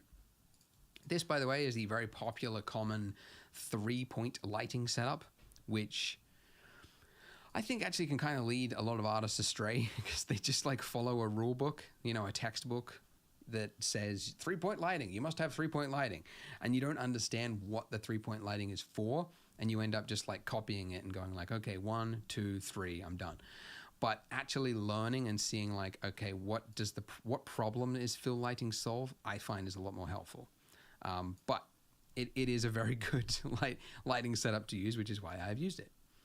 And I continue to use it for most of the things that I make because it works, does the job. If you're making something moody or whatever, or something artistic, then yeah, you can break the rules. But just getting started, you got to understand what rules you're breaking when you actually want to do that in the future. So we're doing something that's making us understand the object, looks aesthetically clear, and you know we can see the silhouette and everything else. You could even, by the way, you could duplicate it, make another rim lamp down here perhaps. If perhaps the, having just that one there, whoops, was not enough, for example. Maybe I'll make that one a little bit bigger. That's not too bad. Заебись. Yeah, that's pretty good. Okay, so let's give this a render now. Okay, there we go. So that's pretty good. We'll know more about it once we add the pink background when we do the compositing. But for now, that's pretty good. You know, I just realized my camera should probably be a little bit closer, or maybe zoomed in a little bit better, just so that it actually fills the frame a little bit better than it is currently. Maybe down a little bit. Okay, cool. So that's the other thing to check is how does it look at various points in your animation. So I actually learned, I think it was at Pixar, they do when they're doing an animation, before they render a full sequence, because once you render, hundreds of frames, that's very costly to do. Before they render a full shot, they render the first frame, then they render the last frame, which would make more sense if this wasn't a loop, and then the middle frame. So they render those 3 frames, and that is kind of like an easy way to quickly spot problems in how things will look in lighting or issues with the render or something like that. So you can see sort of playing through it, you get different looks. Now it doesn't look particularly good right here. Do I want to play with it? That's the other thing with light is you get reflections, and sometimes those reflections look a little unpleasing. That looks a little gaudy, looks kind of like a hard plastic or something. I don't know. I mean, if you really knew what you were doing, you could animate the lights so that they matched the donut and worked in your favor. But yeah, I think this is a little it's a little bit too bright. So I'm just going to dial that one back. Oh wait, I think I just adjusted my rim light. Aha, there we go. That's why. So key light. Yeah, that was the one I hadn't finished checking, was it? So I had the fill, that's good. The rim, that's good. And then the key. Fill, rim. Great. So that's sort of how I approach lighting. Okay. And I would say the biggest flaw that a lot of artists have when it comes to lighting is, one, they try to erase all shadow. They're afraid of shadow. They think shadow looks ugly. I get it. It can look ugly, but that's the whole point of having a fill light, but not too overpowering of a fill light. You can see it's just sort of creating just like a subtle, it's like on a set, they'll have like the main light source, and then they'll have a guy holding a white card, and it's just to bounce the light so that it fills in those shadows. That's all it's doing. The shadows should still be very obvious, but the fill light is there just to sort of make it so it's not complete darkness, basically. So that is one key problem. And then the other key problem is that I see all the time is it's just too dark, right? A lot of renders, particularly like environment renders, people that are making a scene that's at nighttime or something, they just won't use enough light. Or even something like this, just the lights just won't be hot enough, which is why I really recommend everybody uses the false color view, and just make sure that you've got, your highlights is in the red zone perhaps, and then most of your donut or your area is going to be in the yellow to this greenish color here. Not the aqua. Very confusing. I know that they're like right. Так, давайте подивимось. Здається, що буде дуже погано, але похуй. Так, де це? Color management. False color.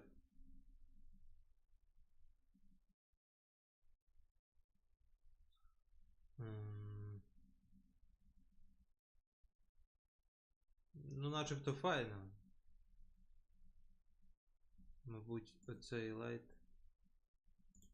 Якщо ми трошечки збільшимо.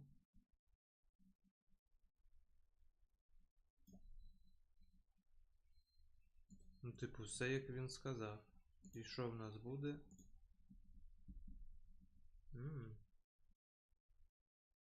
Ну, напевно, це має бути так. Якщо хлопчина сказав, він ж не буде помилятися, правильно? То робимо, як сказав хлопчина, навіть якщо... Ну тут бачите, в мене ще щось увімкнено, чи ні? Bloom, напевно, якийсь, чи щось таке. Воно прямо як цей. Відблискує, так, бачите, таким рожевим світлом. Ну, хай буде так. Right next to each other. It used to be worse. I actually gave feedback to Troy who sort of changed it from these colors used to be identical. But yeah, this color is like one stop over. This color is one stop under. And then this middle one here is like, that's the exposure 0, basically. So yeah, the blue parts are underexposed, which is okay for shadow. And then you get like really underexposed. It's like dark blue, I guess. Anyways. But yeah, use false color and you should ensure that you don't end up with something that is too dark. We might play with our lighting later on once we have got the background and everything else. But for now, this is solid. It's solid enough. One minor thing also is the sprinkles are also being empowered by the lighting. And there's not really a way around that. Blender doesn't have light groups yet. Cycles doesn't have light groups. So it's, I mean, you could get around it by throwing it in another scene, but that's really complicated and I wouldn't recommend it. So, you know, it's not too bad. In fact, it actually, I find generally most of the time it works because it then just feels more realistic. You don't have light that's hitting one object and not another. That's not possible in the real world. So it's not that much of a hindrance until you get really into the pro level ArcViz or something. But yeah, anyways, that's where we're at. So that'll do us. So click here on your screen and join me in the next part. I'll see you there. Our donut is looking acceptable. Так, перерва 10-15 хвилинок. Добре? Добре. А хто мені що скаже? Да ніхто не скаже. Ну і все. Тоді отако, отако. Отако. І побачимось. Скоро.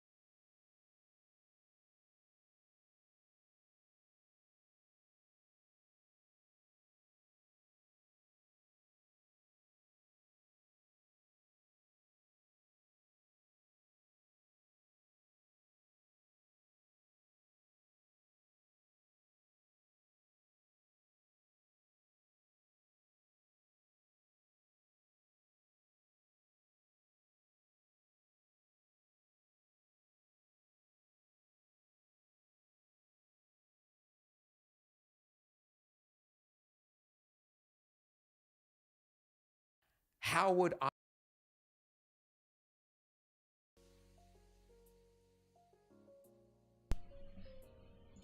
I'm sorry, I'm sorry.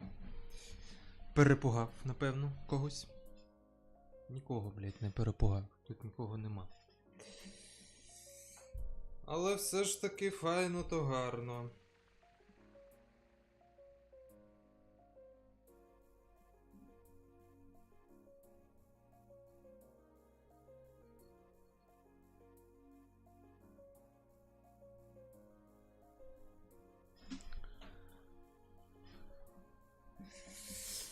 Раз. Окей, працюємо далі.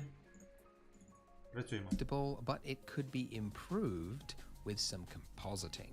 So compositing is sometimes called post-processing. It's called like effects. It's essentially after you have finished rendering something, what is happening to that image, whether you're adding glow or extra elements in the background, like layering things on top of each other. It's something that is done frequently for movies, even like commercials. Photoshop is a post-processing effect. So Blender has a built-in compositor that can help you do all these effects, so you don't have to export it to something else in order to do it. So the way you access it is by going to the compositing tab at the top there. And the way you access high quality assets is by going to polygon.com.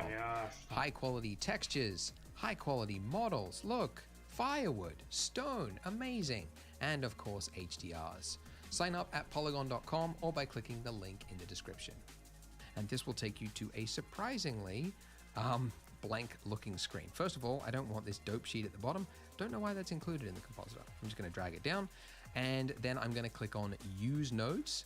And this means that now basically your compositor is going to look for nodes to create your final image. But anyways, now that I've done this, you should see you get two nodes, render layers and composite. And similarly to all the other nodes that we've already worked with, it works, left to right. You've got your render layer over here, which is what will be rendered. Then all this area here will be all the effects and things you want to add. And then it will create your final output, your composite over here. Now, we've got backdrop enabled, which means we should see our image in the background. And we would see it if we had a viewer node. So if you Control-Shift-Click on any node, it will add in and it'll add in a viewer node and it'll link it to the object that you've got selected. Now, if you don't see anything in the background like I've got, that means you haven't done a full render yet. So you haven't hit F12. So we need to hit F12 in order to send that to the compositor so that we can actually see what we're doing. So when we Shift-Click on any node, it will add in and see our image in the background. And we would see it if we had a viewer node. So if you Control-Shift-Click on any node, it will add in and it'll add in a viewer node and Compositing. Це нам не потрібно. Use nodes. Ось наші nodes. Control-Shift-Click. Open Viewer. Так, значить. Compositing.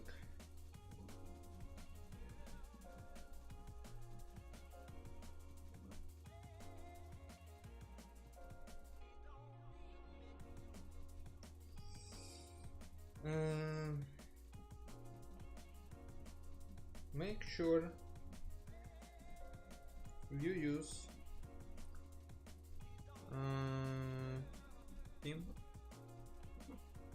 use nodes at the top left.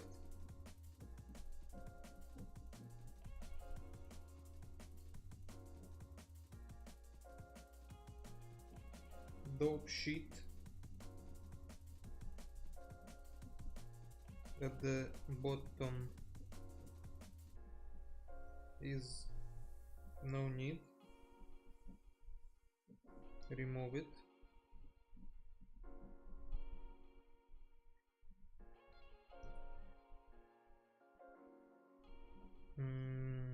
You need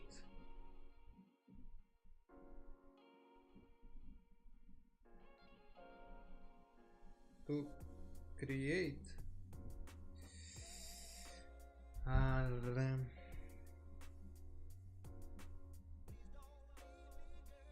viewer node to see your image at the background.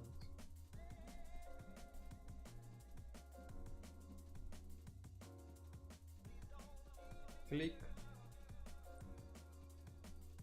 Control Shift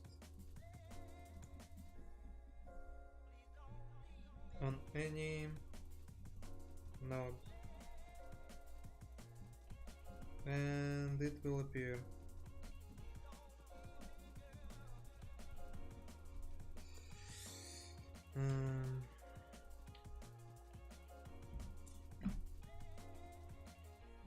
Also make sure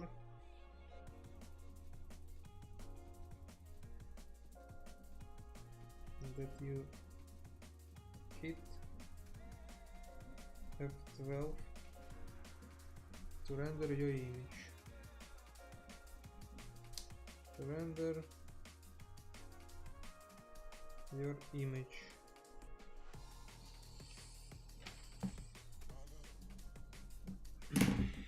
Так. Тако. Що воно тако? Таке велике. Що робиться?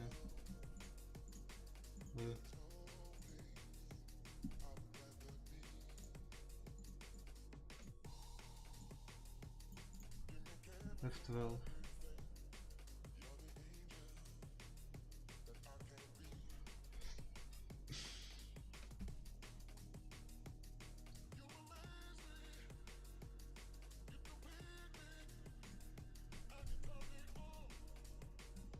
Чекай, а чого воно таке велике, блядь? Опс.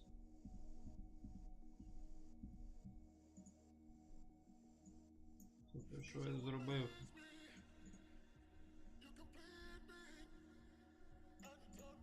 And it will link it to the object that you've got selected.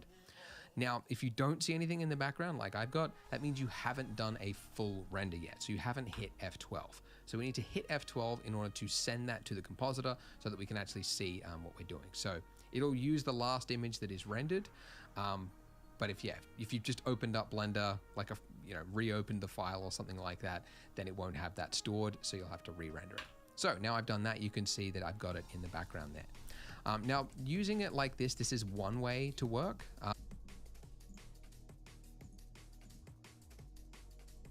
Чому вона така велика, ця картинка? Backdrop. Zoom. О. Тако. То це пиздець яка велика картинка.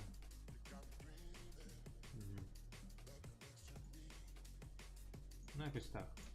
Нехай буде. But I find it also, it gets a little complicated and complex, and you've got nodes on top of it. It's also hard to zoom in and out of that image in the background.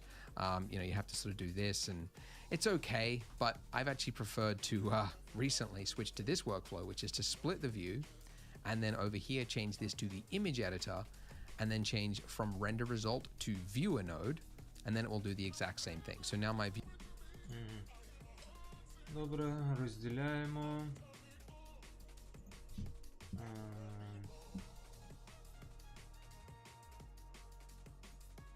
Image editor, viewer node.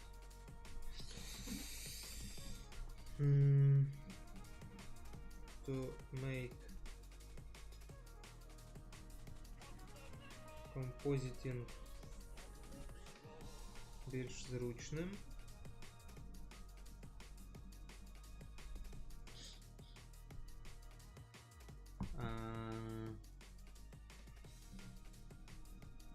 Розбий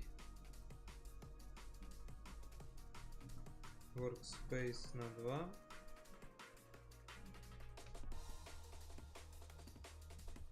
І у правому зроби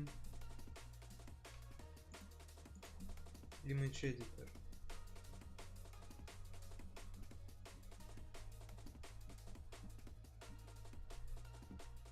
Зліва зверху.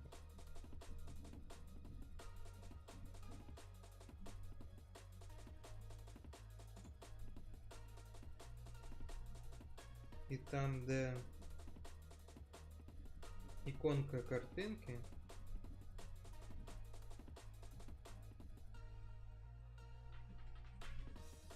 зверху посередині.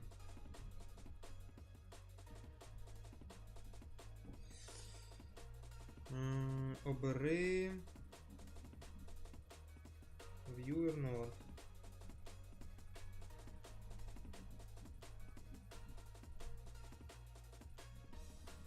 І тоді у лівому вікні можна картинку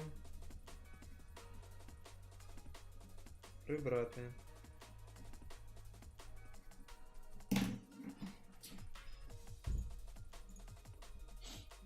Тако.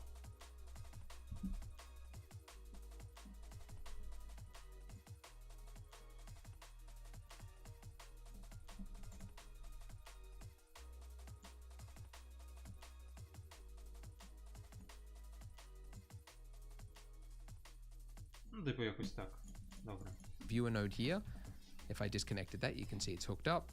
It's now going to display what is rendered over here. Okay, cool. So, we want to do the very first thing we want to do to this is adjust my background because it's very dark and spacey and mysterious-y. I want to make it pink. So, I need to extract or basically, yeah, figure out like what are the actual objects in my scene versus the background there. And currently the black image is baked into the image. It hasn't rendered it transparently. So the way you do that is going to your render properties over here, and then underneath film, you want to check transparent. Okay. Now when you do that, you won't have seen anything change because this is a render property, meaning you have to re-render it in order to see the result. Okay, so yeah, you can see now we've got a Щоб змінити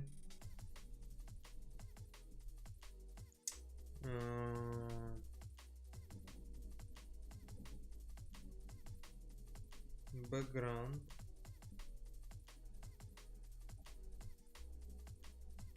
потрібно прибрати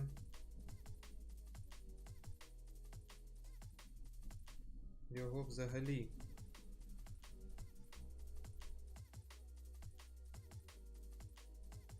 В Render Properties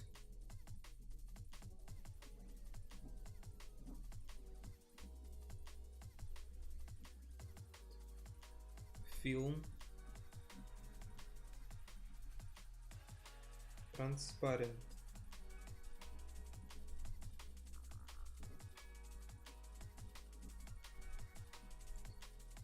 І ще раз F12.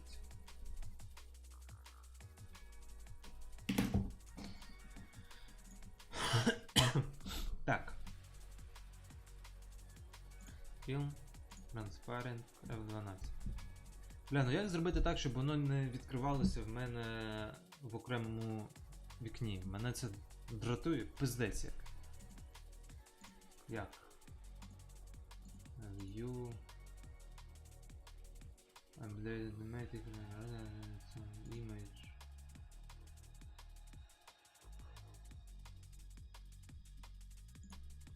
Так, чекай.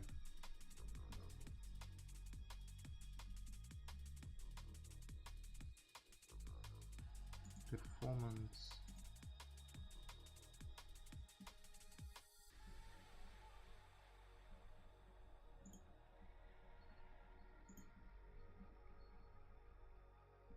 Чекай, а чого в мене...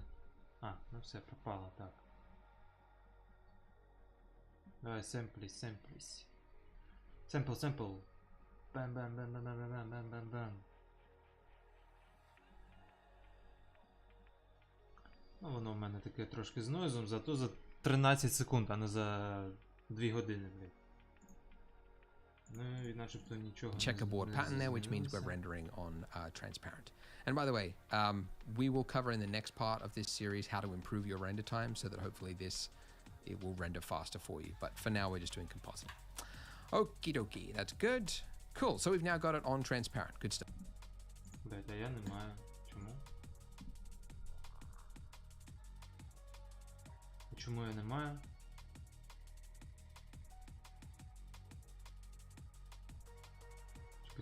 Чи потрібно прямо в Юєрі це робити?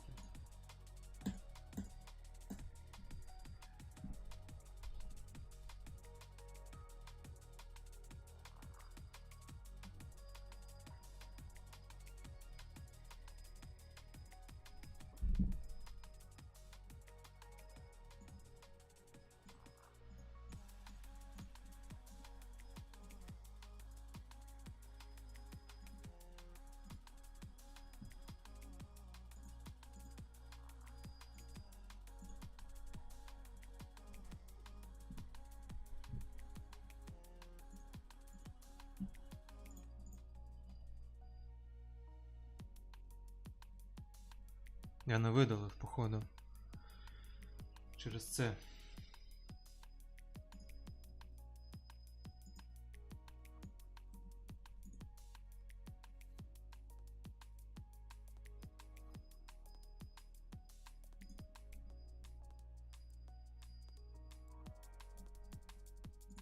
Чекай.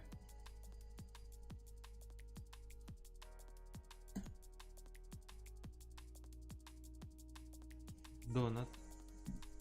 F12.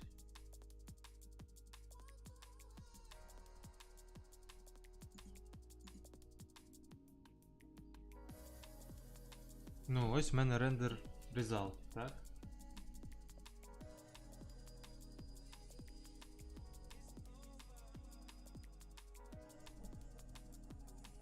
Чому нічого немає?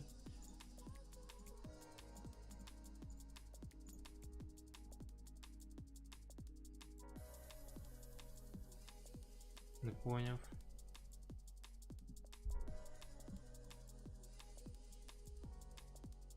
Тут він є.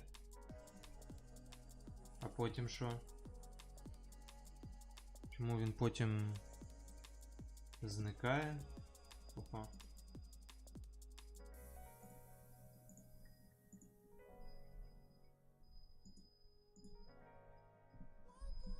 А я натискав цей Use Alpha.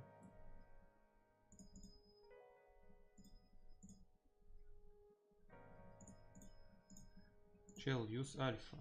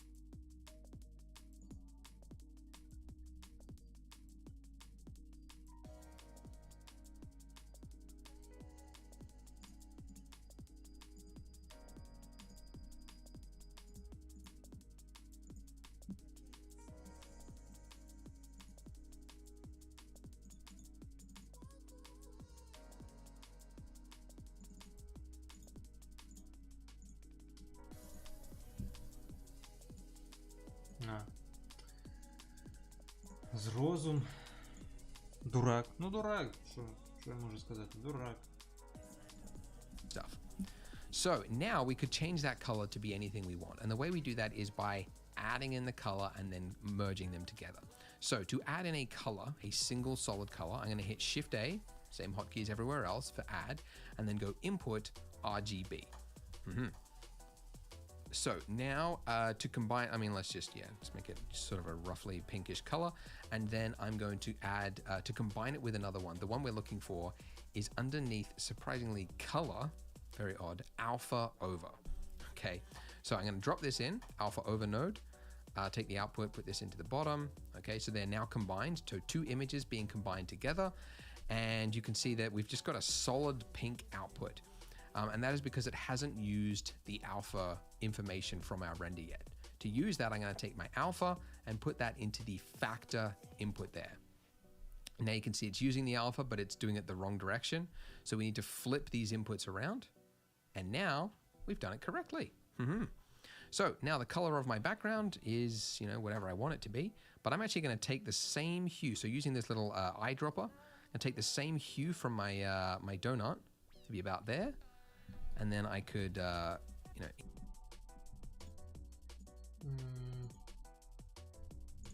Давайте так.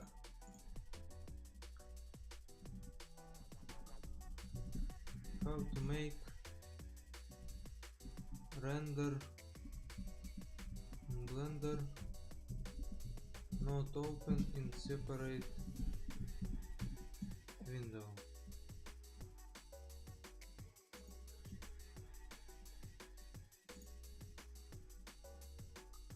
Interface rendering. Preferences interface.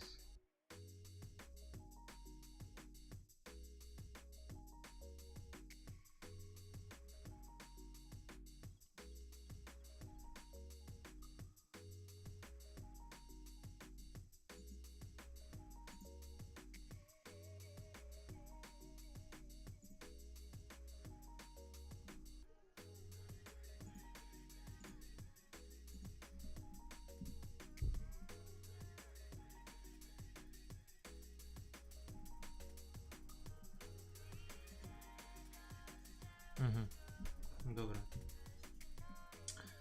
Зараз нормально. Так, додаємо RGB.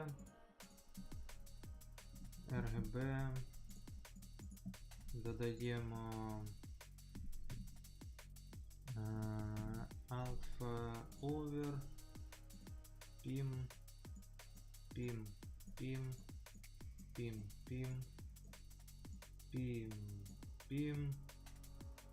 Alpha PIM і PIM.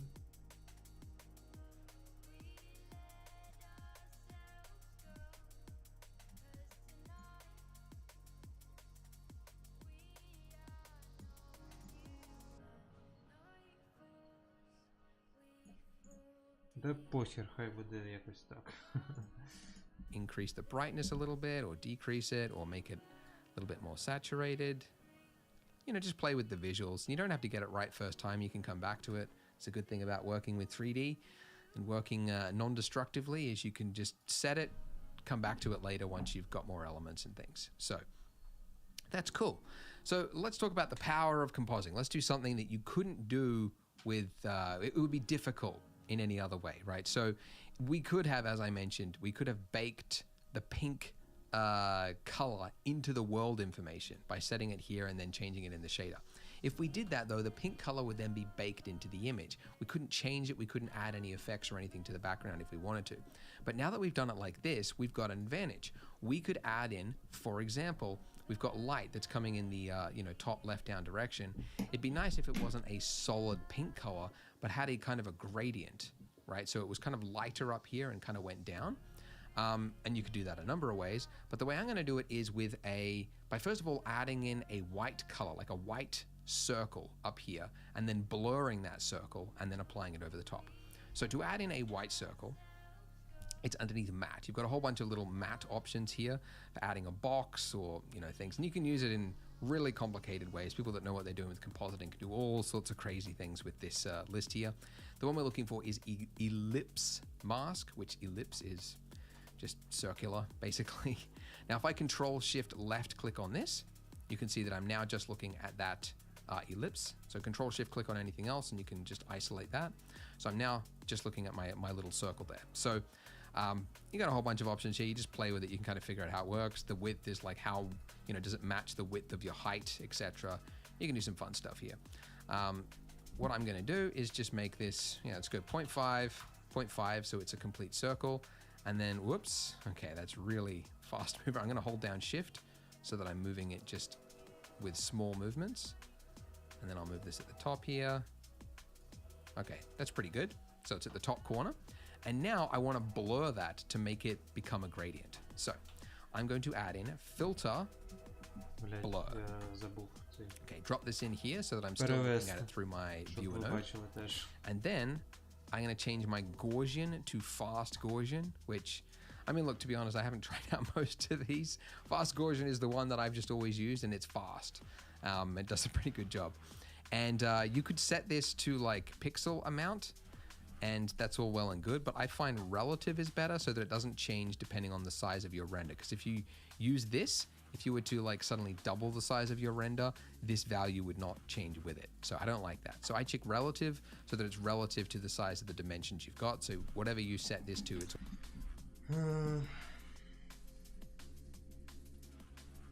Щоб додати блюр або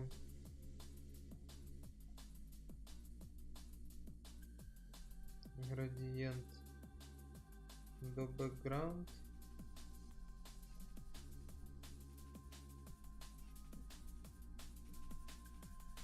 як один із варіантів.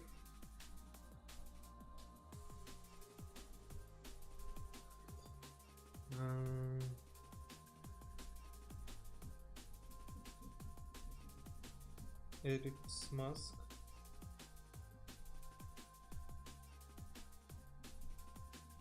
Створити коло і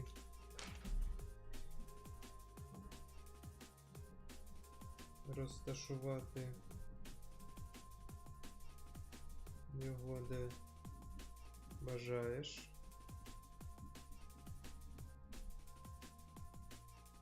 Потім blur, relative і змінюєш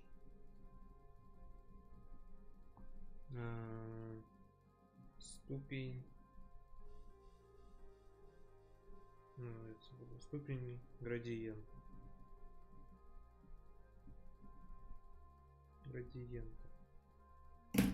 it's always going to be the same amount of blur, roughly.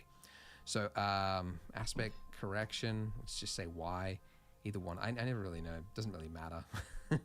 But now you can see the effect that I'm doing. If I crank this to like higher and higher, Ну давайте зробимо, хай вже буде.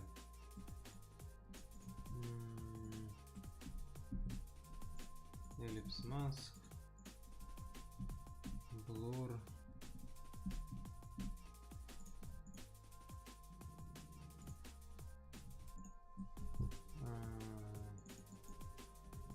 ноль пять, 0,5,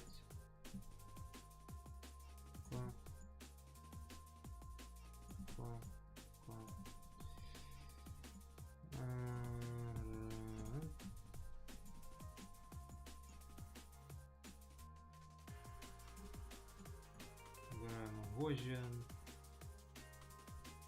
Де ми додаємо цей Gaussian?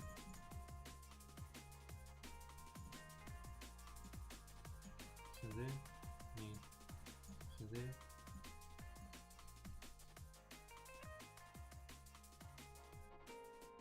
Ні. А куди, блядь? Куди ж він його додав?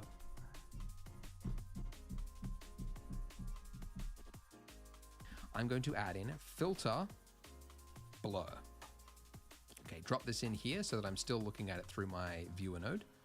And then I'm going to change my Gaussian to fast Gaussian, which, I mean, look, to be honest, I haven't tried it. In blur, use fast Gaussian.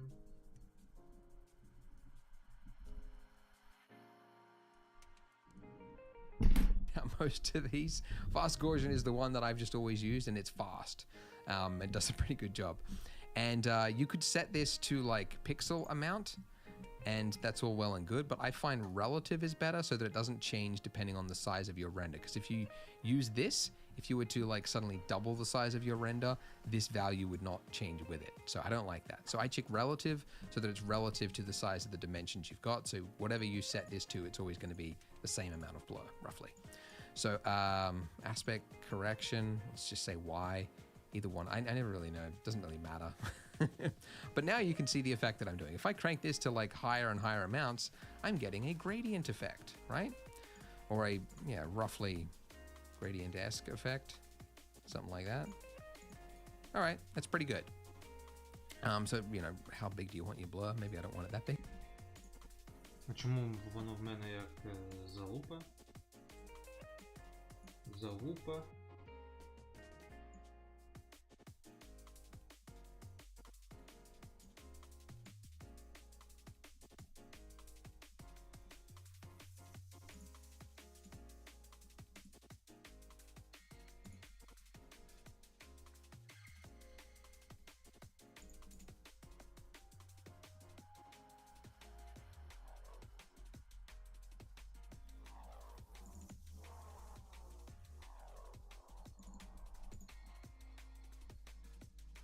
Що я не так роблю? Чому воно в мене як залупа?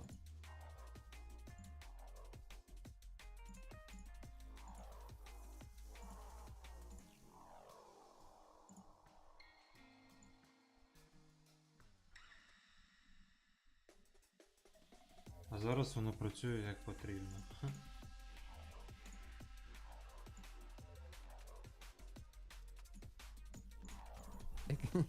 All right, now let's combine this with my alpha over, with my the rest of my image over here. Комбайн! We used alpha over, and alpha over is good when you're combining things with a hard alpha. At least that's the way I sort of think of it.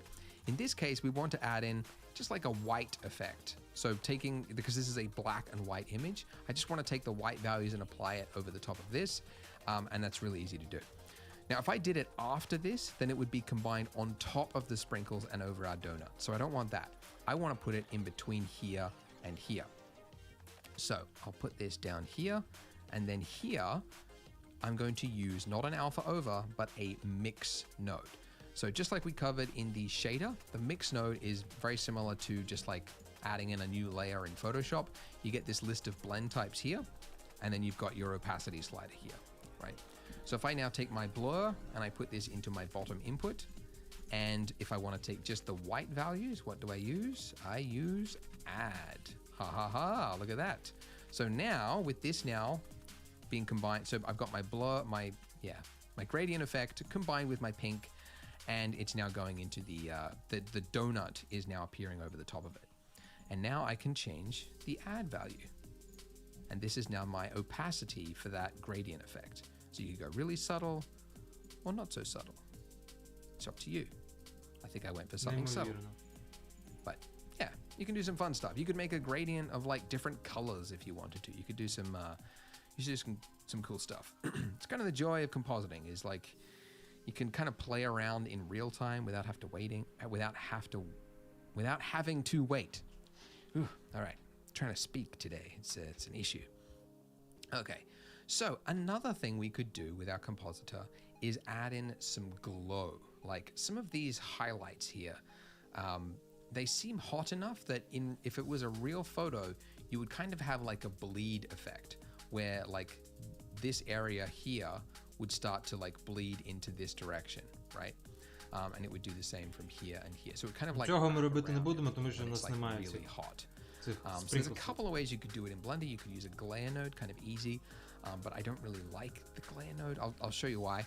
But the way I'm going to show you is we're going to blur parts of this and then apply the blur over the top, and it should look like glare. So first of all, yeah, let's just add in, well, we've got a blur node. So I'm just going to duplicate my blur node, Shift D, okay, and then take my output of my donut, because that's the one I'm going to be applying the glare to. And then let's Control Shift, left click on that, and you can see what we've got. We've got something that's way too hot, way too blurry. So let's just dial this way, way, way back. Okay, something like this. Okay, now this is all right, but we've got a whole bunch of color information here that I don't want. I've got blue, I've got all this other stuff. I've even got shadows, and there's no reason you would have glare in a shadowy area. We only want it to show in the areas where it's reflecting. So I want to find those reflective areas and only apply it to that.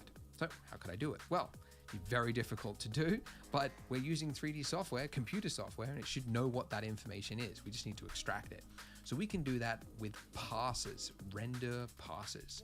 So you can enable this for a render by going to your layer properties, view layer properties, and you've got parsers right here. So parsers, render parsers are a very common thing in 3D.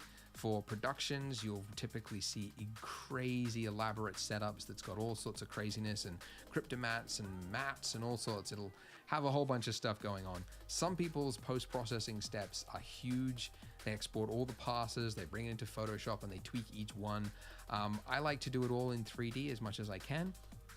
But in this case, it's a perfect example of something I want to do. I want to extract my glare, and I want to do it over here. The way I would do this is underneath your parsers down here.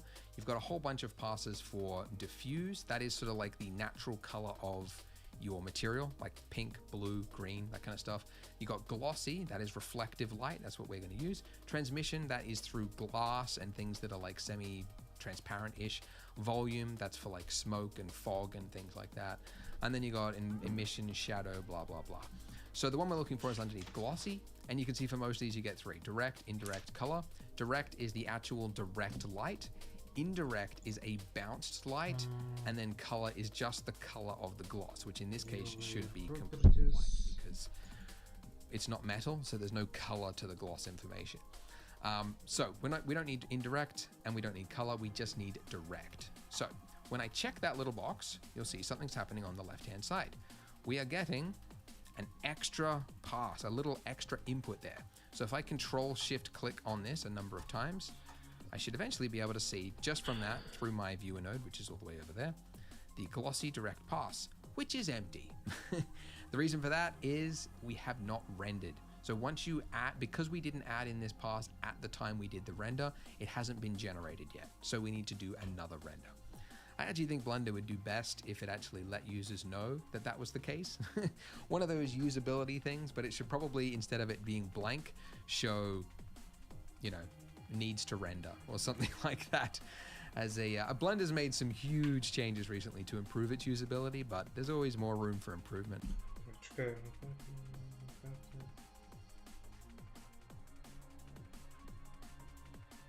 Різні.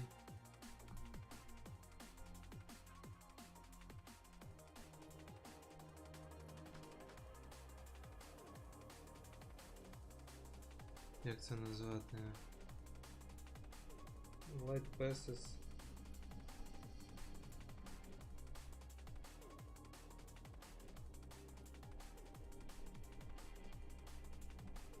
Для різних типів.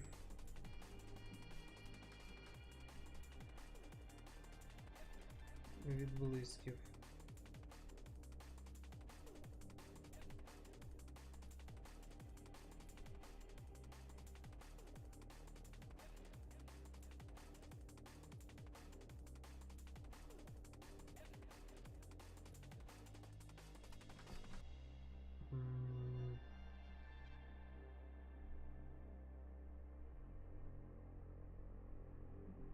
Нажав галочку.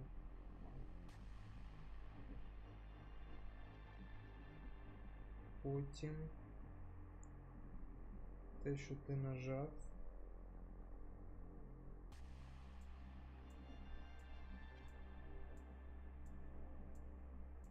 з'явиться в Render Layers, в Compositor Workspace.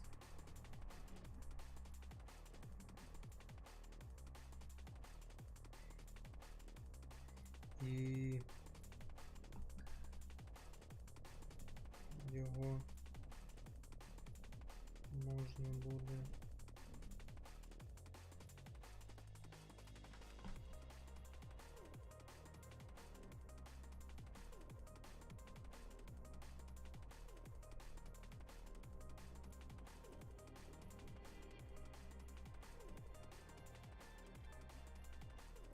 Можна буде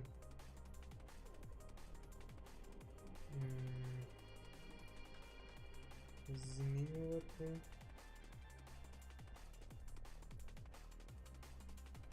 і редагувати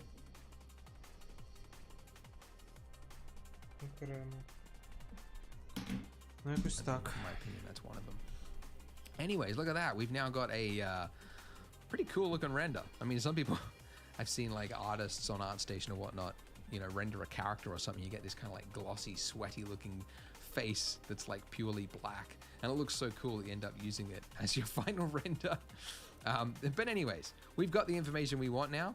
So now if I take that glossy direct pass and put that into my blur node, have a look now. We've got what could be used as glare if we combine it over the top of this original image. So we've already got an add node. So if I just shift D to duplicate that and drop this in here, so my alpha, my donut pass, or my donut information is going here, and then I take my blur and I put that in the bottom. Everything that goes in the bottom input, that is what is going to be added on top.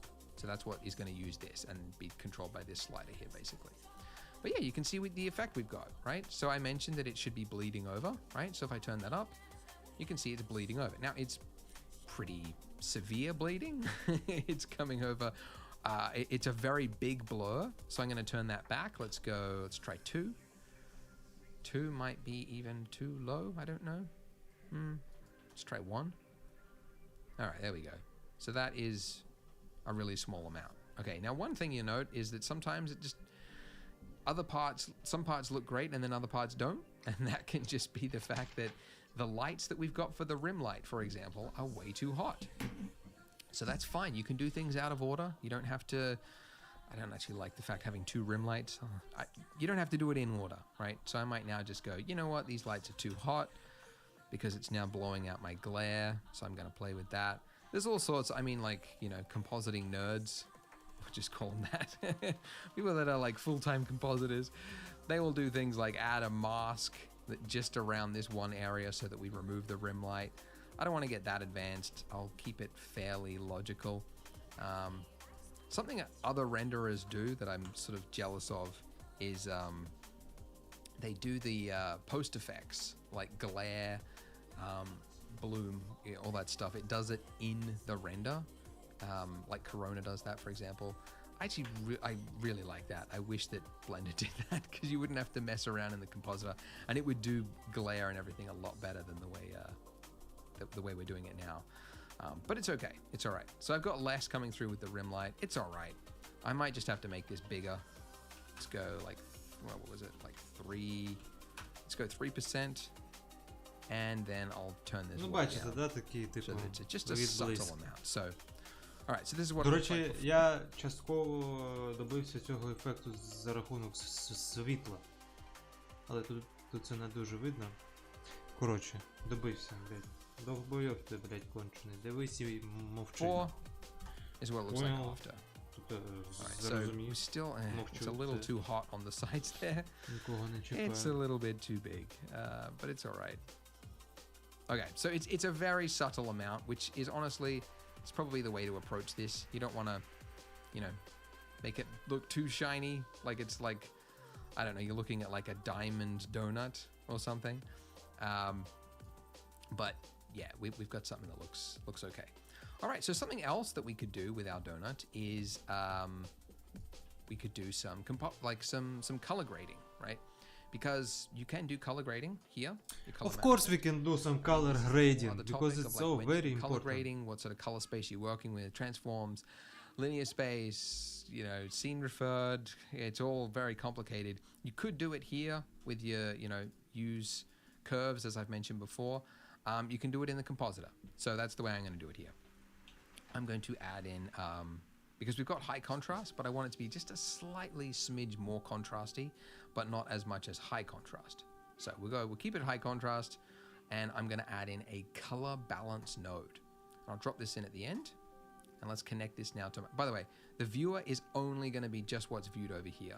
If you actually want to save it into your final image, it has to go into the composite node as well. All right, so this now gives us 3 wheels. We've got a highlight wheel, we've got a mid-tone wheel, and we've got a dark tone wheel. Did I do it in the wrong order? I did. Okay, wrong order. This is the dark tone wheel. This is for just like the really dark shadowy areas. Will be that one. This one is your mid-tones. Okay, so I could play with them. It looks terrible if you go all the way to one extreme, but you can play with the mid-tones there. And then you've got your highlights over here. So you could change the colors for just the highlights. Now, the correction format, the one that you should be using is offset power slope. It just means that this middle one, for whatever reason, is inverted. Don't like it, don't understand why that is. I'm sure there is a reason, but it is. But it will handle the color a lot better. It'll preserve the details. It'll do the transforms in the right manner. So I have heard. Somebody more experienced than me has told me that, so I'll trust them.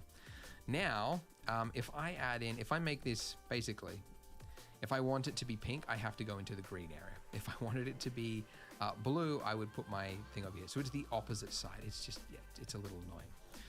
All right, so this is my midtones, and I'm trying to make this side look a little bit pinkishy purpley. And I also want it to be a little bit more exaggerated, like a little darker in the midtones. So I'm going to increase this, which will darken it slightly. Very weird way of working. Something else I'll probably do, because I can just see the lighting on this underside here. I'm not entirely happy with it. So I'm going back to my render here, and let's just move this over a little bit. Whoa, feel very disorientated. Let's move this over, underneath it a little bit better. Let's have a look now. All right, that's good. And I'll just increase the size of that just so that it wraps around this side of the donut a little bit better. And you know what? I'm gonna give it a little bit of a pink hue, and maybe I'll just remove the color from here. So that's the thing. It's like, do you do it in the compositor or do you do it in your actual scene? And everybody has a preference. Some people are used to certain workflows. I like to do it all in scene as best you can, because compositing is kind of like, it's fakery, and fakery only, the illusion only stands up so well. After a while, it starts to break down a little bit. So, yeah, that's, I mean, look, I'm not gonna make this a color grading tutorial. That's its own thing. This is just keeping it fairly basic. Something else you could do with the compositor is you could add in, where is it? I'm always like nervous to show this because it just gets so much hate. Lens distortion. Okay, if we drop this in here, you've got distort and you've got dispersion. Dispersion is your chromatic aberration, if you're familiar with that term. If I set this to a really high amount, you'll see what it's doing. Okay, it's doing that cheap camera effect, like cheap lenses, and if you take a photo of the trees with your smartphone, for example, you probably see it, but you get kind of like a separation of the cyan, the reds, the greens, depending on which side it's on. But it's kind of, it's doing that effect for you. And look, the thing is, it looks cool, so people end up overusing it. But it should be used at a tiny, tiny amount, like 0.005. So that you would just barely see it on your sprinkles. It doesn't really affect the middle of your screen. That's how chromatic aberration works. It's on the edge of the lens, but it's a subtle effect, and it might even not be appropriate for something like a stylized donut. But anyways, the other thing it's got is distortion, which if I, let's set this to a little bit higher.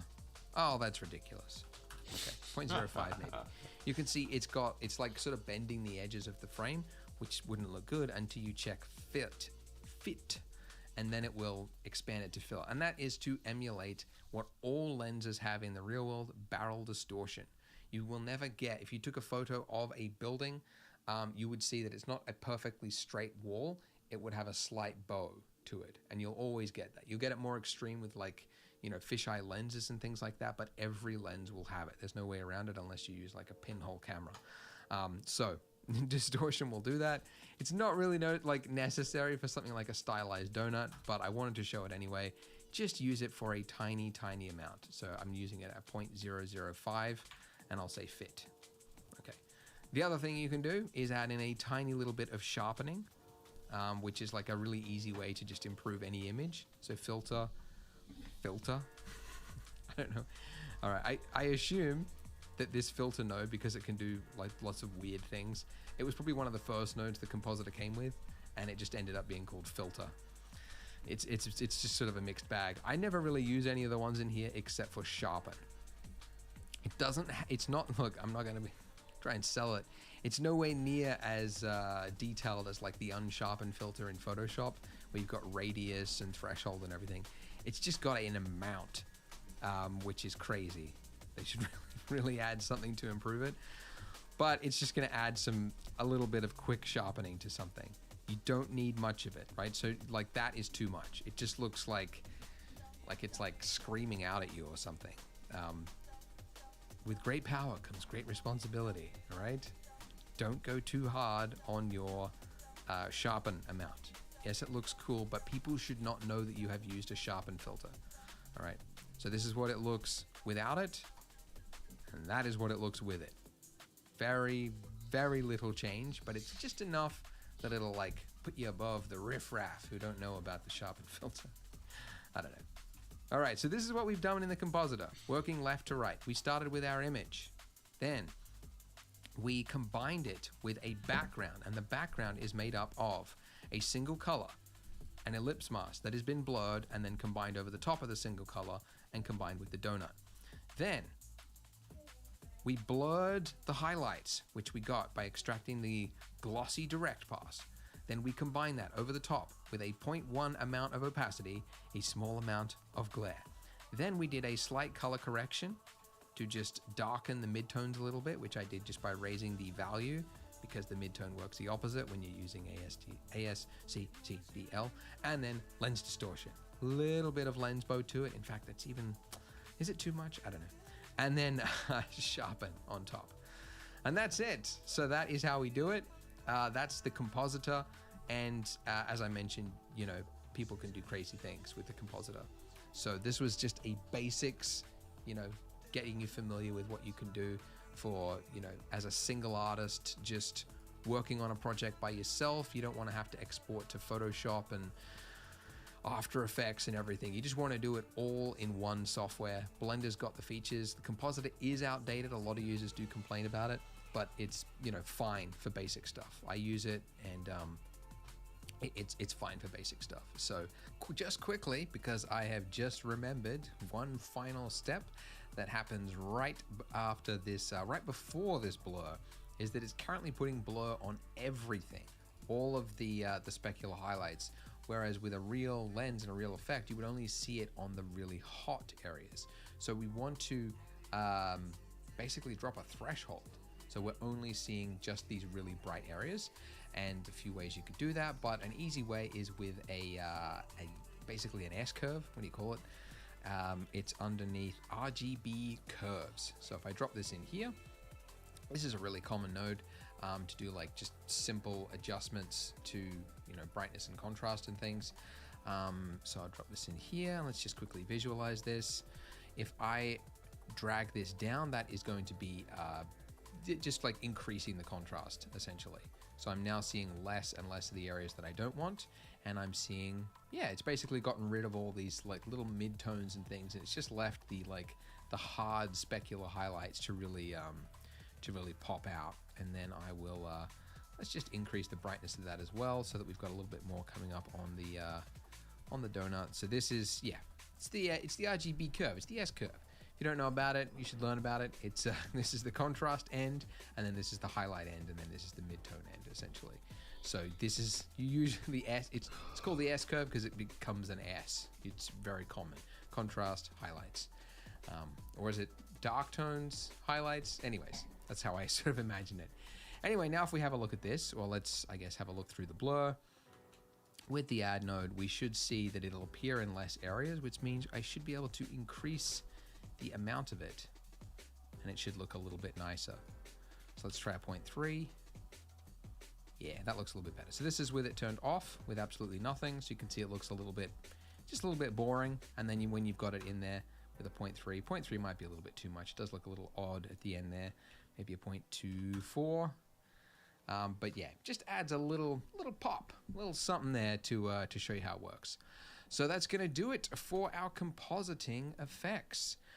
Go ahead and join me in the next part. We are going to be learning render settings to improve your render improve your render times before you do that final animation and render your 300 frames, so we can get those render times down.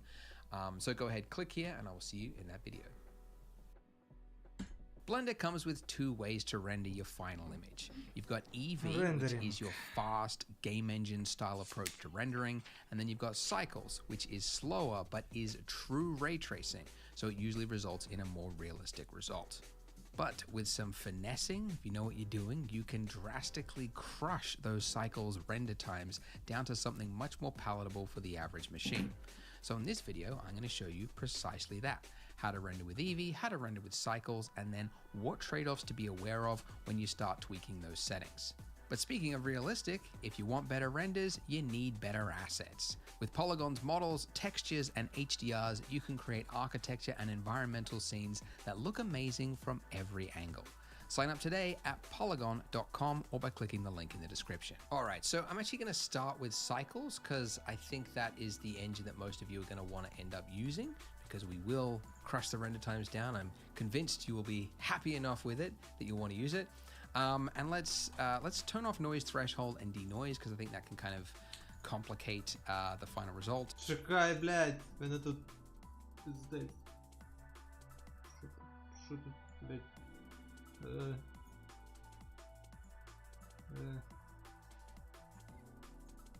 Блядь, как будет происходит на украинском, что там, да? Відбувається, блядь.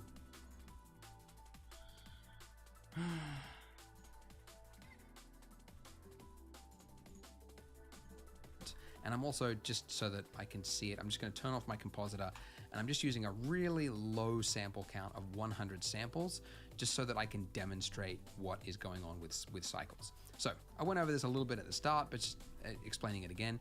The way path traces like Cycles work is it starts noisy, and then the longer you let it render for, the more refined and clearer that noise becomes. And that noise is determined by your samples. So the lower your samples, the more noise. So it starts at 1, right?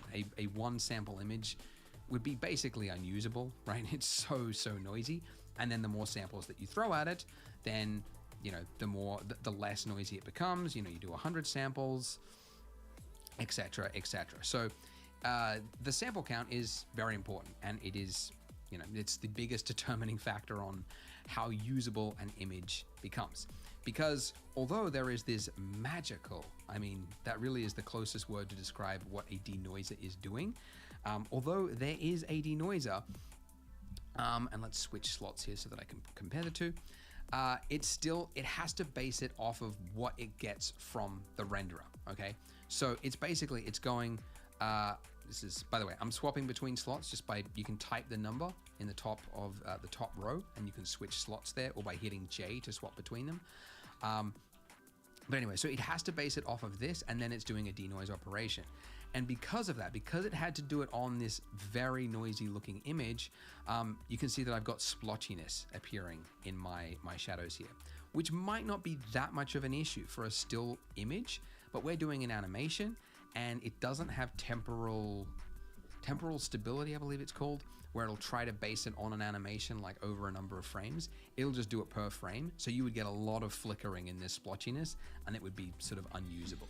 So really, the amount of samples that, like the original raw image without denoising is the one that matters most before it does that denoiser. So I recommend turning the denoiser off, and then once you're happy with the sample count, then using your denoiser on top of it.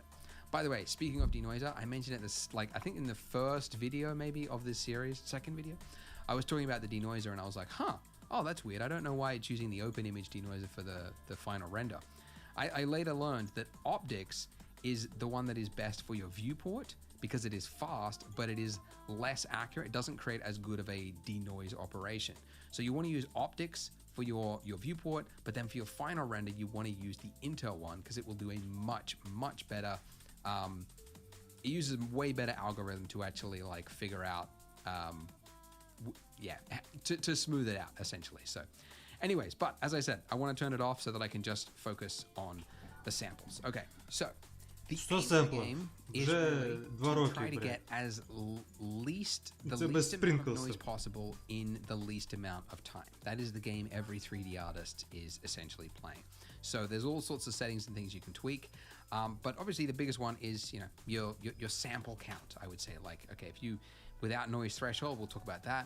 But with just 200 samples, the difference between 100 samples and 200 samples is going to be a big difference, right? And it's not actually going to add that much to the render time.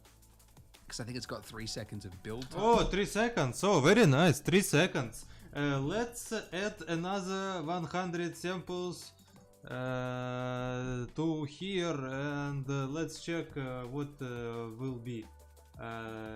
Let's count. 1, 2, 3, 4, 5. No. Let's do like this to see the actual time. And what we have? 10 samples, 37 samples. Huh. It's already 4 seconds. Oh, 10 seconds. Very nice. Only 3 seconds. No difference at all, blade. Oh, what we have? 16 seconds. Oh, it's very, very nice.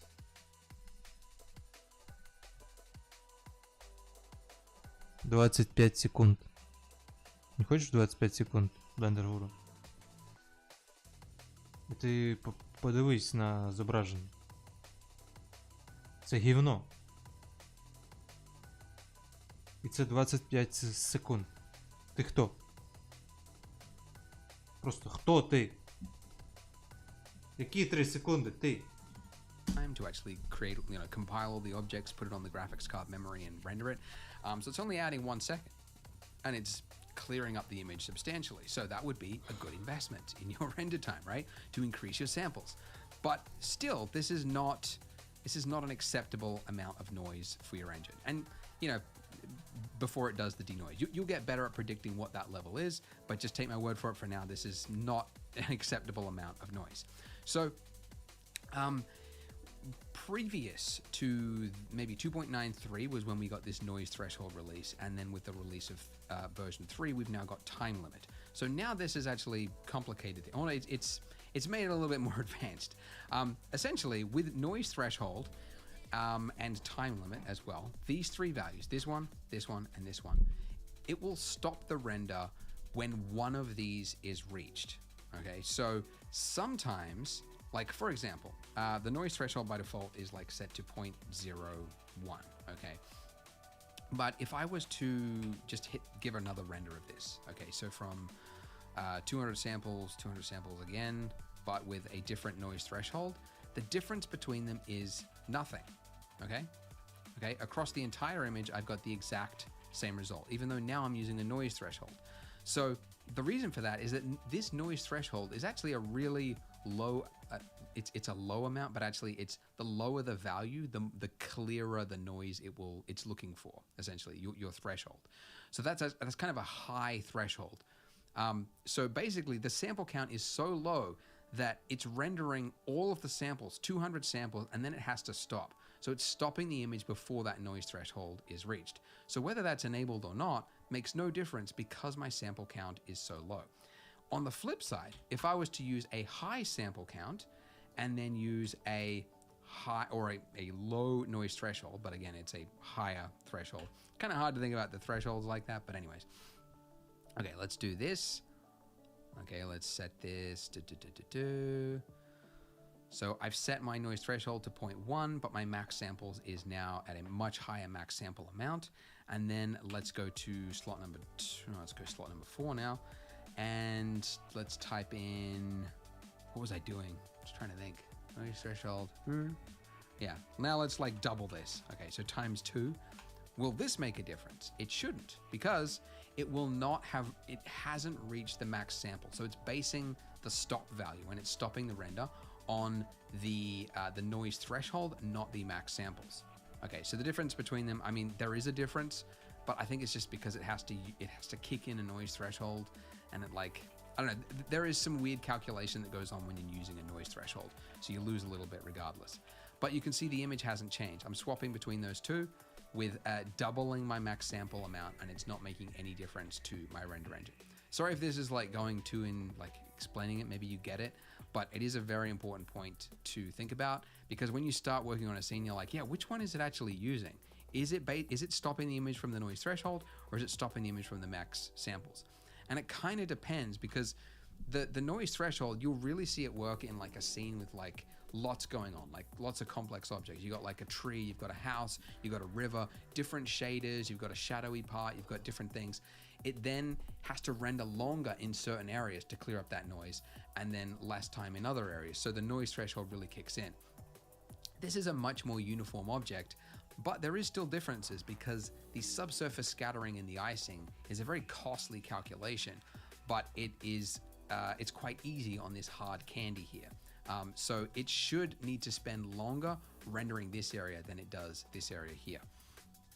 So it's actually a good thing that it's stopping at the noise threshold here, or that we're using the noise threshold, because it should stop rendering this area here before it stops rendering, but it'll render longer in this area. So anyways, hope this is starting to make sense. But I think the best thing you could do is to actually use a high sample count, but then base your, like, what noise threshold do I use? Look at the noisiest part of your image, and then basically reduce this until you're happy with, until it is at a noise level that you are happy with. Okay, so let's go, this is half that amount. So it should be twice as noise free. I guess that's the wording you would use for that. And you can see it's taking a lot longer to render, but it should be finished a lot sooner as well. Okay, so that's 20 something seconds. Wow, it's almost coming up to 30 seconds. Wow, because it's almost hitting the sample count. I think it might actually stop at the samples. There you go. Okay, but here's an example, right, of the noise threshold. You can see big differences here in the noise, but here on my hard candy, there's not actually a lot of difference. And in fact, I think if I look over here, yep, on this side of the donut, there's almost no difference between the two, because it actually hit the noise threshold before it hit the samples. So that's the difference there. So we're talking about, fixing this. If I was to render this, I would really probably need about 30 seconds a frame for rendering. And this is on dual Titan RTXs, and I know most of you watching don't have hardware like that. That's quite a long render time. Now, why is Cycle so slow? Well, this is actually quite a complex scene. And what I mean by that is because of one thing, my shader here. As I said, subsurface scattering is a very costly calculation. If I set this all the way to 0, watch how much faster it is to render. Here we go. Dun, dun, dun, dun, dun, dun, dun, dun, dun. It should now start to rocket, and then we go 5 seconds. We went from 30 seconds with this noisy result to a cleaner image in 5 seconds. Okay, now what is the difference? Okay, you can see with subsurface scattering, yes, you get light that sort of like bleeds into the icing a little bit better. It is technically more accurate. You also see it kind of around the, not just in the shadowy areas, but also on, this part of the icing as well. Yes, but from afar, the difference is minimal, right? So is it worth like a 6 or even 10 times the amount of of render time required just for that tiny difference? I would honestly say no.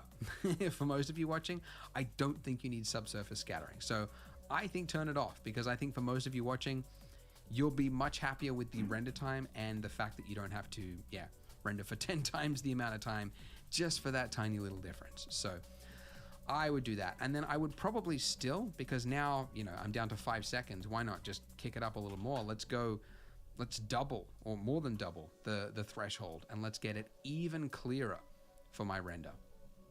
So it's not going to stop 5 seconds, 6 seconds, 7 seconds, 9, 10. Maybe that's a little too far. Maybe I went a little too extreme on that one. The difference, 12 seconds, but you know what? It looks all right. So that's probably the one that I would go with. And then I would do it, okay, let's go. 0.03. I'm going to use this as my final amount. So max samples, 8192, 0.03 for my noise threshold, denoiser, Intel, and then also, as well as this, because we've got stuff in the background, and I didn't mention depth of field or motion blur. So motion blur, first of all, that is the easiest one of all. It's just a checkbox in your render settings, checkbox. And then I think that the shutter speed by default is set to 0.5. I set mine to 1 because I want there to be like a nice, and I'll just show you what it looks like when you render it with motion blur. I want there to be a nice motion blur when it's spinning around here. By the way, motion blur got so much faster in like when motion blur was first introduced for Cycles. I think probably, I guess with its inception, it was really slow. But they like, I think there was like one release where they were like, yeah, we reduced the render times for motion blur to like 20 times or something. So it is now so much faster to use motion blur than it used to be. So that's good. All right, so that's motion blur. And then depth of field, there's no setting for depth of field here. It's actually done in your camera setting. So with your camera selected in your outliner, then go to your camera options. And then here, I want to use depth of field. Check that button. And then if you look at the rendered view, you would see that everything looks out of focus, and it's basing it off of this distance value here. So you would basically adjust this to adjust where you want your focus to be. But actually I find the easiest way to do it is to use this eyedropper tool for focus object, and then you just select the object you want to focus on, which in this case is my donut. And there it is. Now, which part of the donut? Because some part of it is closer to the camera than the others. It's doing it based off of the origin point of your donut. So if for whatever reason your origin point was like way over there, your depth of field would be totally wrong. So you just have to right click, set origin to geometry, and it would reset it to the center of mass, and then your depth of field should be correct. And I think I'm having second thoughts about this noise threshold. I think that is, I think 0.05. I think I could get away with that. And also I'd go, yeah, let's halve it. Max samples. Let's see how this looks. Because, yeah, because I demonstrated at the start, you know, that the render times, you know, if I wanted to get it down to, yeah, 8 seconds, I think that's acceptable in terms of like glitchiness or any sort of shadow patchiness.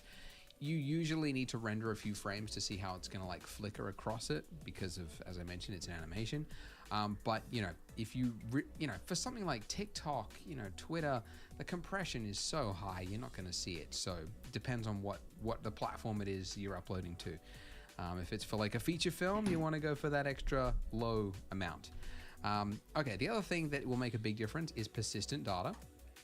That is especially important over frames because it basically the build time, which like it has to take the mesh, the object data, and then like put it on the graphics card memory, and then you know, in order to render it, it'll only have to do that once, and then for all the other frames that follow it, it'll just use the build time from before, which is so that'll make a big difference. What was the other thing I need to enable? Yes, post-processing. I turned off compositor. The compositor will add, usually in my experience, about a second. I think it just uses your CPU. Somebody correct. Usually in my, yes, post-processing. I turned off compositor.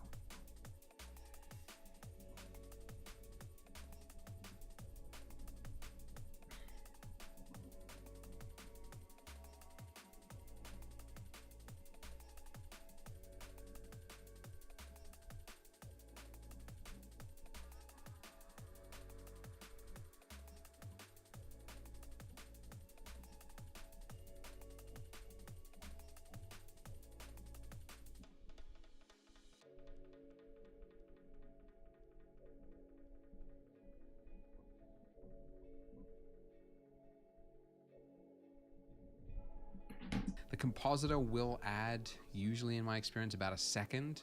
I think it just uses your CPU. Somebody correct me if I'm wrong there. But yeah, it'll use your CPU. And obviously it depends on how much complexity you got going on in your compositor. We don't have that much. So a little bit of extra time there. And the other really big thing that I think I mentioned would make a big difference is, I said this at the very start, but just to recap, use your GPU, right? I'm using dual Titan RTXs. If I was to switch to, you know, none, I would not get this GPU option over here.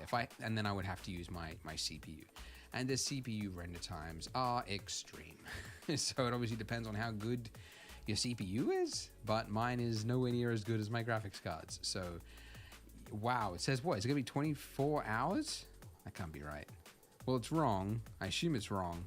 But yeah, it would it would not be fun to render this on a CPU. So if you've got the option for those, you know, whatever would show up here, make sure you're using that. Or HIP if you've got an AMD that's suitable for it. Now, another couple of other things. I mean, I wouldn't really recommend this, but there's max bounces as well, which is the number of bounces that it's going to do, you know, off objects, right? And you've got a max for, like, you know, if you want to control all of these different amounts, diffuse, gloss, transmission, if you want to cap it, if I set this to 1, it would cap all of those at 1 bounce. And it will be faster, but it will also be noticeably different, right? Like if I was to, okay, this was the previous render, I guess. Was it? Denoise? Hang on. Let's do a render. Okay, well, I'll just do a render with the light paths at 1. And then I'll do another one at the light paths at another one. Let's see. Okay, so we got that down to 8 seconds, 11 seconds. All right, and then let's change the light paths back to 12. And then I'll show you the difference. And usually it means that it'll be darker. When you're using less light bounces, it'll be darker, especially in like crevices, because there'll be less light that's bouncing, right? So, and because I've got persistent data, that's the thing. With persistent data, it's deceiving because it's now borrowed the build time from before, so it's saving time. So that's why it's doing more computations, but it's faster. So it's not, but you know, you could play with light bounces if you want. I wouldn't recommend it because I think it's actually fine at the defaults. Clamping, I mean, I think the default is set to 10. If the higher you set that to, the faster it'll render because it doesn't have to clear up bounces. It's most noticeable in, like, you know, a closed off room interior with like a single point lamp. It'll, you know, that's where it's most noticeable. For something like this, it's not really going to be noticeable, but I usually recommend turning it off because you get a better result. You get more light coming into the scene. And then reflective, refractive. If you turn off caustics, it'll make a minor...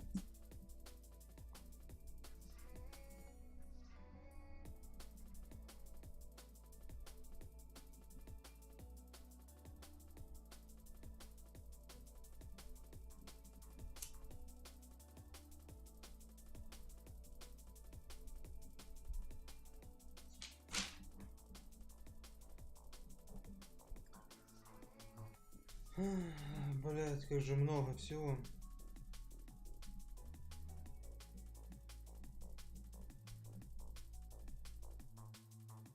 A minor difference. Refractive. If you turn off caustics,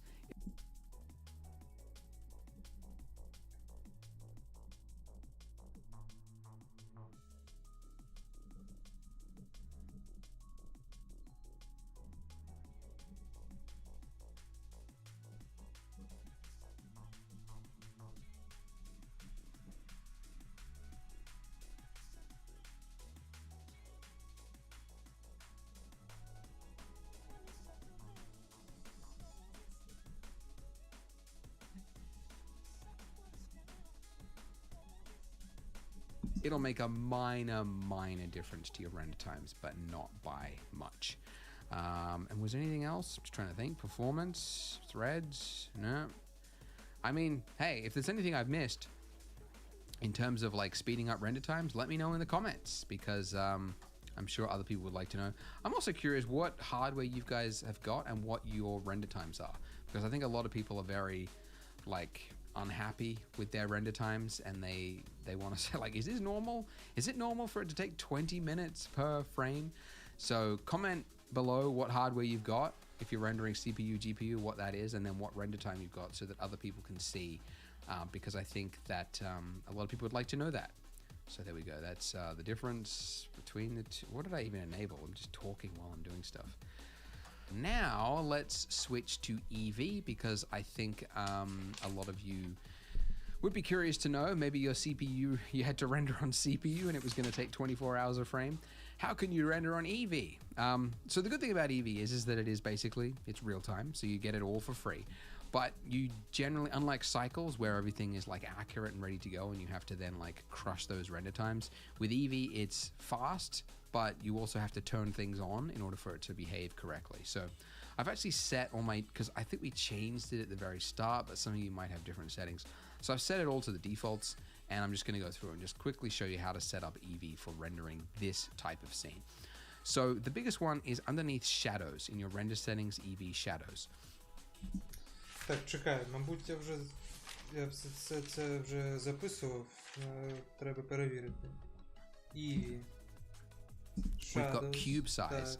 which Cube is size. Cascade is for lamps, sun lamps, which we don't have any sun lamps, so it's not important. But cube size is for all the other 4096. lamps, and that is basically the size of your objects and kind of like a blocky У мене все volume field, записано, блядь. where it's going to be starting to calculate shadows from. It's most obvious, like if, okay, that's the default. If I was to set this to its maximum, do we see any difference? Oh, okay, we actually won't see any difference, I think, because none of our lamps have shadows turned on. So let's turn off the fill, let's turn off the rim, and let's just turn on shadow for my key lamp here. And now let's go back here, and let's set this to its maximum. Okay, so this is set to nothing. This is set to its maximum. Nothing. Okay, what's actually going on now? Oh, okay, so does this need to be lower? What's actually going on now? I'm very confused. Okay, so something is happening. Oh, the clipping start. Okay, that was set too low. Okay. So, I mean, it's the bias, like, it's all just kind of like, I mean, you have to learn what bias means. It's based on like Blender's unit scale, because we're working at like such a small, tiny donut. All these values are kind of wrong by default. So I have to turn them all the way down, basically. This one, though, I have to turn up, oddly, in order for it to work. But now that I've done that, you can see the difference here. So this is with 512. You can see that I've got light bleeding through my object here. But then when I turn up the resolution, it's able to detect more of the object and go, okay, this part should be in shadow. And I'm getting less light bleed around there. Okay, then another one, because this is my key lamp, I want to see some shadows on my sprinkles. And you can see that I've got one side of my sprinkle in shadow, but I don't have any shadow cast onto the icing. So for that, I would turn on contact shadows. And with that, I wouldn't see any results by default because the values are, again, wrong. So let's turn the bias all the way down to 0 or 0.001. Okay, and now I can see results. So contact shadow, you should know, is a fakery. Okay, it's not real shadow casting. It's basing it on what it can see on the screen, and it's doing a fakery. So what I mean by that is, as an example, look in the bottom, like on the left-hand corner of the screen now. Watch what happens to this shadow of this blue ball here. If I just drag across there, you can see that it is disappearing. The shadow is disappearing. And that's because it's only able to detect it when it's on the screen. When it's off screen, even though there should be shadow there, it's not able to detect it. So that is just a limitation of that type of calculation. And by the way, that is the same in Unreal Engine. You see it a lot in animations done with Unreal Engine, the exact same thing. It's just the way it works. So contact shadow should be done basically in animations where the camera's not moving, where you know, it's not going to be an issue. But for something like this, it's not a problem. Музика. Все? Distance, I Yeah. guess I just have to make sure it's not set to 0. And then thickness. The other one, yeah, thickness. So you can see if I look at this, this is what it was set to before. The shadow from my blue ball here is, it's casting shadows on things behind it, which is odd. Again, it's like, what exactly is it calculating on? I mean, you just have to fiddle with it.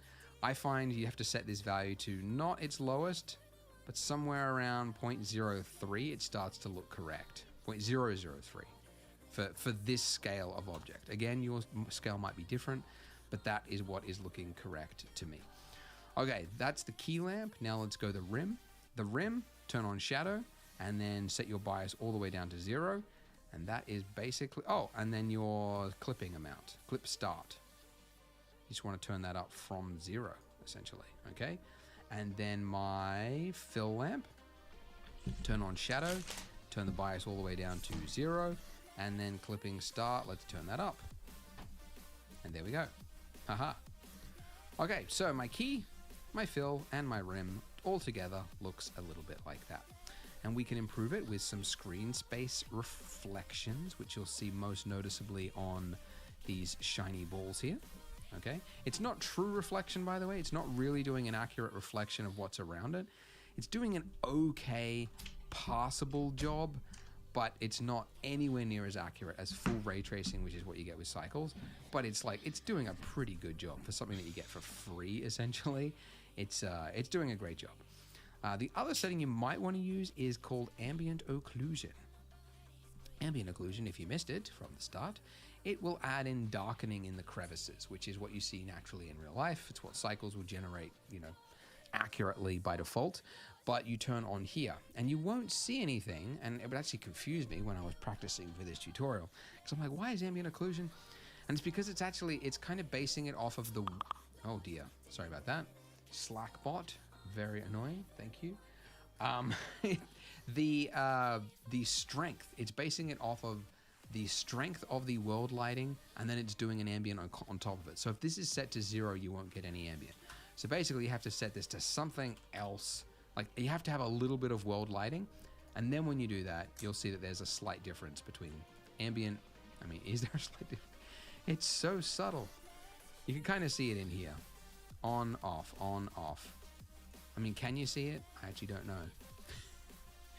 I mean, because you guys are watching it on YouTube, it's like even subtler. But yeah, there's a slight darkening going on there, and that's with the factor all the way up. Oh, you can go higher. Oh, I can enter a value higher than 1. I might want to do that. But yeah, that's what you would do if you wanted to get nice looking results from Eevee. There is sampling for Eevee, but it's not the same sampling as Cycles. It is just a, it's basically like, I'll show you the difference. All right, let's do a render with this. Okay, look at that. Wow, 1 second, 1 second and 1.5 seconds. And then if I set this to this like 12 samples, and I'll show you the difference between the two. Okay, it is faster. Okay, but it's like it's doing less of that like calculation of the lamp to make it soft. Це It's що? doing buttons between. And then if I set this to this like 12 samples, А, and рендер. I'll show you the difference between the two. Okay, it is faster. Okay, but it's like it's doing less of that like calculation of the lamp to make it soft. It's doing less of that. So look, I mean, what difference does it make? Right, when you've got render times down to this amount, it's splitting hairs here. I'd just go 64, who cares? Bloom we don't need because we've got it, it's working in the compositor, but you could use that instead if you wanted to. Indirect light, that's really only used for like big scenes. It's sort of a more advanced way of generating it. But yeah, there you go. So it's kind of cool, with having Eevee and Cycles right next to each other, and kind of their values are independent. Like all that stuff that we did with the lamp here doesn't make a difference to Cycles because Cycles doesn't need it. But when I switch to Eevee, it will just use that instead. So there you go. So I'll just quickly show you the comparison of the two side by side. This is with 4096 samples, 0.05, and I'll show you the render times. It's around 11 seconds. Oh, it's going to be 13, I guess, with the compositor on top. 15 with the denoising as well. All right, so I'd probably maybe try to get that down a little further, but I think it was like, I thought it was like 10 before. But anyways, there's a big difference, right, between Eevee and Cycles, and it's just this part. I mean, that's the biggest part, which you could actually fake if you put a lamp in there that was pink. So there are ways to fake it. You would have to work extra hard to fake the bounce around each of the individual sprinkles, though. That it would not help you with. So there's just trade-offs, right? So, all right, I won't make this any more longer than it needs to be because I think that's about it. So don't actually render this though, okay? Because I don't want you to render this and put it into a video file or anything like that, because that's not the way to render. And I've got a few little tips that I want to include on how to make your donut look even better. So believe it or not, we're actually going to do the rendering in this next video. the one that's called compiling the animation. So go ahead, click here. I'll show you how to fix your donut, make it look even better than it already does. Ми майже у And цілі. we'll render it Йобаний out рот, and we'll create пиздець. that final Невже? video file that you can Невже? upload to your social media, etc. So click there and I will see you in the next part. Bye. Ой, що я зробив? Output quality, I usually just change. Ну, ми вже дивилися це відео, зараз ми його швиденько передивимося, я запишу основні моменти. Ну і це майже усе. 6 годин, 5 хвилин, ще одне відео, ще приблизно годинку. Мабуть, вийдемо на новий рекорд. 7 годин, подивимось, не знаю. Ну я вже такий трошечки плавлений. Плавлений.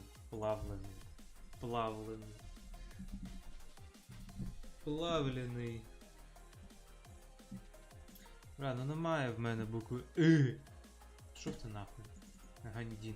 Ladies and Andy. gentlemen, you made it to the end, the series finale of our donut tutorial series.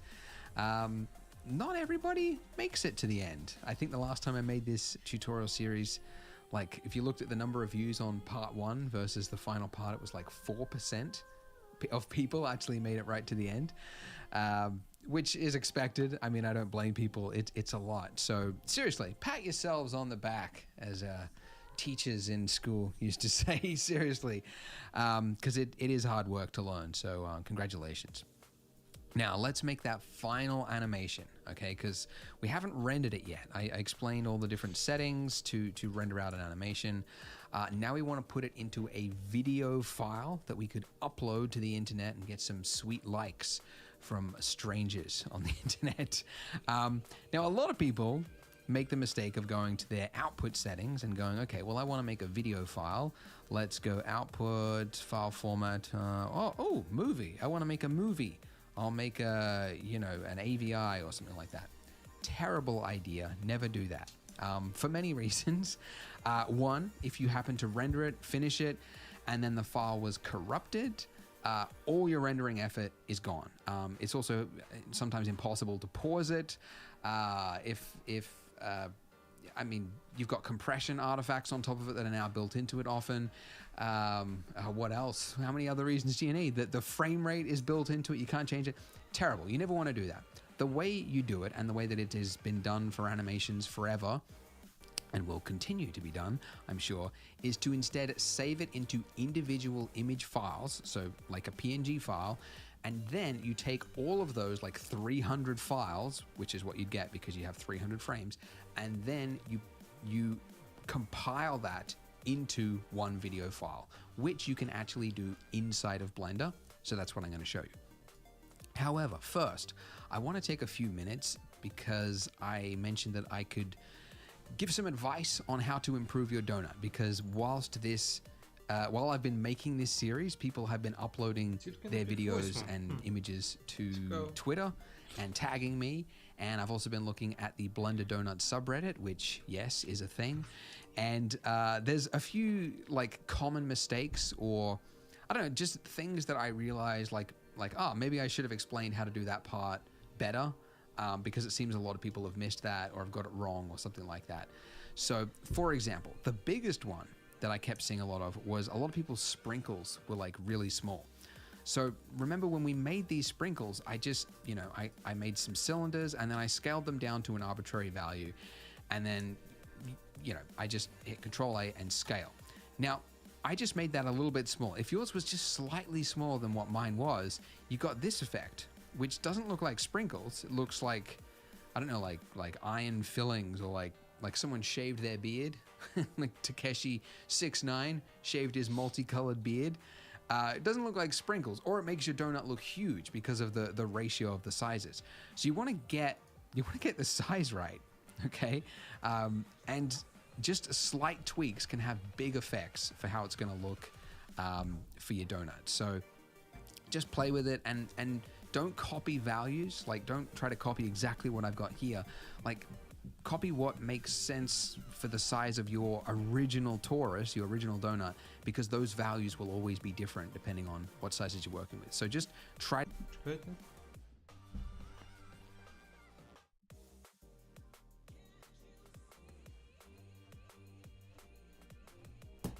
Показалось.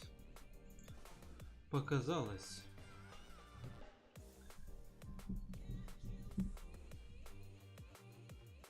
Здалося.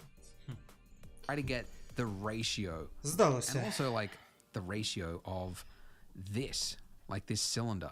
Some people's were like really thin. Oh dear, what was going on there?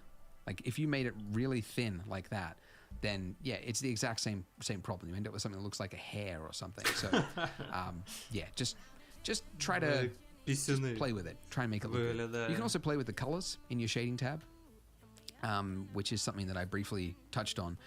And it can make a big difference. I mentioned you as a tip, you don't want to go for like uniform colors across it like this, because it just looks boring. Then it just sort of becomes like noise that your eyes is like, too many colors. As a rule, they say for like photography, you try to avoid having more than like 3 colors in a photo. So we've already broken the rule, but we can make it look interesting by not using too much like uniform across it. So you want to have one predominant color, which I'm going to go with purple. I think purple goes nicely with the pink. And then a little bit more blue than any other color. A little bit of yellow as well, like a bit more yellow to kind of like, as kind of like a spark. It's kind of like a complementary accent color, like that. And that looks a lot nicer than it did already. Not bad. The other big thing that you could do is, check that, the distance. Because again, if you copied this exact 0.004, that will be different if your donut was slightly bigger or slightly smaller.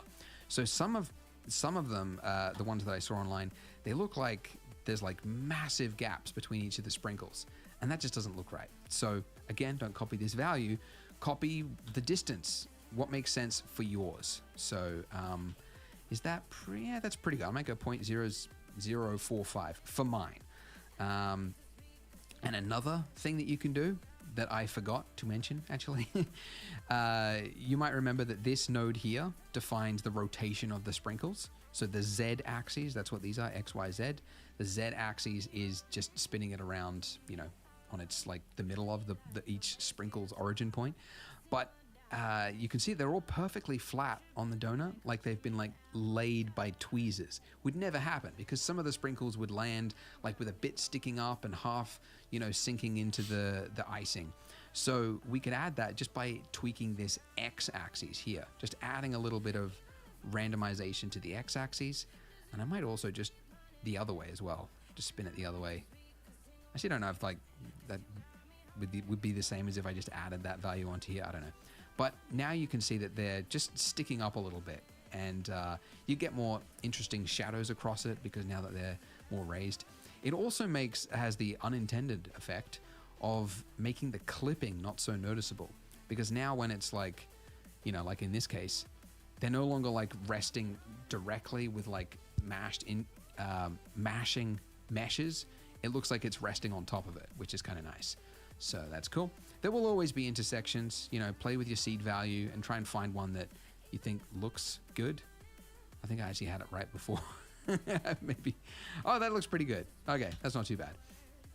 Okay, cool. All right. Okay, now what were some other things? Because I did write a list. Oh, the animation. So that is another really big one. It was maybe something that, I mean, it makes sense to make a mistake on this because it is pretty easy to get wrong.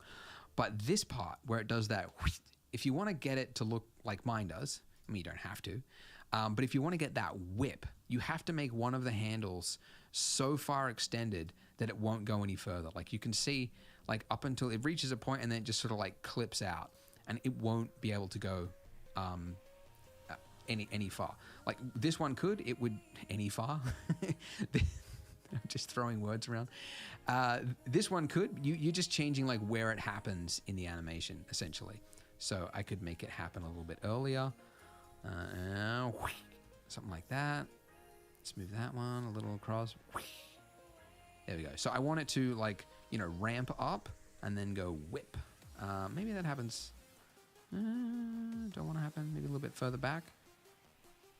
I mean, yeah, it depends where you want the actual like whip to occur, but you have to make sure, because I saw a few where it was just kind of going like, and it was like, oh, that seems unintended. Like it was not intended by the artist. It just seemed to have happened. But anyways, you play with that and try and, you know, just slight changes in the handles can have a big effect on it. So, then, yeah, that looks pretty good. I'm happy with that. Okay, another really big one. There's so many things that I've like changed now, but this is what happens. Like as you're working on something, you go and you come back to it the next day and you revisit it with fresh eyes, and you see so many things that could be improved and made better. And I noticed, I was playing around yesterday with like the fact that the sprinkles just kind of stop here, right? And we've got a camera that's like looking out into the distance and they're just kind of like randomly stopping at a weird point.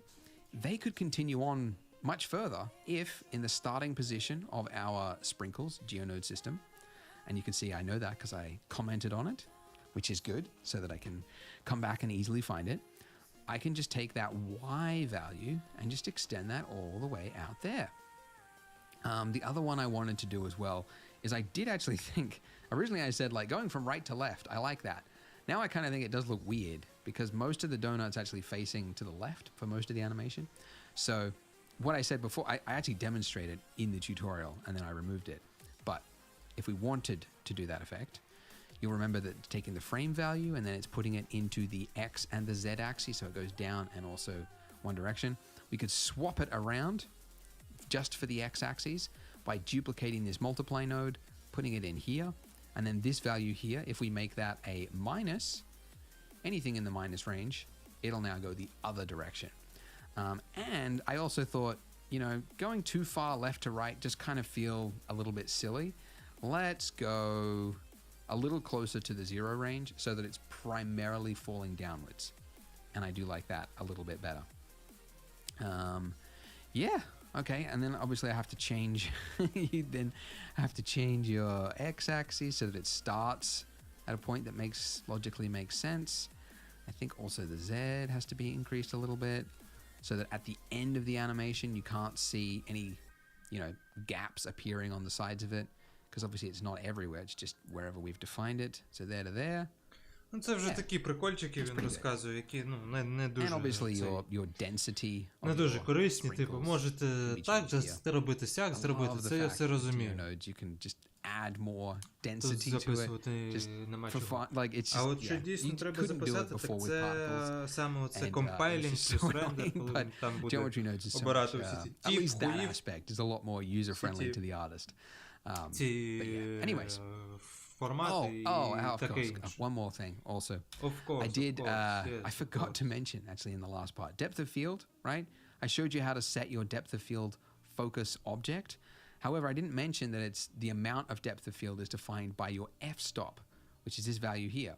So I think the default is like 5, and then these become like Christmas lights in the background. Like that is so blown out that they look like it's such large depth of field. So we're going to use a value which would make no sense. Like I don't think any camera goes this high, does it? But like 60. Most cameras I've ever used stop at like 22, but we have to go to such a high amount because the camera is so close to our donut that it has to be that high to see that far. But anyways, and the other thing I realize now, this is now intersecting with our sprinkle. So I'm going to move that all the way out the back. Let's increase the size of it. Let's put that to the side so that my rim light still works. And then I'll just increase the size of this. So, I mean, I could have just skipped this, but I wanted to show you that there's a lot of things you could tweak, because it feels a shame to, you know, put so much effort into making all this and then just like not try to polish it, just try and make it a little bit better. So I thought I'd just show you how I go about doing it. And honestly, like, as I said, I come back to it the next day and I'm like, oh man, why didn't I spot that before? Like that would improve this thing. And you only spot it with fresh eyes by taking a break. So let me check my list. That is everything. Cool. All right, now let's finally do our animation. So we want to render out individual image files, as I explained. So that is defined in your output settings. So you want to choose your folder where you want to put your... Так.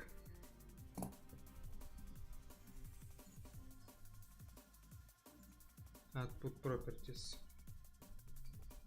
Біля рендер натискаємо.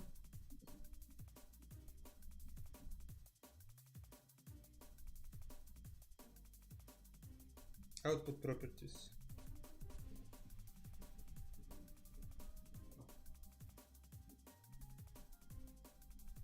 Принтер. Тому що виглядає як принтер. Output.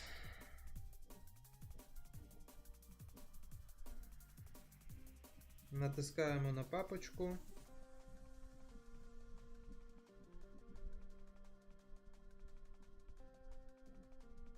Та обираємо, куди зберігати слайди. Саме слайди. Слайд. Що я роблю? Що я роблю? Or individual file, your files. So you're going to have like a folder that looks like this. Okay. So make sure that you create a new one wherever it is you want to save it. I generally create a frames folder in the same, like the root directory of like my blend file. And then I create another subfolder with a number, like 6. Because evidently, always, you end up needing to do it again because of a problem or you want to improve it somehow. So I just find like numbering it just is easier to find. Anyways, so you do that and then hit accept. Okay, now the file format. This is the important one. You might already know the difference between a JPEG and a PNG. JPEG will have compression artifacts. It'll be a lot smaller in size. It's good for the web, but it'll have compression artifacts. You don't want to put that in any sort of rendered animation. It's just not a good idea. PNGs is better. You can get lossless. Always get confused. Lossy or lossless. So you won't have any compression artifacts. However, it is slower to save for compression. It also doesn't have correct alpha. It's got a map path instead. Doesn't have like the higher bit depth and blah blah blah blah blah. TIFF is a much better file format, and this is actually the one that I recommend if you plan on compiling your video file in another piece of software that's not Blender, like After Effects or Premiere or something like that. If you put it in TIFF, at least then it will bake or kind of embed your color management, your filmic settings into the file. It'll also do it for PNG and JPEG and everything, so you won't have any color problems. However, the one I would recommend is OpenEXR. And the reason I recommend it is because we're going to be compiling it into our video file, which means that this filmic color space, because it's going to be stripped of it when it saves it into an EXR file. But then because we're going to compile it in Blender again, it'll put the filmic back on and it'll look correct. So very technical, and it's honestly something that I would say is the thing that artists understand the least is file formats, color space, color transforms, what's linear, what's gamma, all that stuff. I would like if you had like a pop quiz with like industry veterans and like, what's the difference? Like, what does gamma mean? They'd be like, I have no idea. Nobody knows. It's so technical. But anyways, OpenEXR is the industry standard format for saving files because you can get lossless. You can get it is lossy by default, basically, I think. You can do multi-layer. You can do 32 bits of color space, which is crazy. Чекай.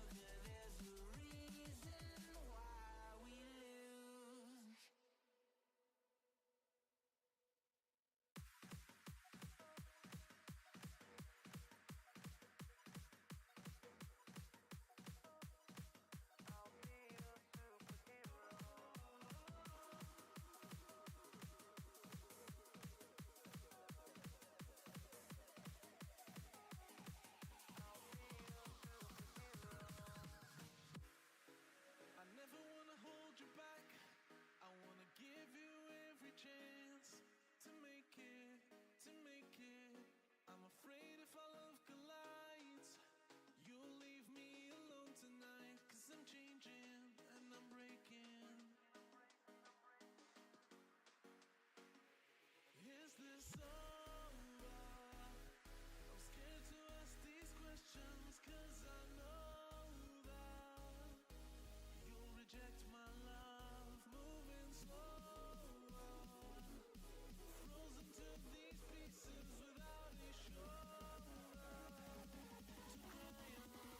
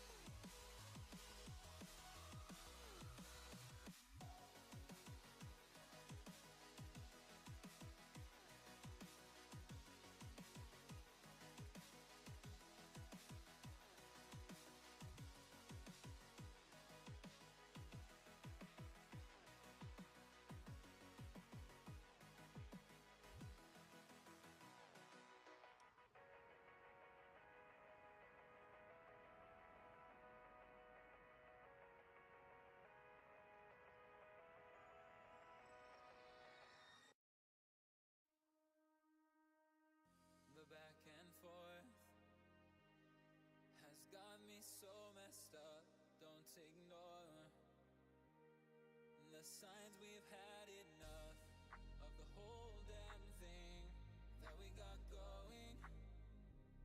You hold the strings without me knowing. Why do I have to suffer through the thinking? Why do I have the feeling that we're sinking? I need to find a way. Find a way.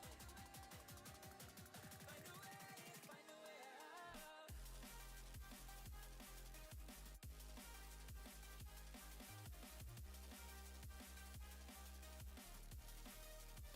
way out.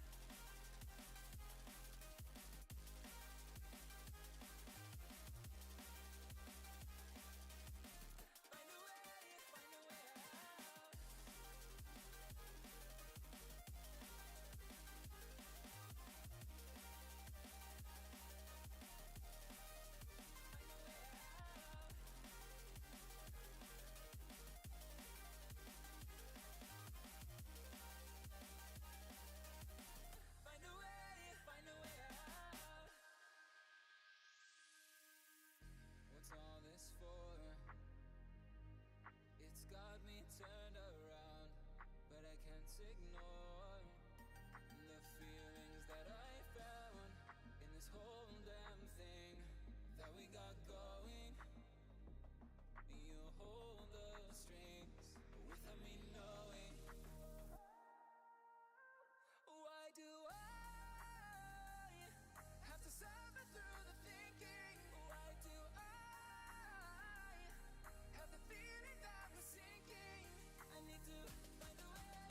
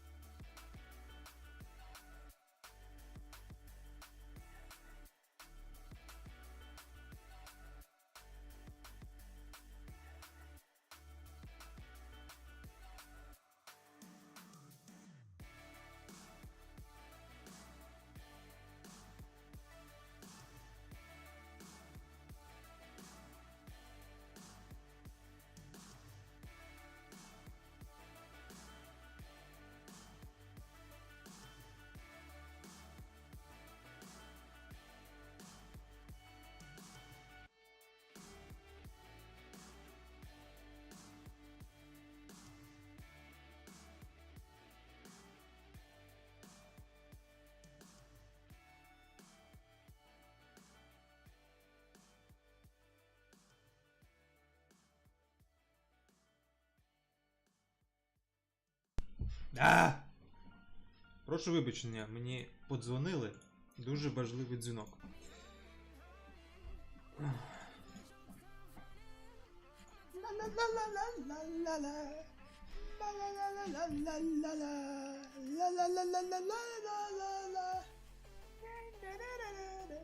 Ну, коротше, це нібито 7 годинний стрім, але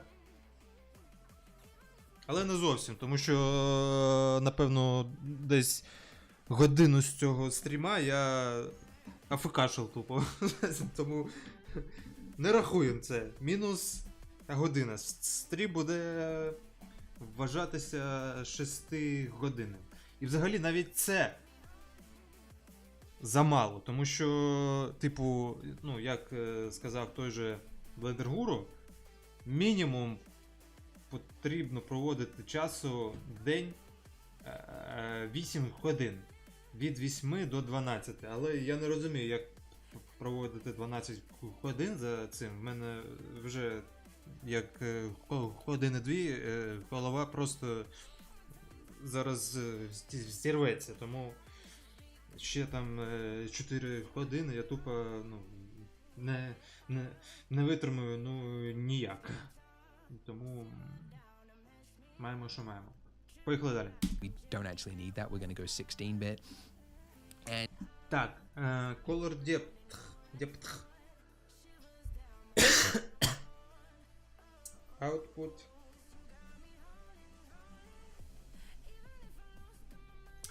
Output Color Depth.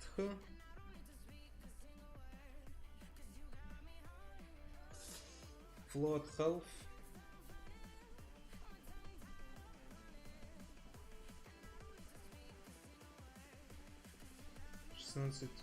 Bit.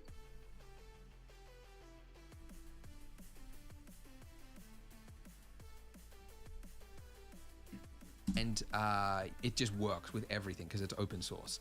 So it is really fantastic. That's the one we're going to save to.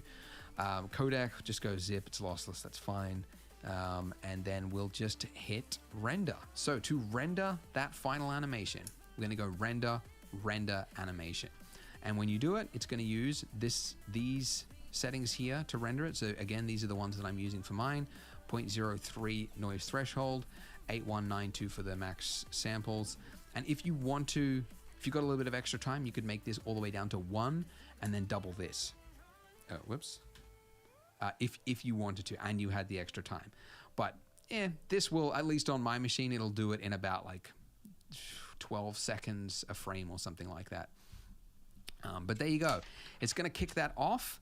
And then when you have finished, you will have, let's go to, here it is.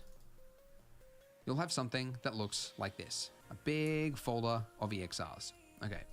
Now, if you tried to open one of these EXRs, you probably realize straight away it might be asking you what software do you want to open this EXR with? Because I don't think Windows will come with a way to automatically open it. So it's going to use Photoshop. You can use other software to open it. But it'll then go like, oh, what's the alpha channel data? And you're like, what? You load it in and then it will look terrible. It looks like, oh no, terrible. What happened to my donut? I mentioned when you're saving in EXR, it's not embedding that filmic color space into it because it's designed basically to be used with other software so that you can use whatever color space you need to on it. So it's going to look terrible, but that's okay because we're going to use Blender to put it back. So you can, if you wanted to, you could do your compile it in here. I actually find it much better to open a new file in Blender. So let's go, let's just open up a new Blender instance. And that way it's like, you know, you can play around with it and you're not going to mess up any of your donut settings or anything like that. So new file here. And then I'm just going to hit video editing on this little startup thing, which you can also do file, new video editing. Okay, so this is the video sequence editor that Blender comes with. Yes, that's right. Blender has a video editor built into it, which is crazy, but there is one. It's not anywhere near as fully fleshed out as Premiere or anything like that, but it's pretty good. For simple things like this, you'll get by just fine. Some people swear by it. Some people edit full videos in the Blender video sequence editor. I can't do it. I'm sorry. I use Premiere for most things, but for stuff like this, it is perfectly fine. So, first of all, because it's set to our default of like HD, and we've got a file format that's completely different sizes, we need to change this to what we had in our previous donut file, right? These ones. So it is 1080 by 1440. Our frame rate, you can change to whatever you want, because that's the good thing. We've saved individual frames. We can make our final video file whatever we want. 24, that's the Hollywood standard for movies. I find it's a little stuttery. I don't really like it. I prefer 30. So we'll go with that. Then let's go and add in our video file. Image sequence. So we're going to go add image sequence. Then find our folder of stuff. Here it is. And I'm going to hit add image sequence. And then play it back. Now in my case, because of the way I added it, and I did it deliberately just to make the mistake, I was sorting by date modified, and it's gone add image sequence and find our folder. So we're going to go add. Let's go, and I don't really like it. I prefer 30.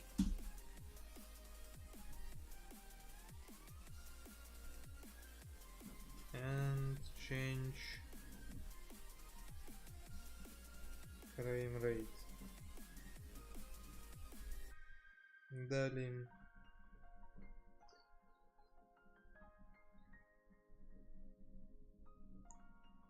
знизу в секвенсері. Ну, як це буде правильно? Key. So we'll go with that. Then let's go and add in our video file. Image sequence. So we're going to go add.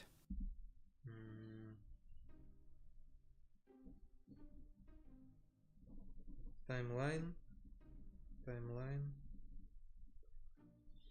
Знизу в таймлайн. Нажати. Add. Умираю. И image sequence, да? Image. Add.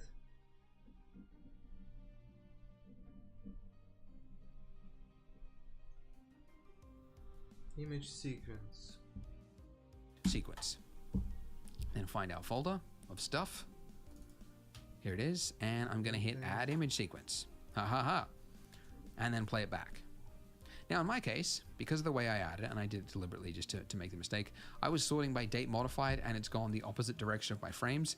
But that's okay, because if I want to, I could reverse the reverse the animation by hitting N over here, and then go video, reverse frames, and then that way it's going the correct one.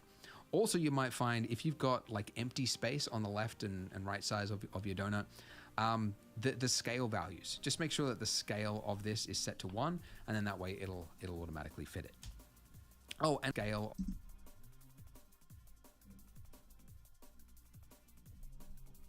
Після додавання слайдів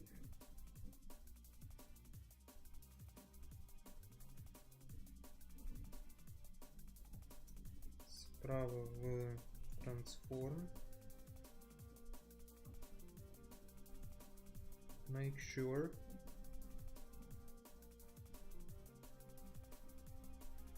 that scale x, y дорівнює одиниці.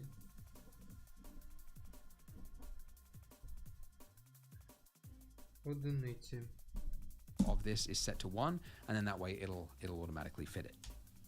Oh, and also make sure that your frames, because we've got 300 frames, whereas this ends at frame 250, I want to change that to 300. And now it should play right through at frame 250. I want to change that to 3.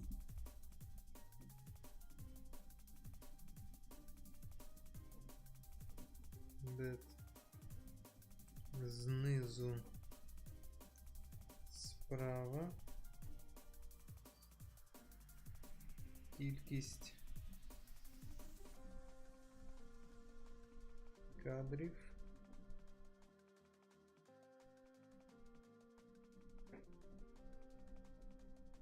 така ж Деякі слайдів. Охоплює.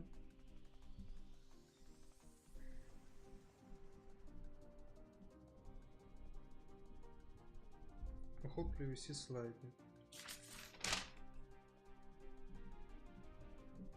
300. And now it should play right through. Lovely. All right, now what is up with our colors? Okay, so we need to put the Filmic color space back on it in order to get it back to its correct, what do you call it, transform?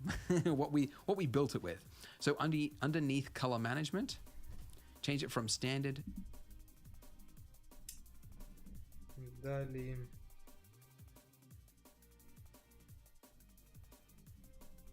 Справа.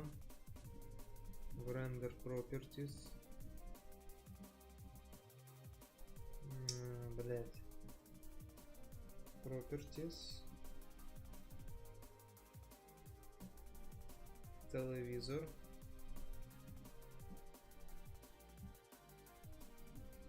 Color Management.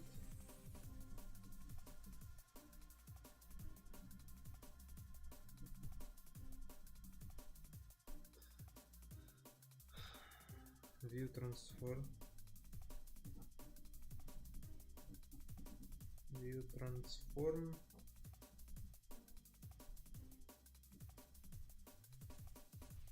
To Filmic.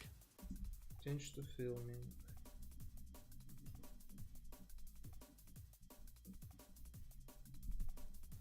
All right, much closer, but still not right. What's up? It's because the look, we haven't got a look. Remember we used high contrast? So switch to high contrast, and there we go. And I believe also the exposure we had on our previous one was 0.5, so I'll use the same here, 0.5. You could also adjust it, High contrast.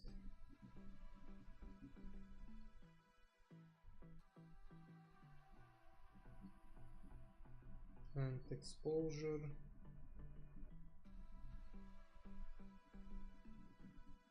Change accordingly.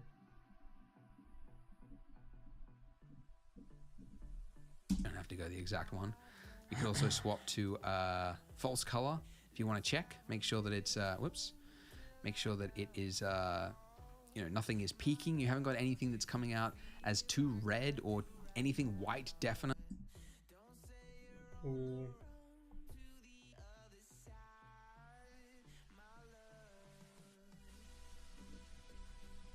View trans. False color.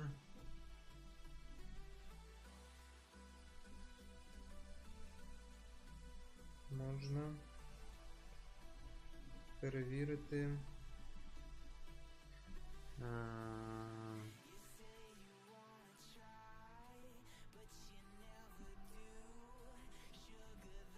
Що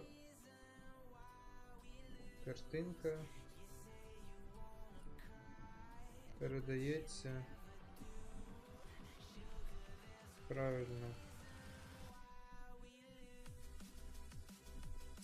If there's a white color in your Filmic false color, then it means that it's peaking. You've lost data. It's clipping, I mean.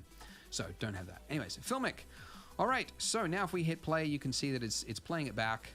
And look at that. It's even got metadata around it. So you can actually see like how long it actually took, the render time of each frame, which is kind of cool.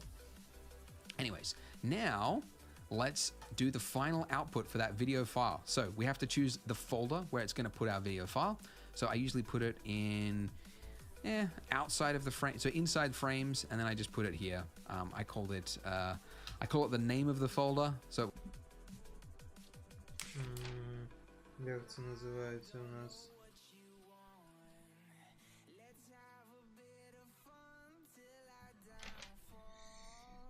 Потім принтер.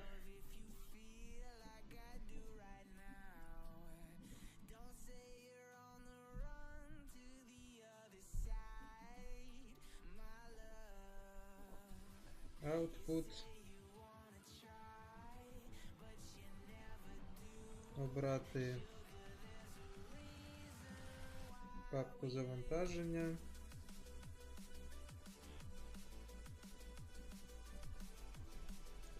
file. So I usually put it in outside of the frame, so inside frames, and then I just put it here. I call it the name of the folder, so it was like number 1 or number 2, whatever. So you go 2, let's go 6, final animation. I go accept, and then file format. Because we chose new video editor, it's defaulted file format. It's FFmpeg video. Sounds like a weird one. Like what? That's not a file format.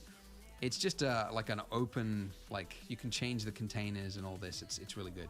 So you want to keep it at MPEG-4. That'll give you an MP4 file, and then video codec H.264. It's sort of like the, I guess, industry standard. It's the one everyone saves to. I don't know enough about codecs and everything, but it is like, seems to be the de facto everyone wants to go for. And then really simple output quality. I usually just change this from either high quality or perceptually lossless, which means it's almost lossless really. And then Так, encoding.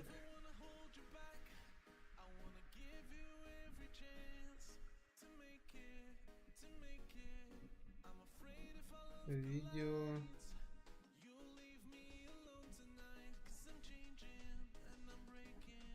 Output quality.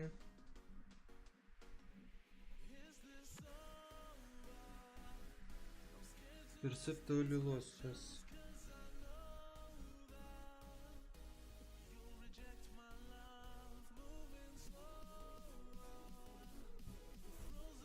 ready?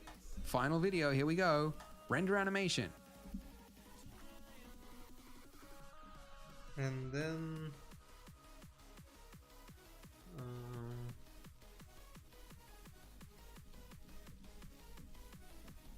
up left corner,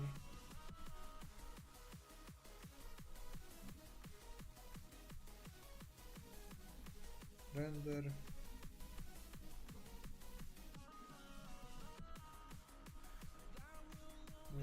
render animation. And this is of course going to be much faster because it's not actually rendering our donut file. It's just taking all of those frames as EXRs and then it's compiling it into one video file to be animated. And we'll just wait for that to finish. And that's it. It finished, which means if you go to your folder, you should see it. There it is, ready? The moment of truth. Double click and we did it! Da, da, da, da, da, da. The final animation is done. So you can now upload that to the internet, like the Blender Donut subreddit, post it there, get some feedback from the community on what you could do to improve it. And you could do a lot with this tutorial series. For example, you could use this tutorial to make a cinnamon donut. Or a powdered donut, if you like those. A cruller donut, if you're Dutch. A gummy donut, if you followed my old, now outdated Geometry Nodes tutorial.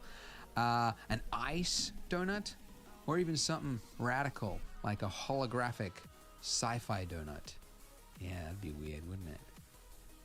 And that is, of course, a teaser of an upcoming NFT art collection by me that is going to be due out next year. It's called the Baker's Dozen, and it is 13 one-of-a-kind donut animations. That's just a little teaser I thought I'd drop here because you made it to the end of the little donut series, so why not throw in a little Easter egg that's somewhat relevant. So if you want to be notified when that NFT collection comes out, click the link in the description and you can join a special mailing list that I've set up just for that.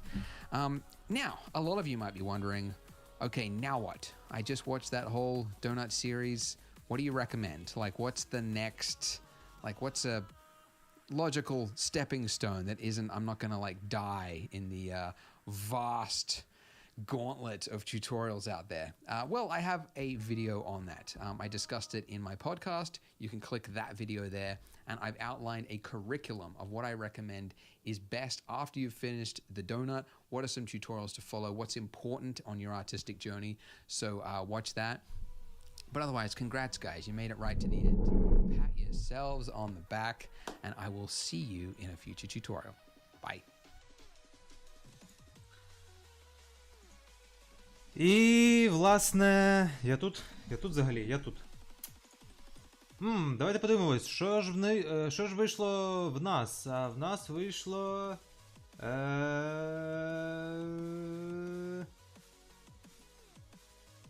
Ні, чекай, не це. Чекайте. Що ж вийшло в нас? А, ось же. Бравісімо. Костянтин, як же ти це заробив? Та тут нічого важкого, бачите. Все дуже легко. Туди-сюди і у вас вже готовий пончик, тому ніяких питань немає з цим. Ось, як бачите, дуже легко це робиться. Тобто. Добре, це ми просто збережемо, щоб воно якось було. Просто щоб воно в нас якось було. Обіз'яни літають.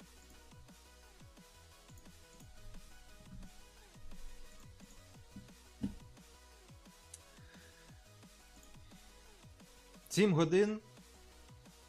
З них опрацьовано десь 6 годин, тому що були перерви. Але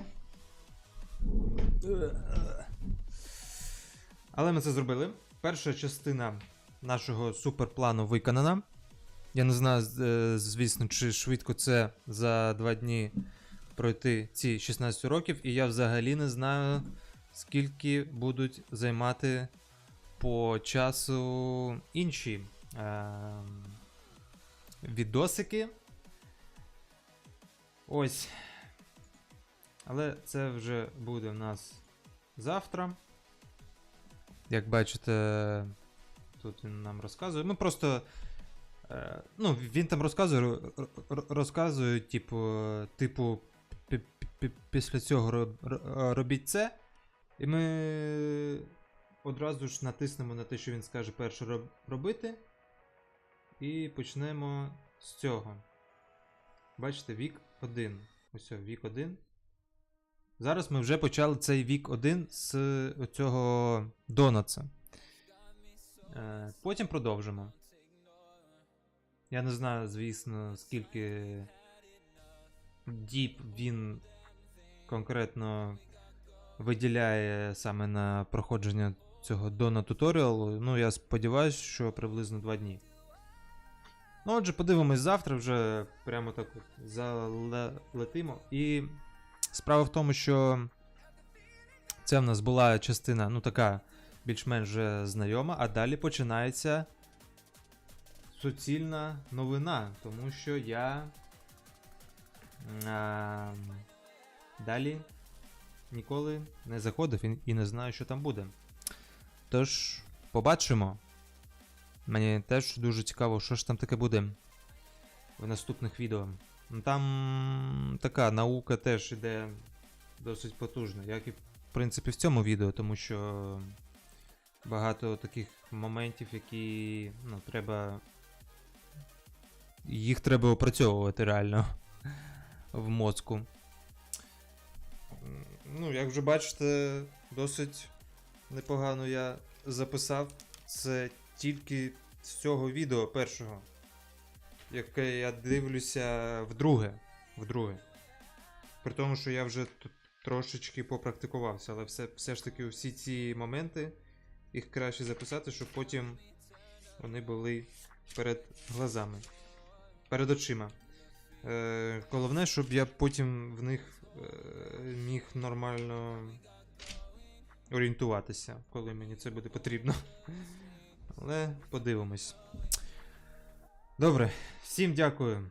Всім, абсолютно всім дякую за те, що сьогодні до мене приєдналися. Абсолютно всім, так. І побачимось завтра. Всім добра. Русні пізда. Слава Україні. Усіх переможемо. Тризуб. Ось вам тризуб. Отак, щоб видно було. Тризуб. Це тризуб. Український тризуб. Ми не зламні, ми не переможні. Наші хлопці в ЗСУ самі найкращі. І дівчата також. Не забувайте підтримувати Україну, підтримувати ЗСУ, підтримувати гуманітарно тих людей, яким зараз ця підтримка потрібна. А таких людей, саме українців, зараз в Україні дуже багато, на жаль. Внутрішньо переміщених осіб і не тільки. Тому до завтра.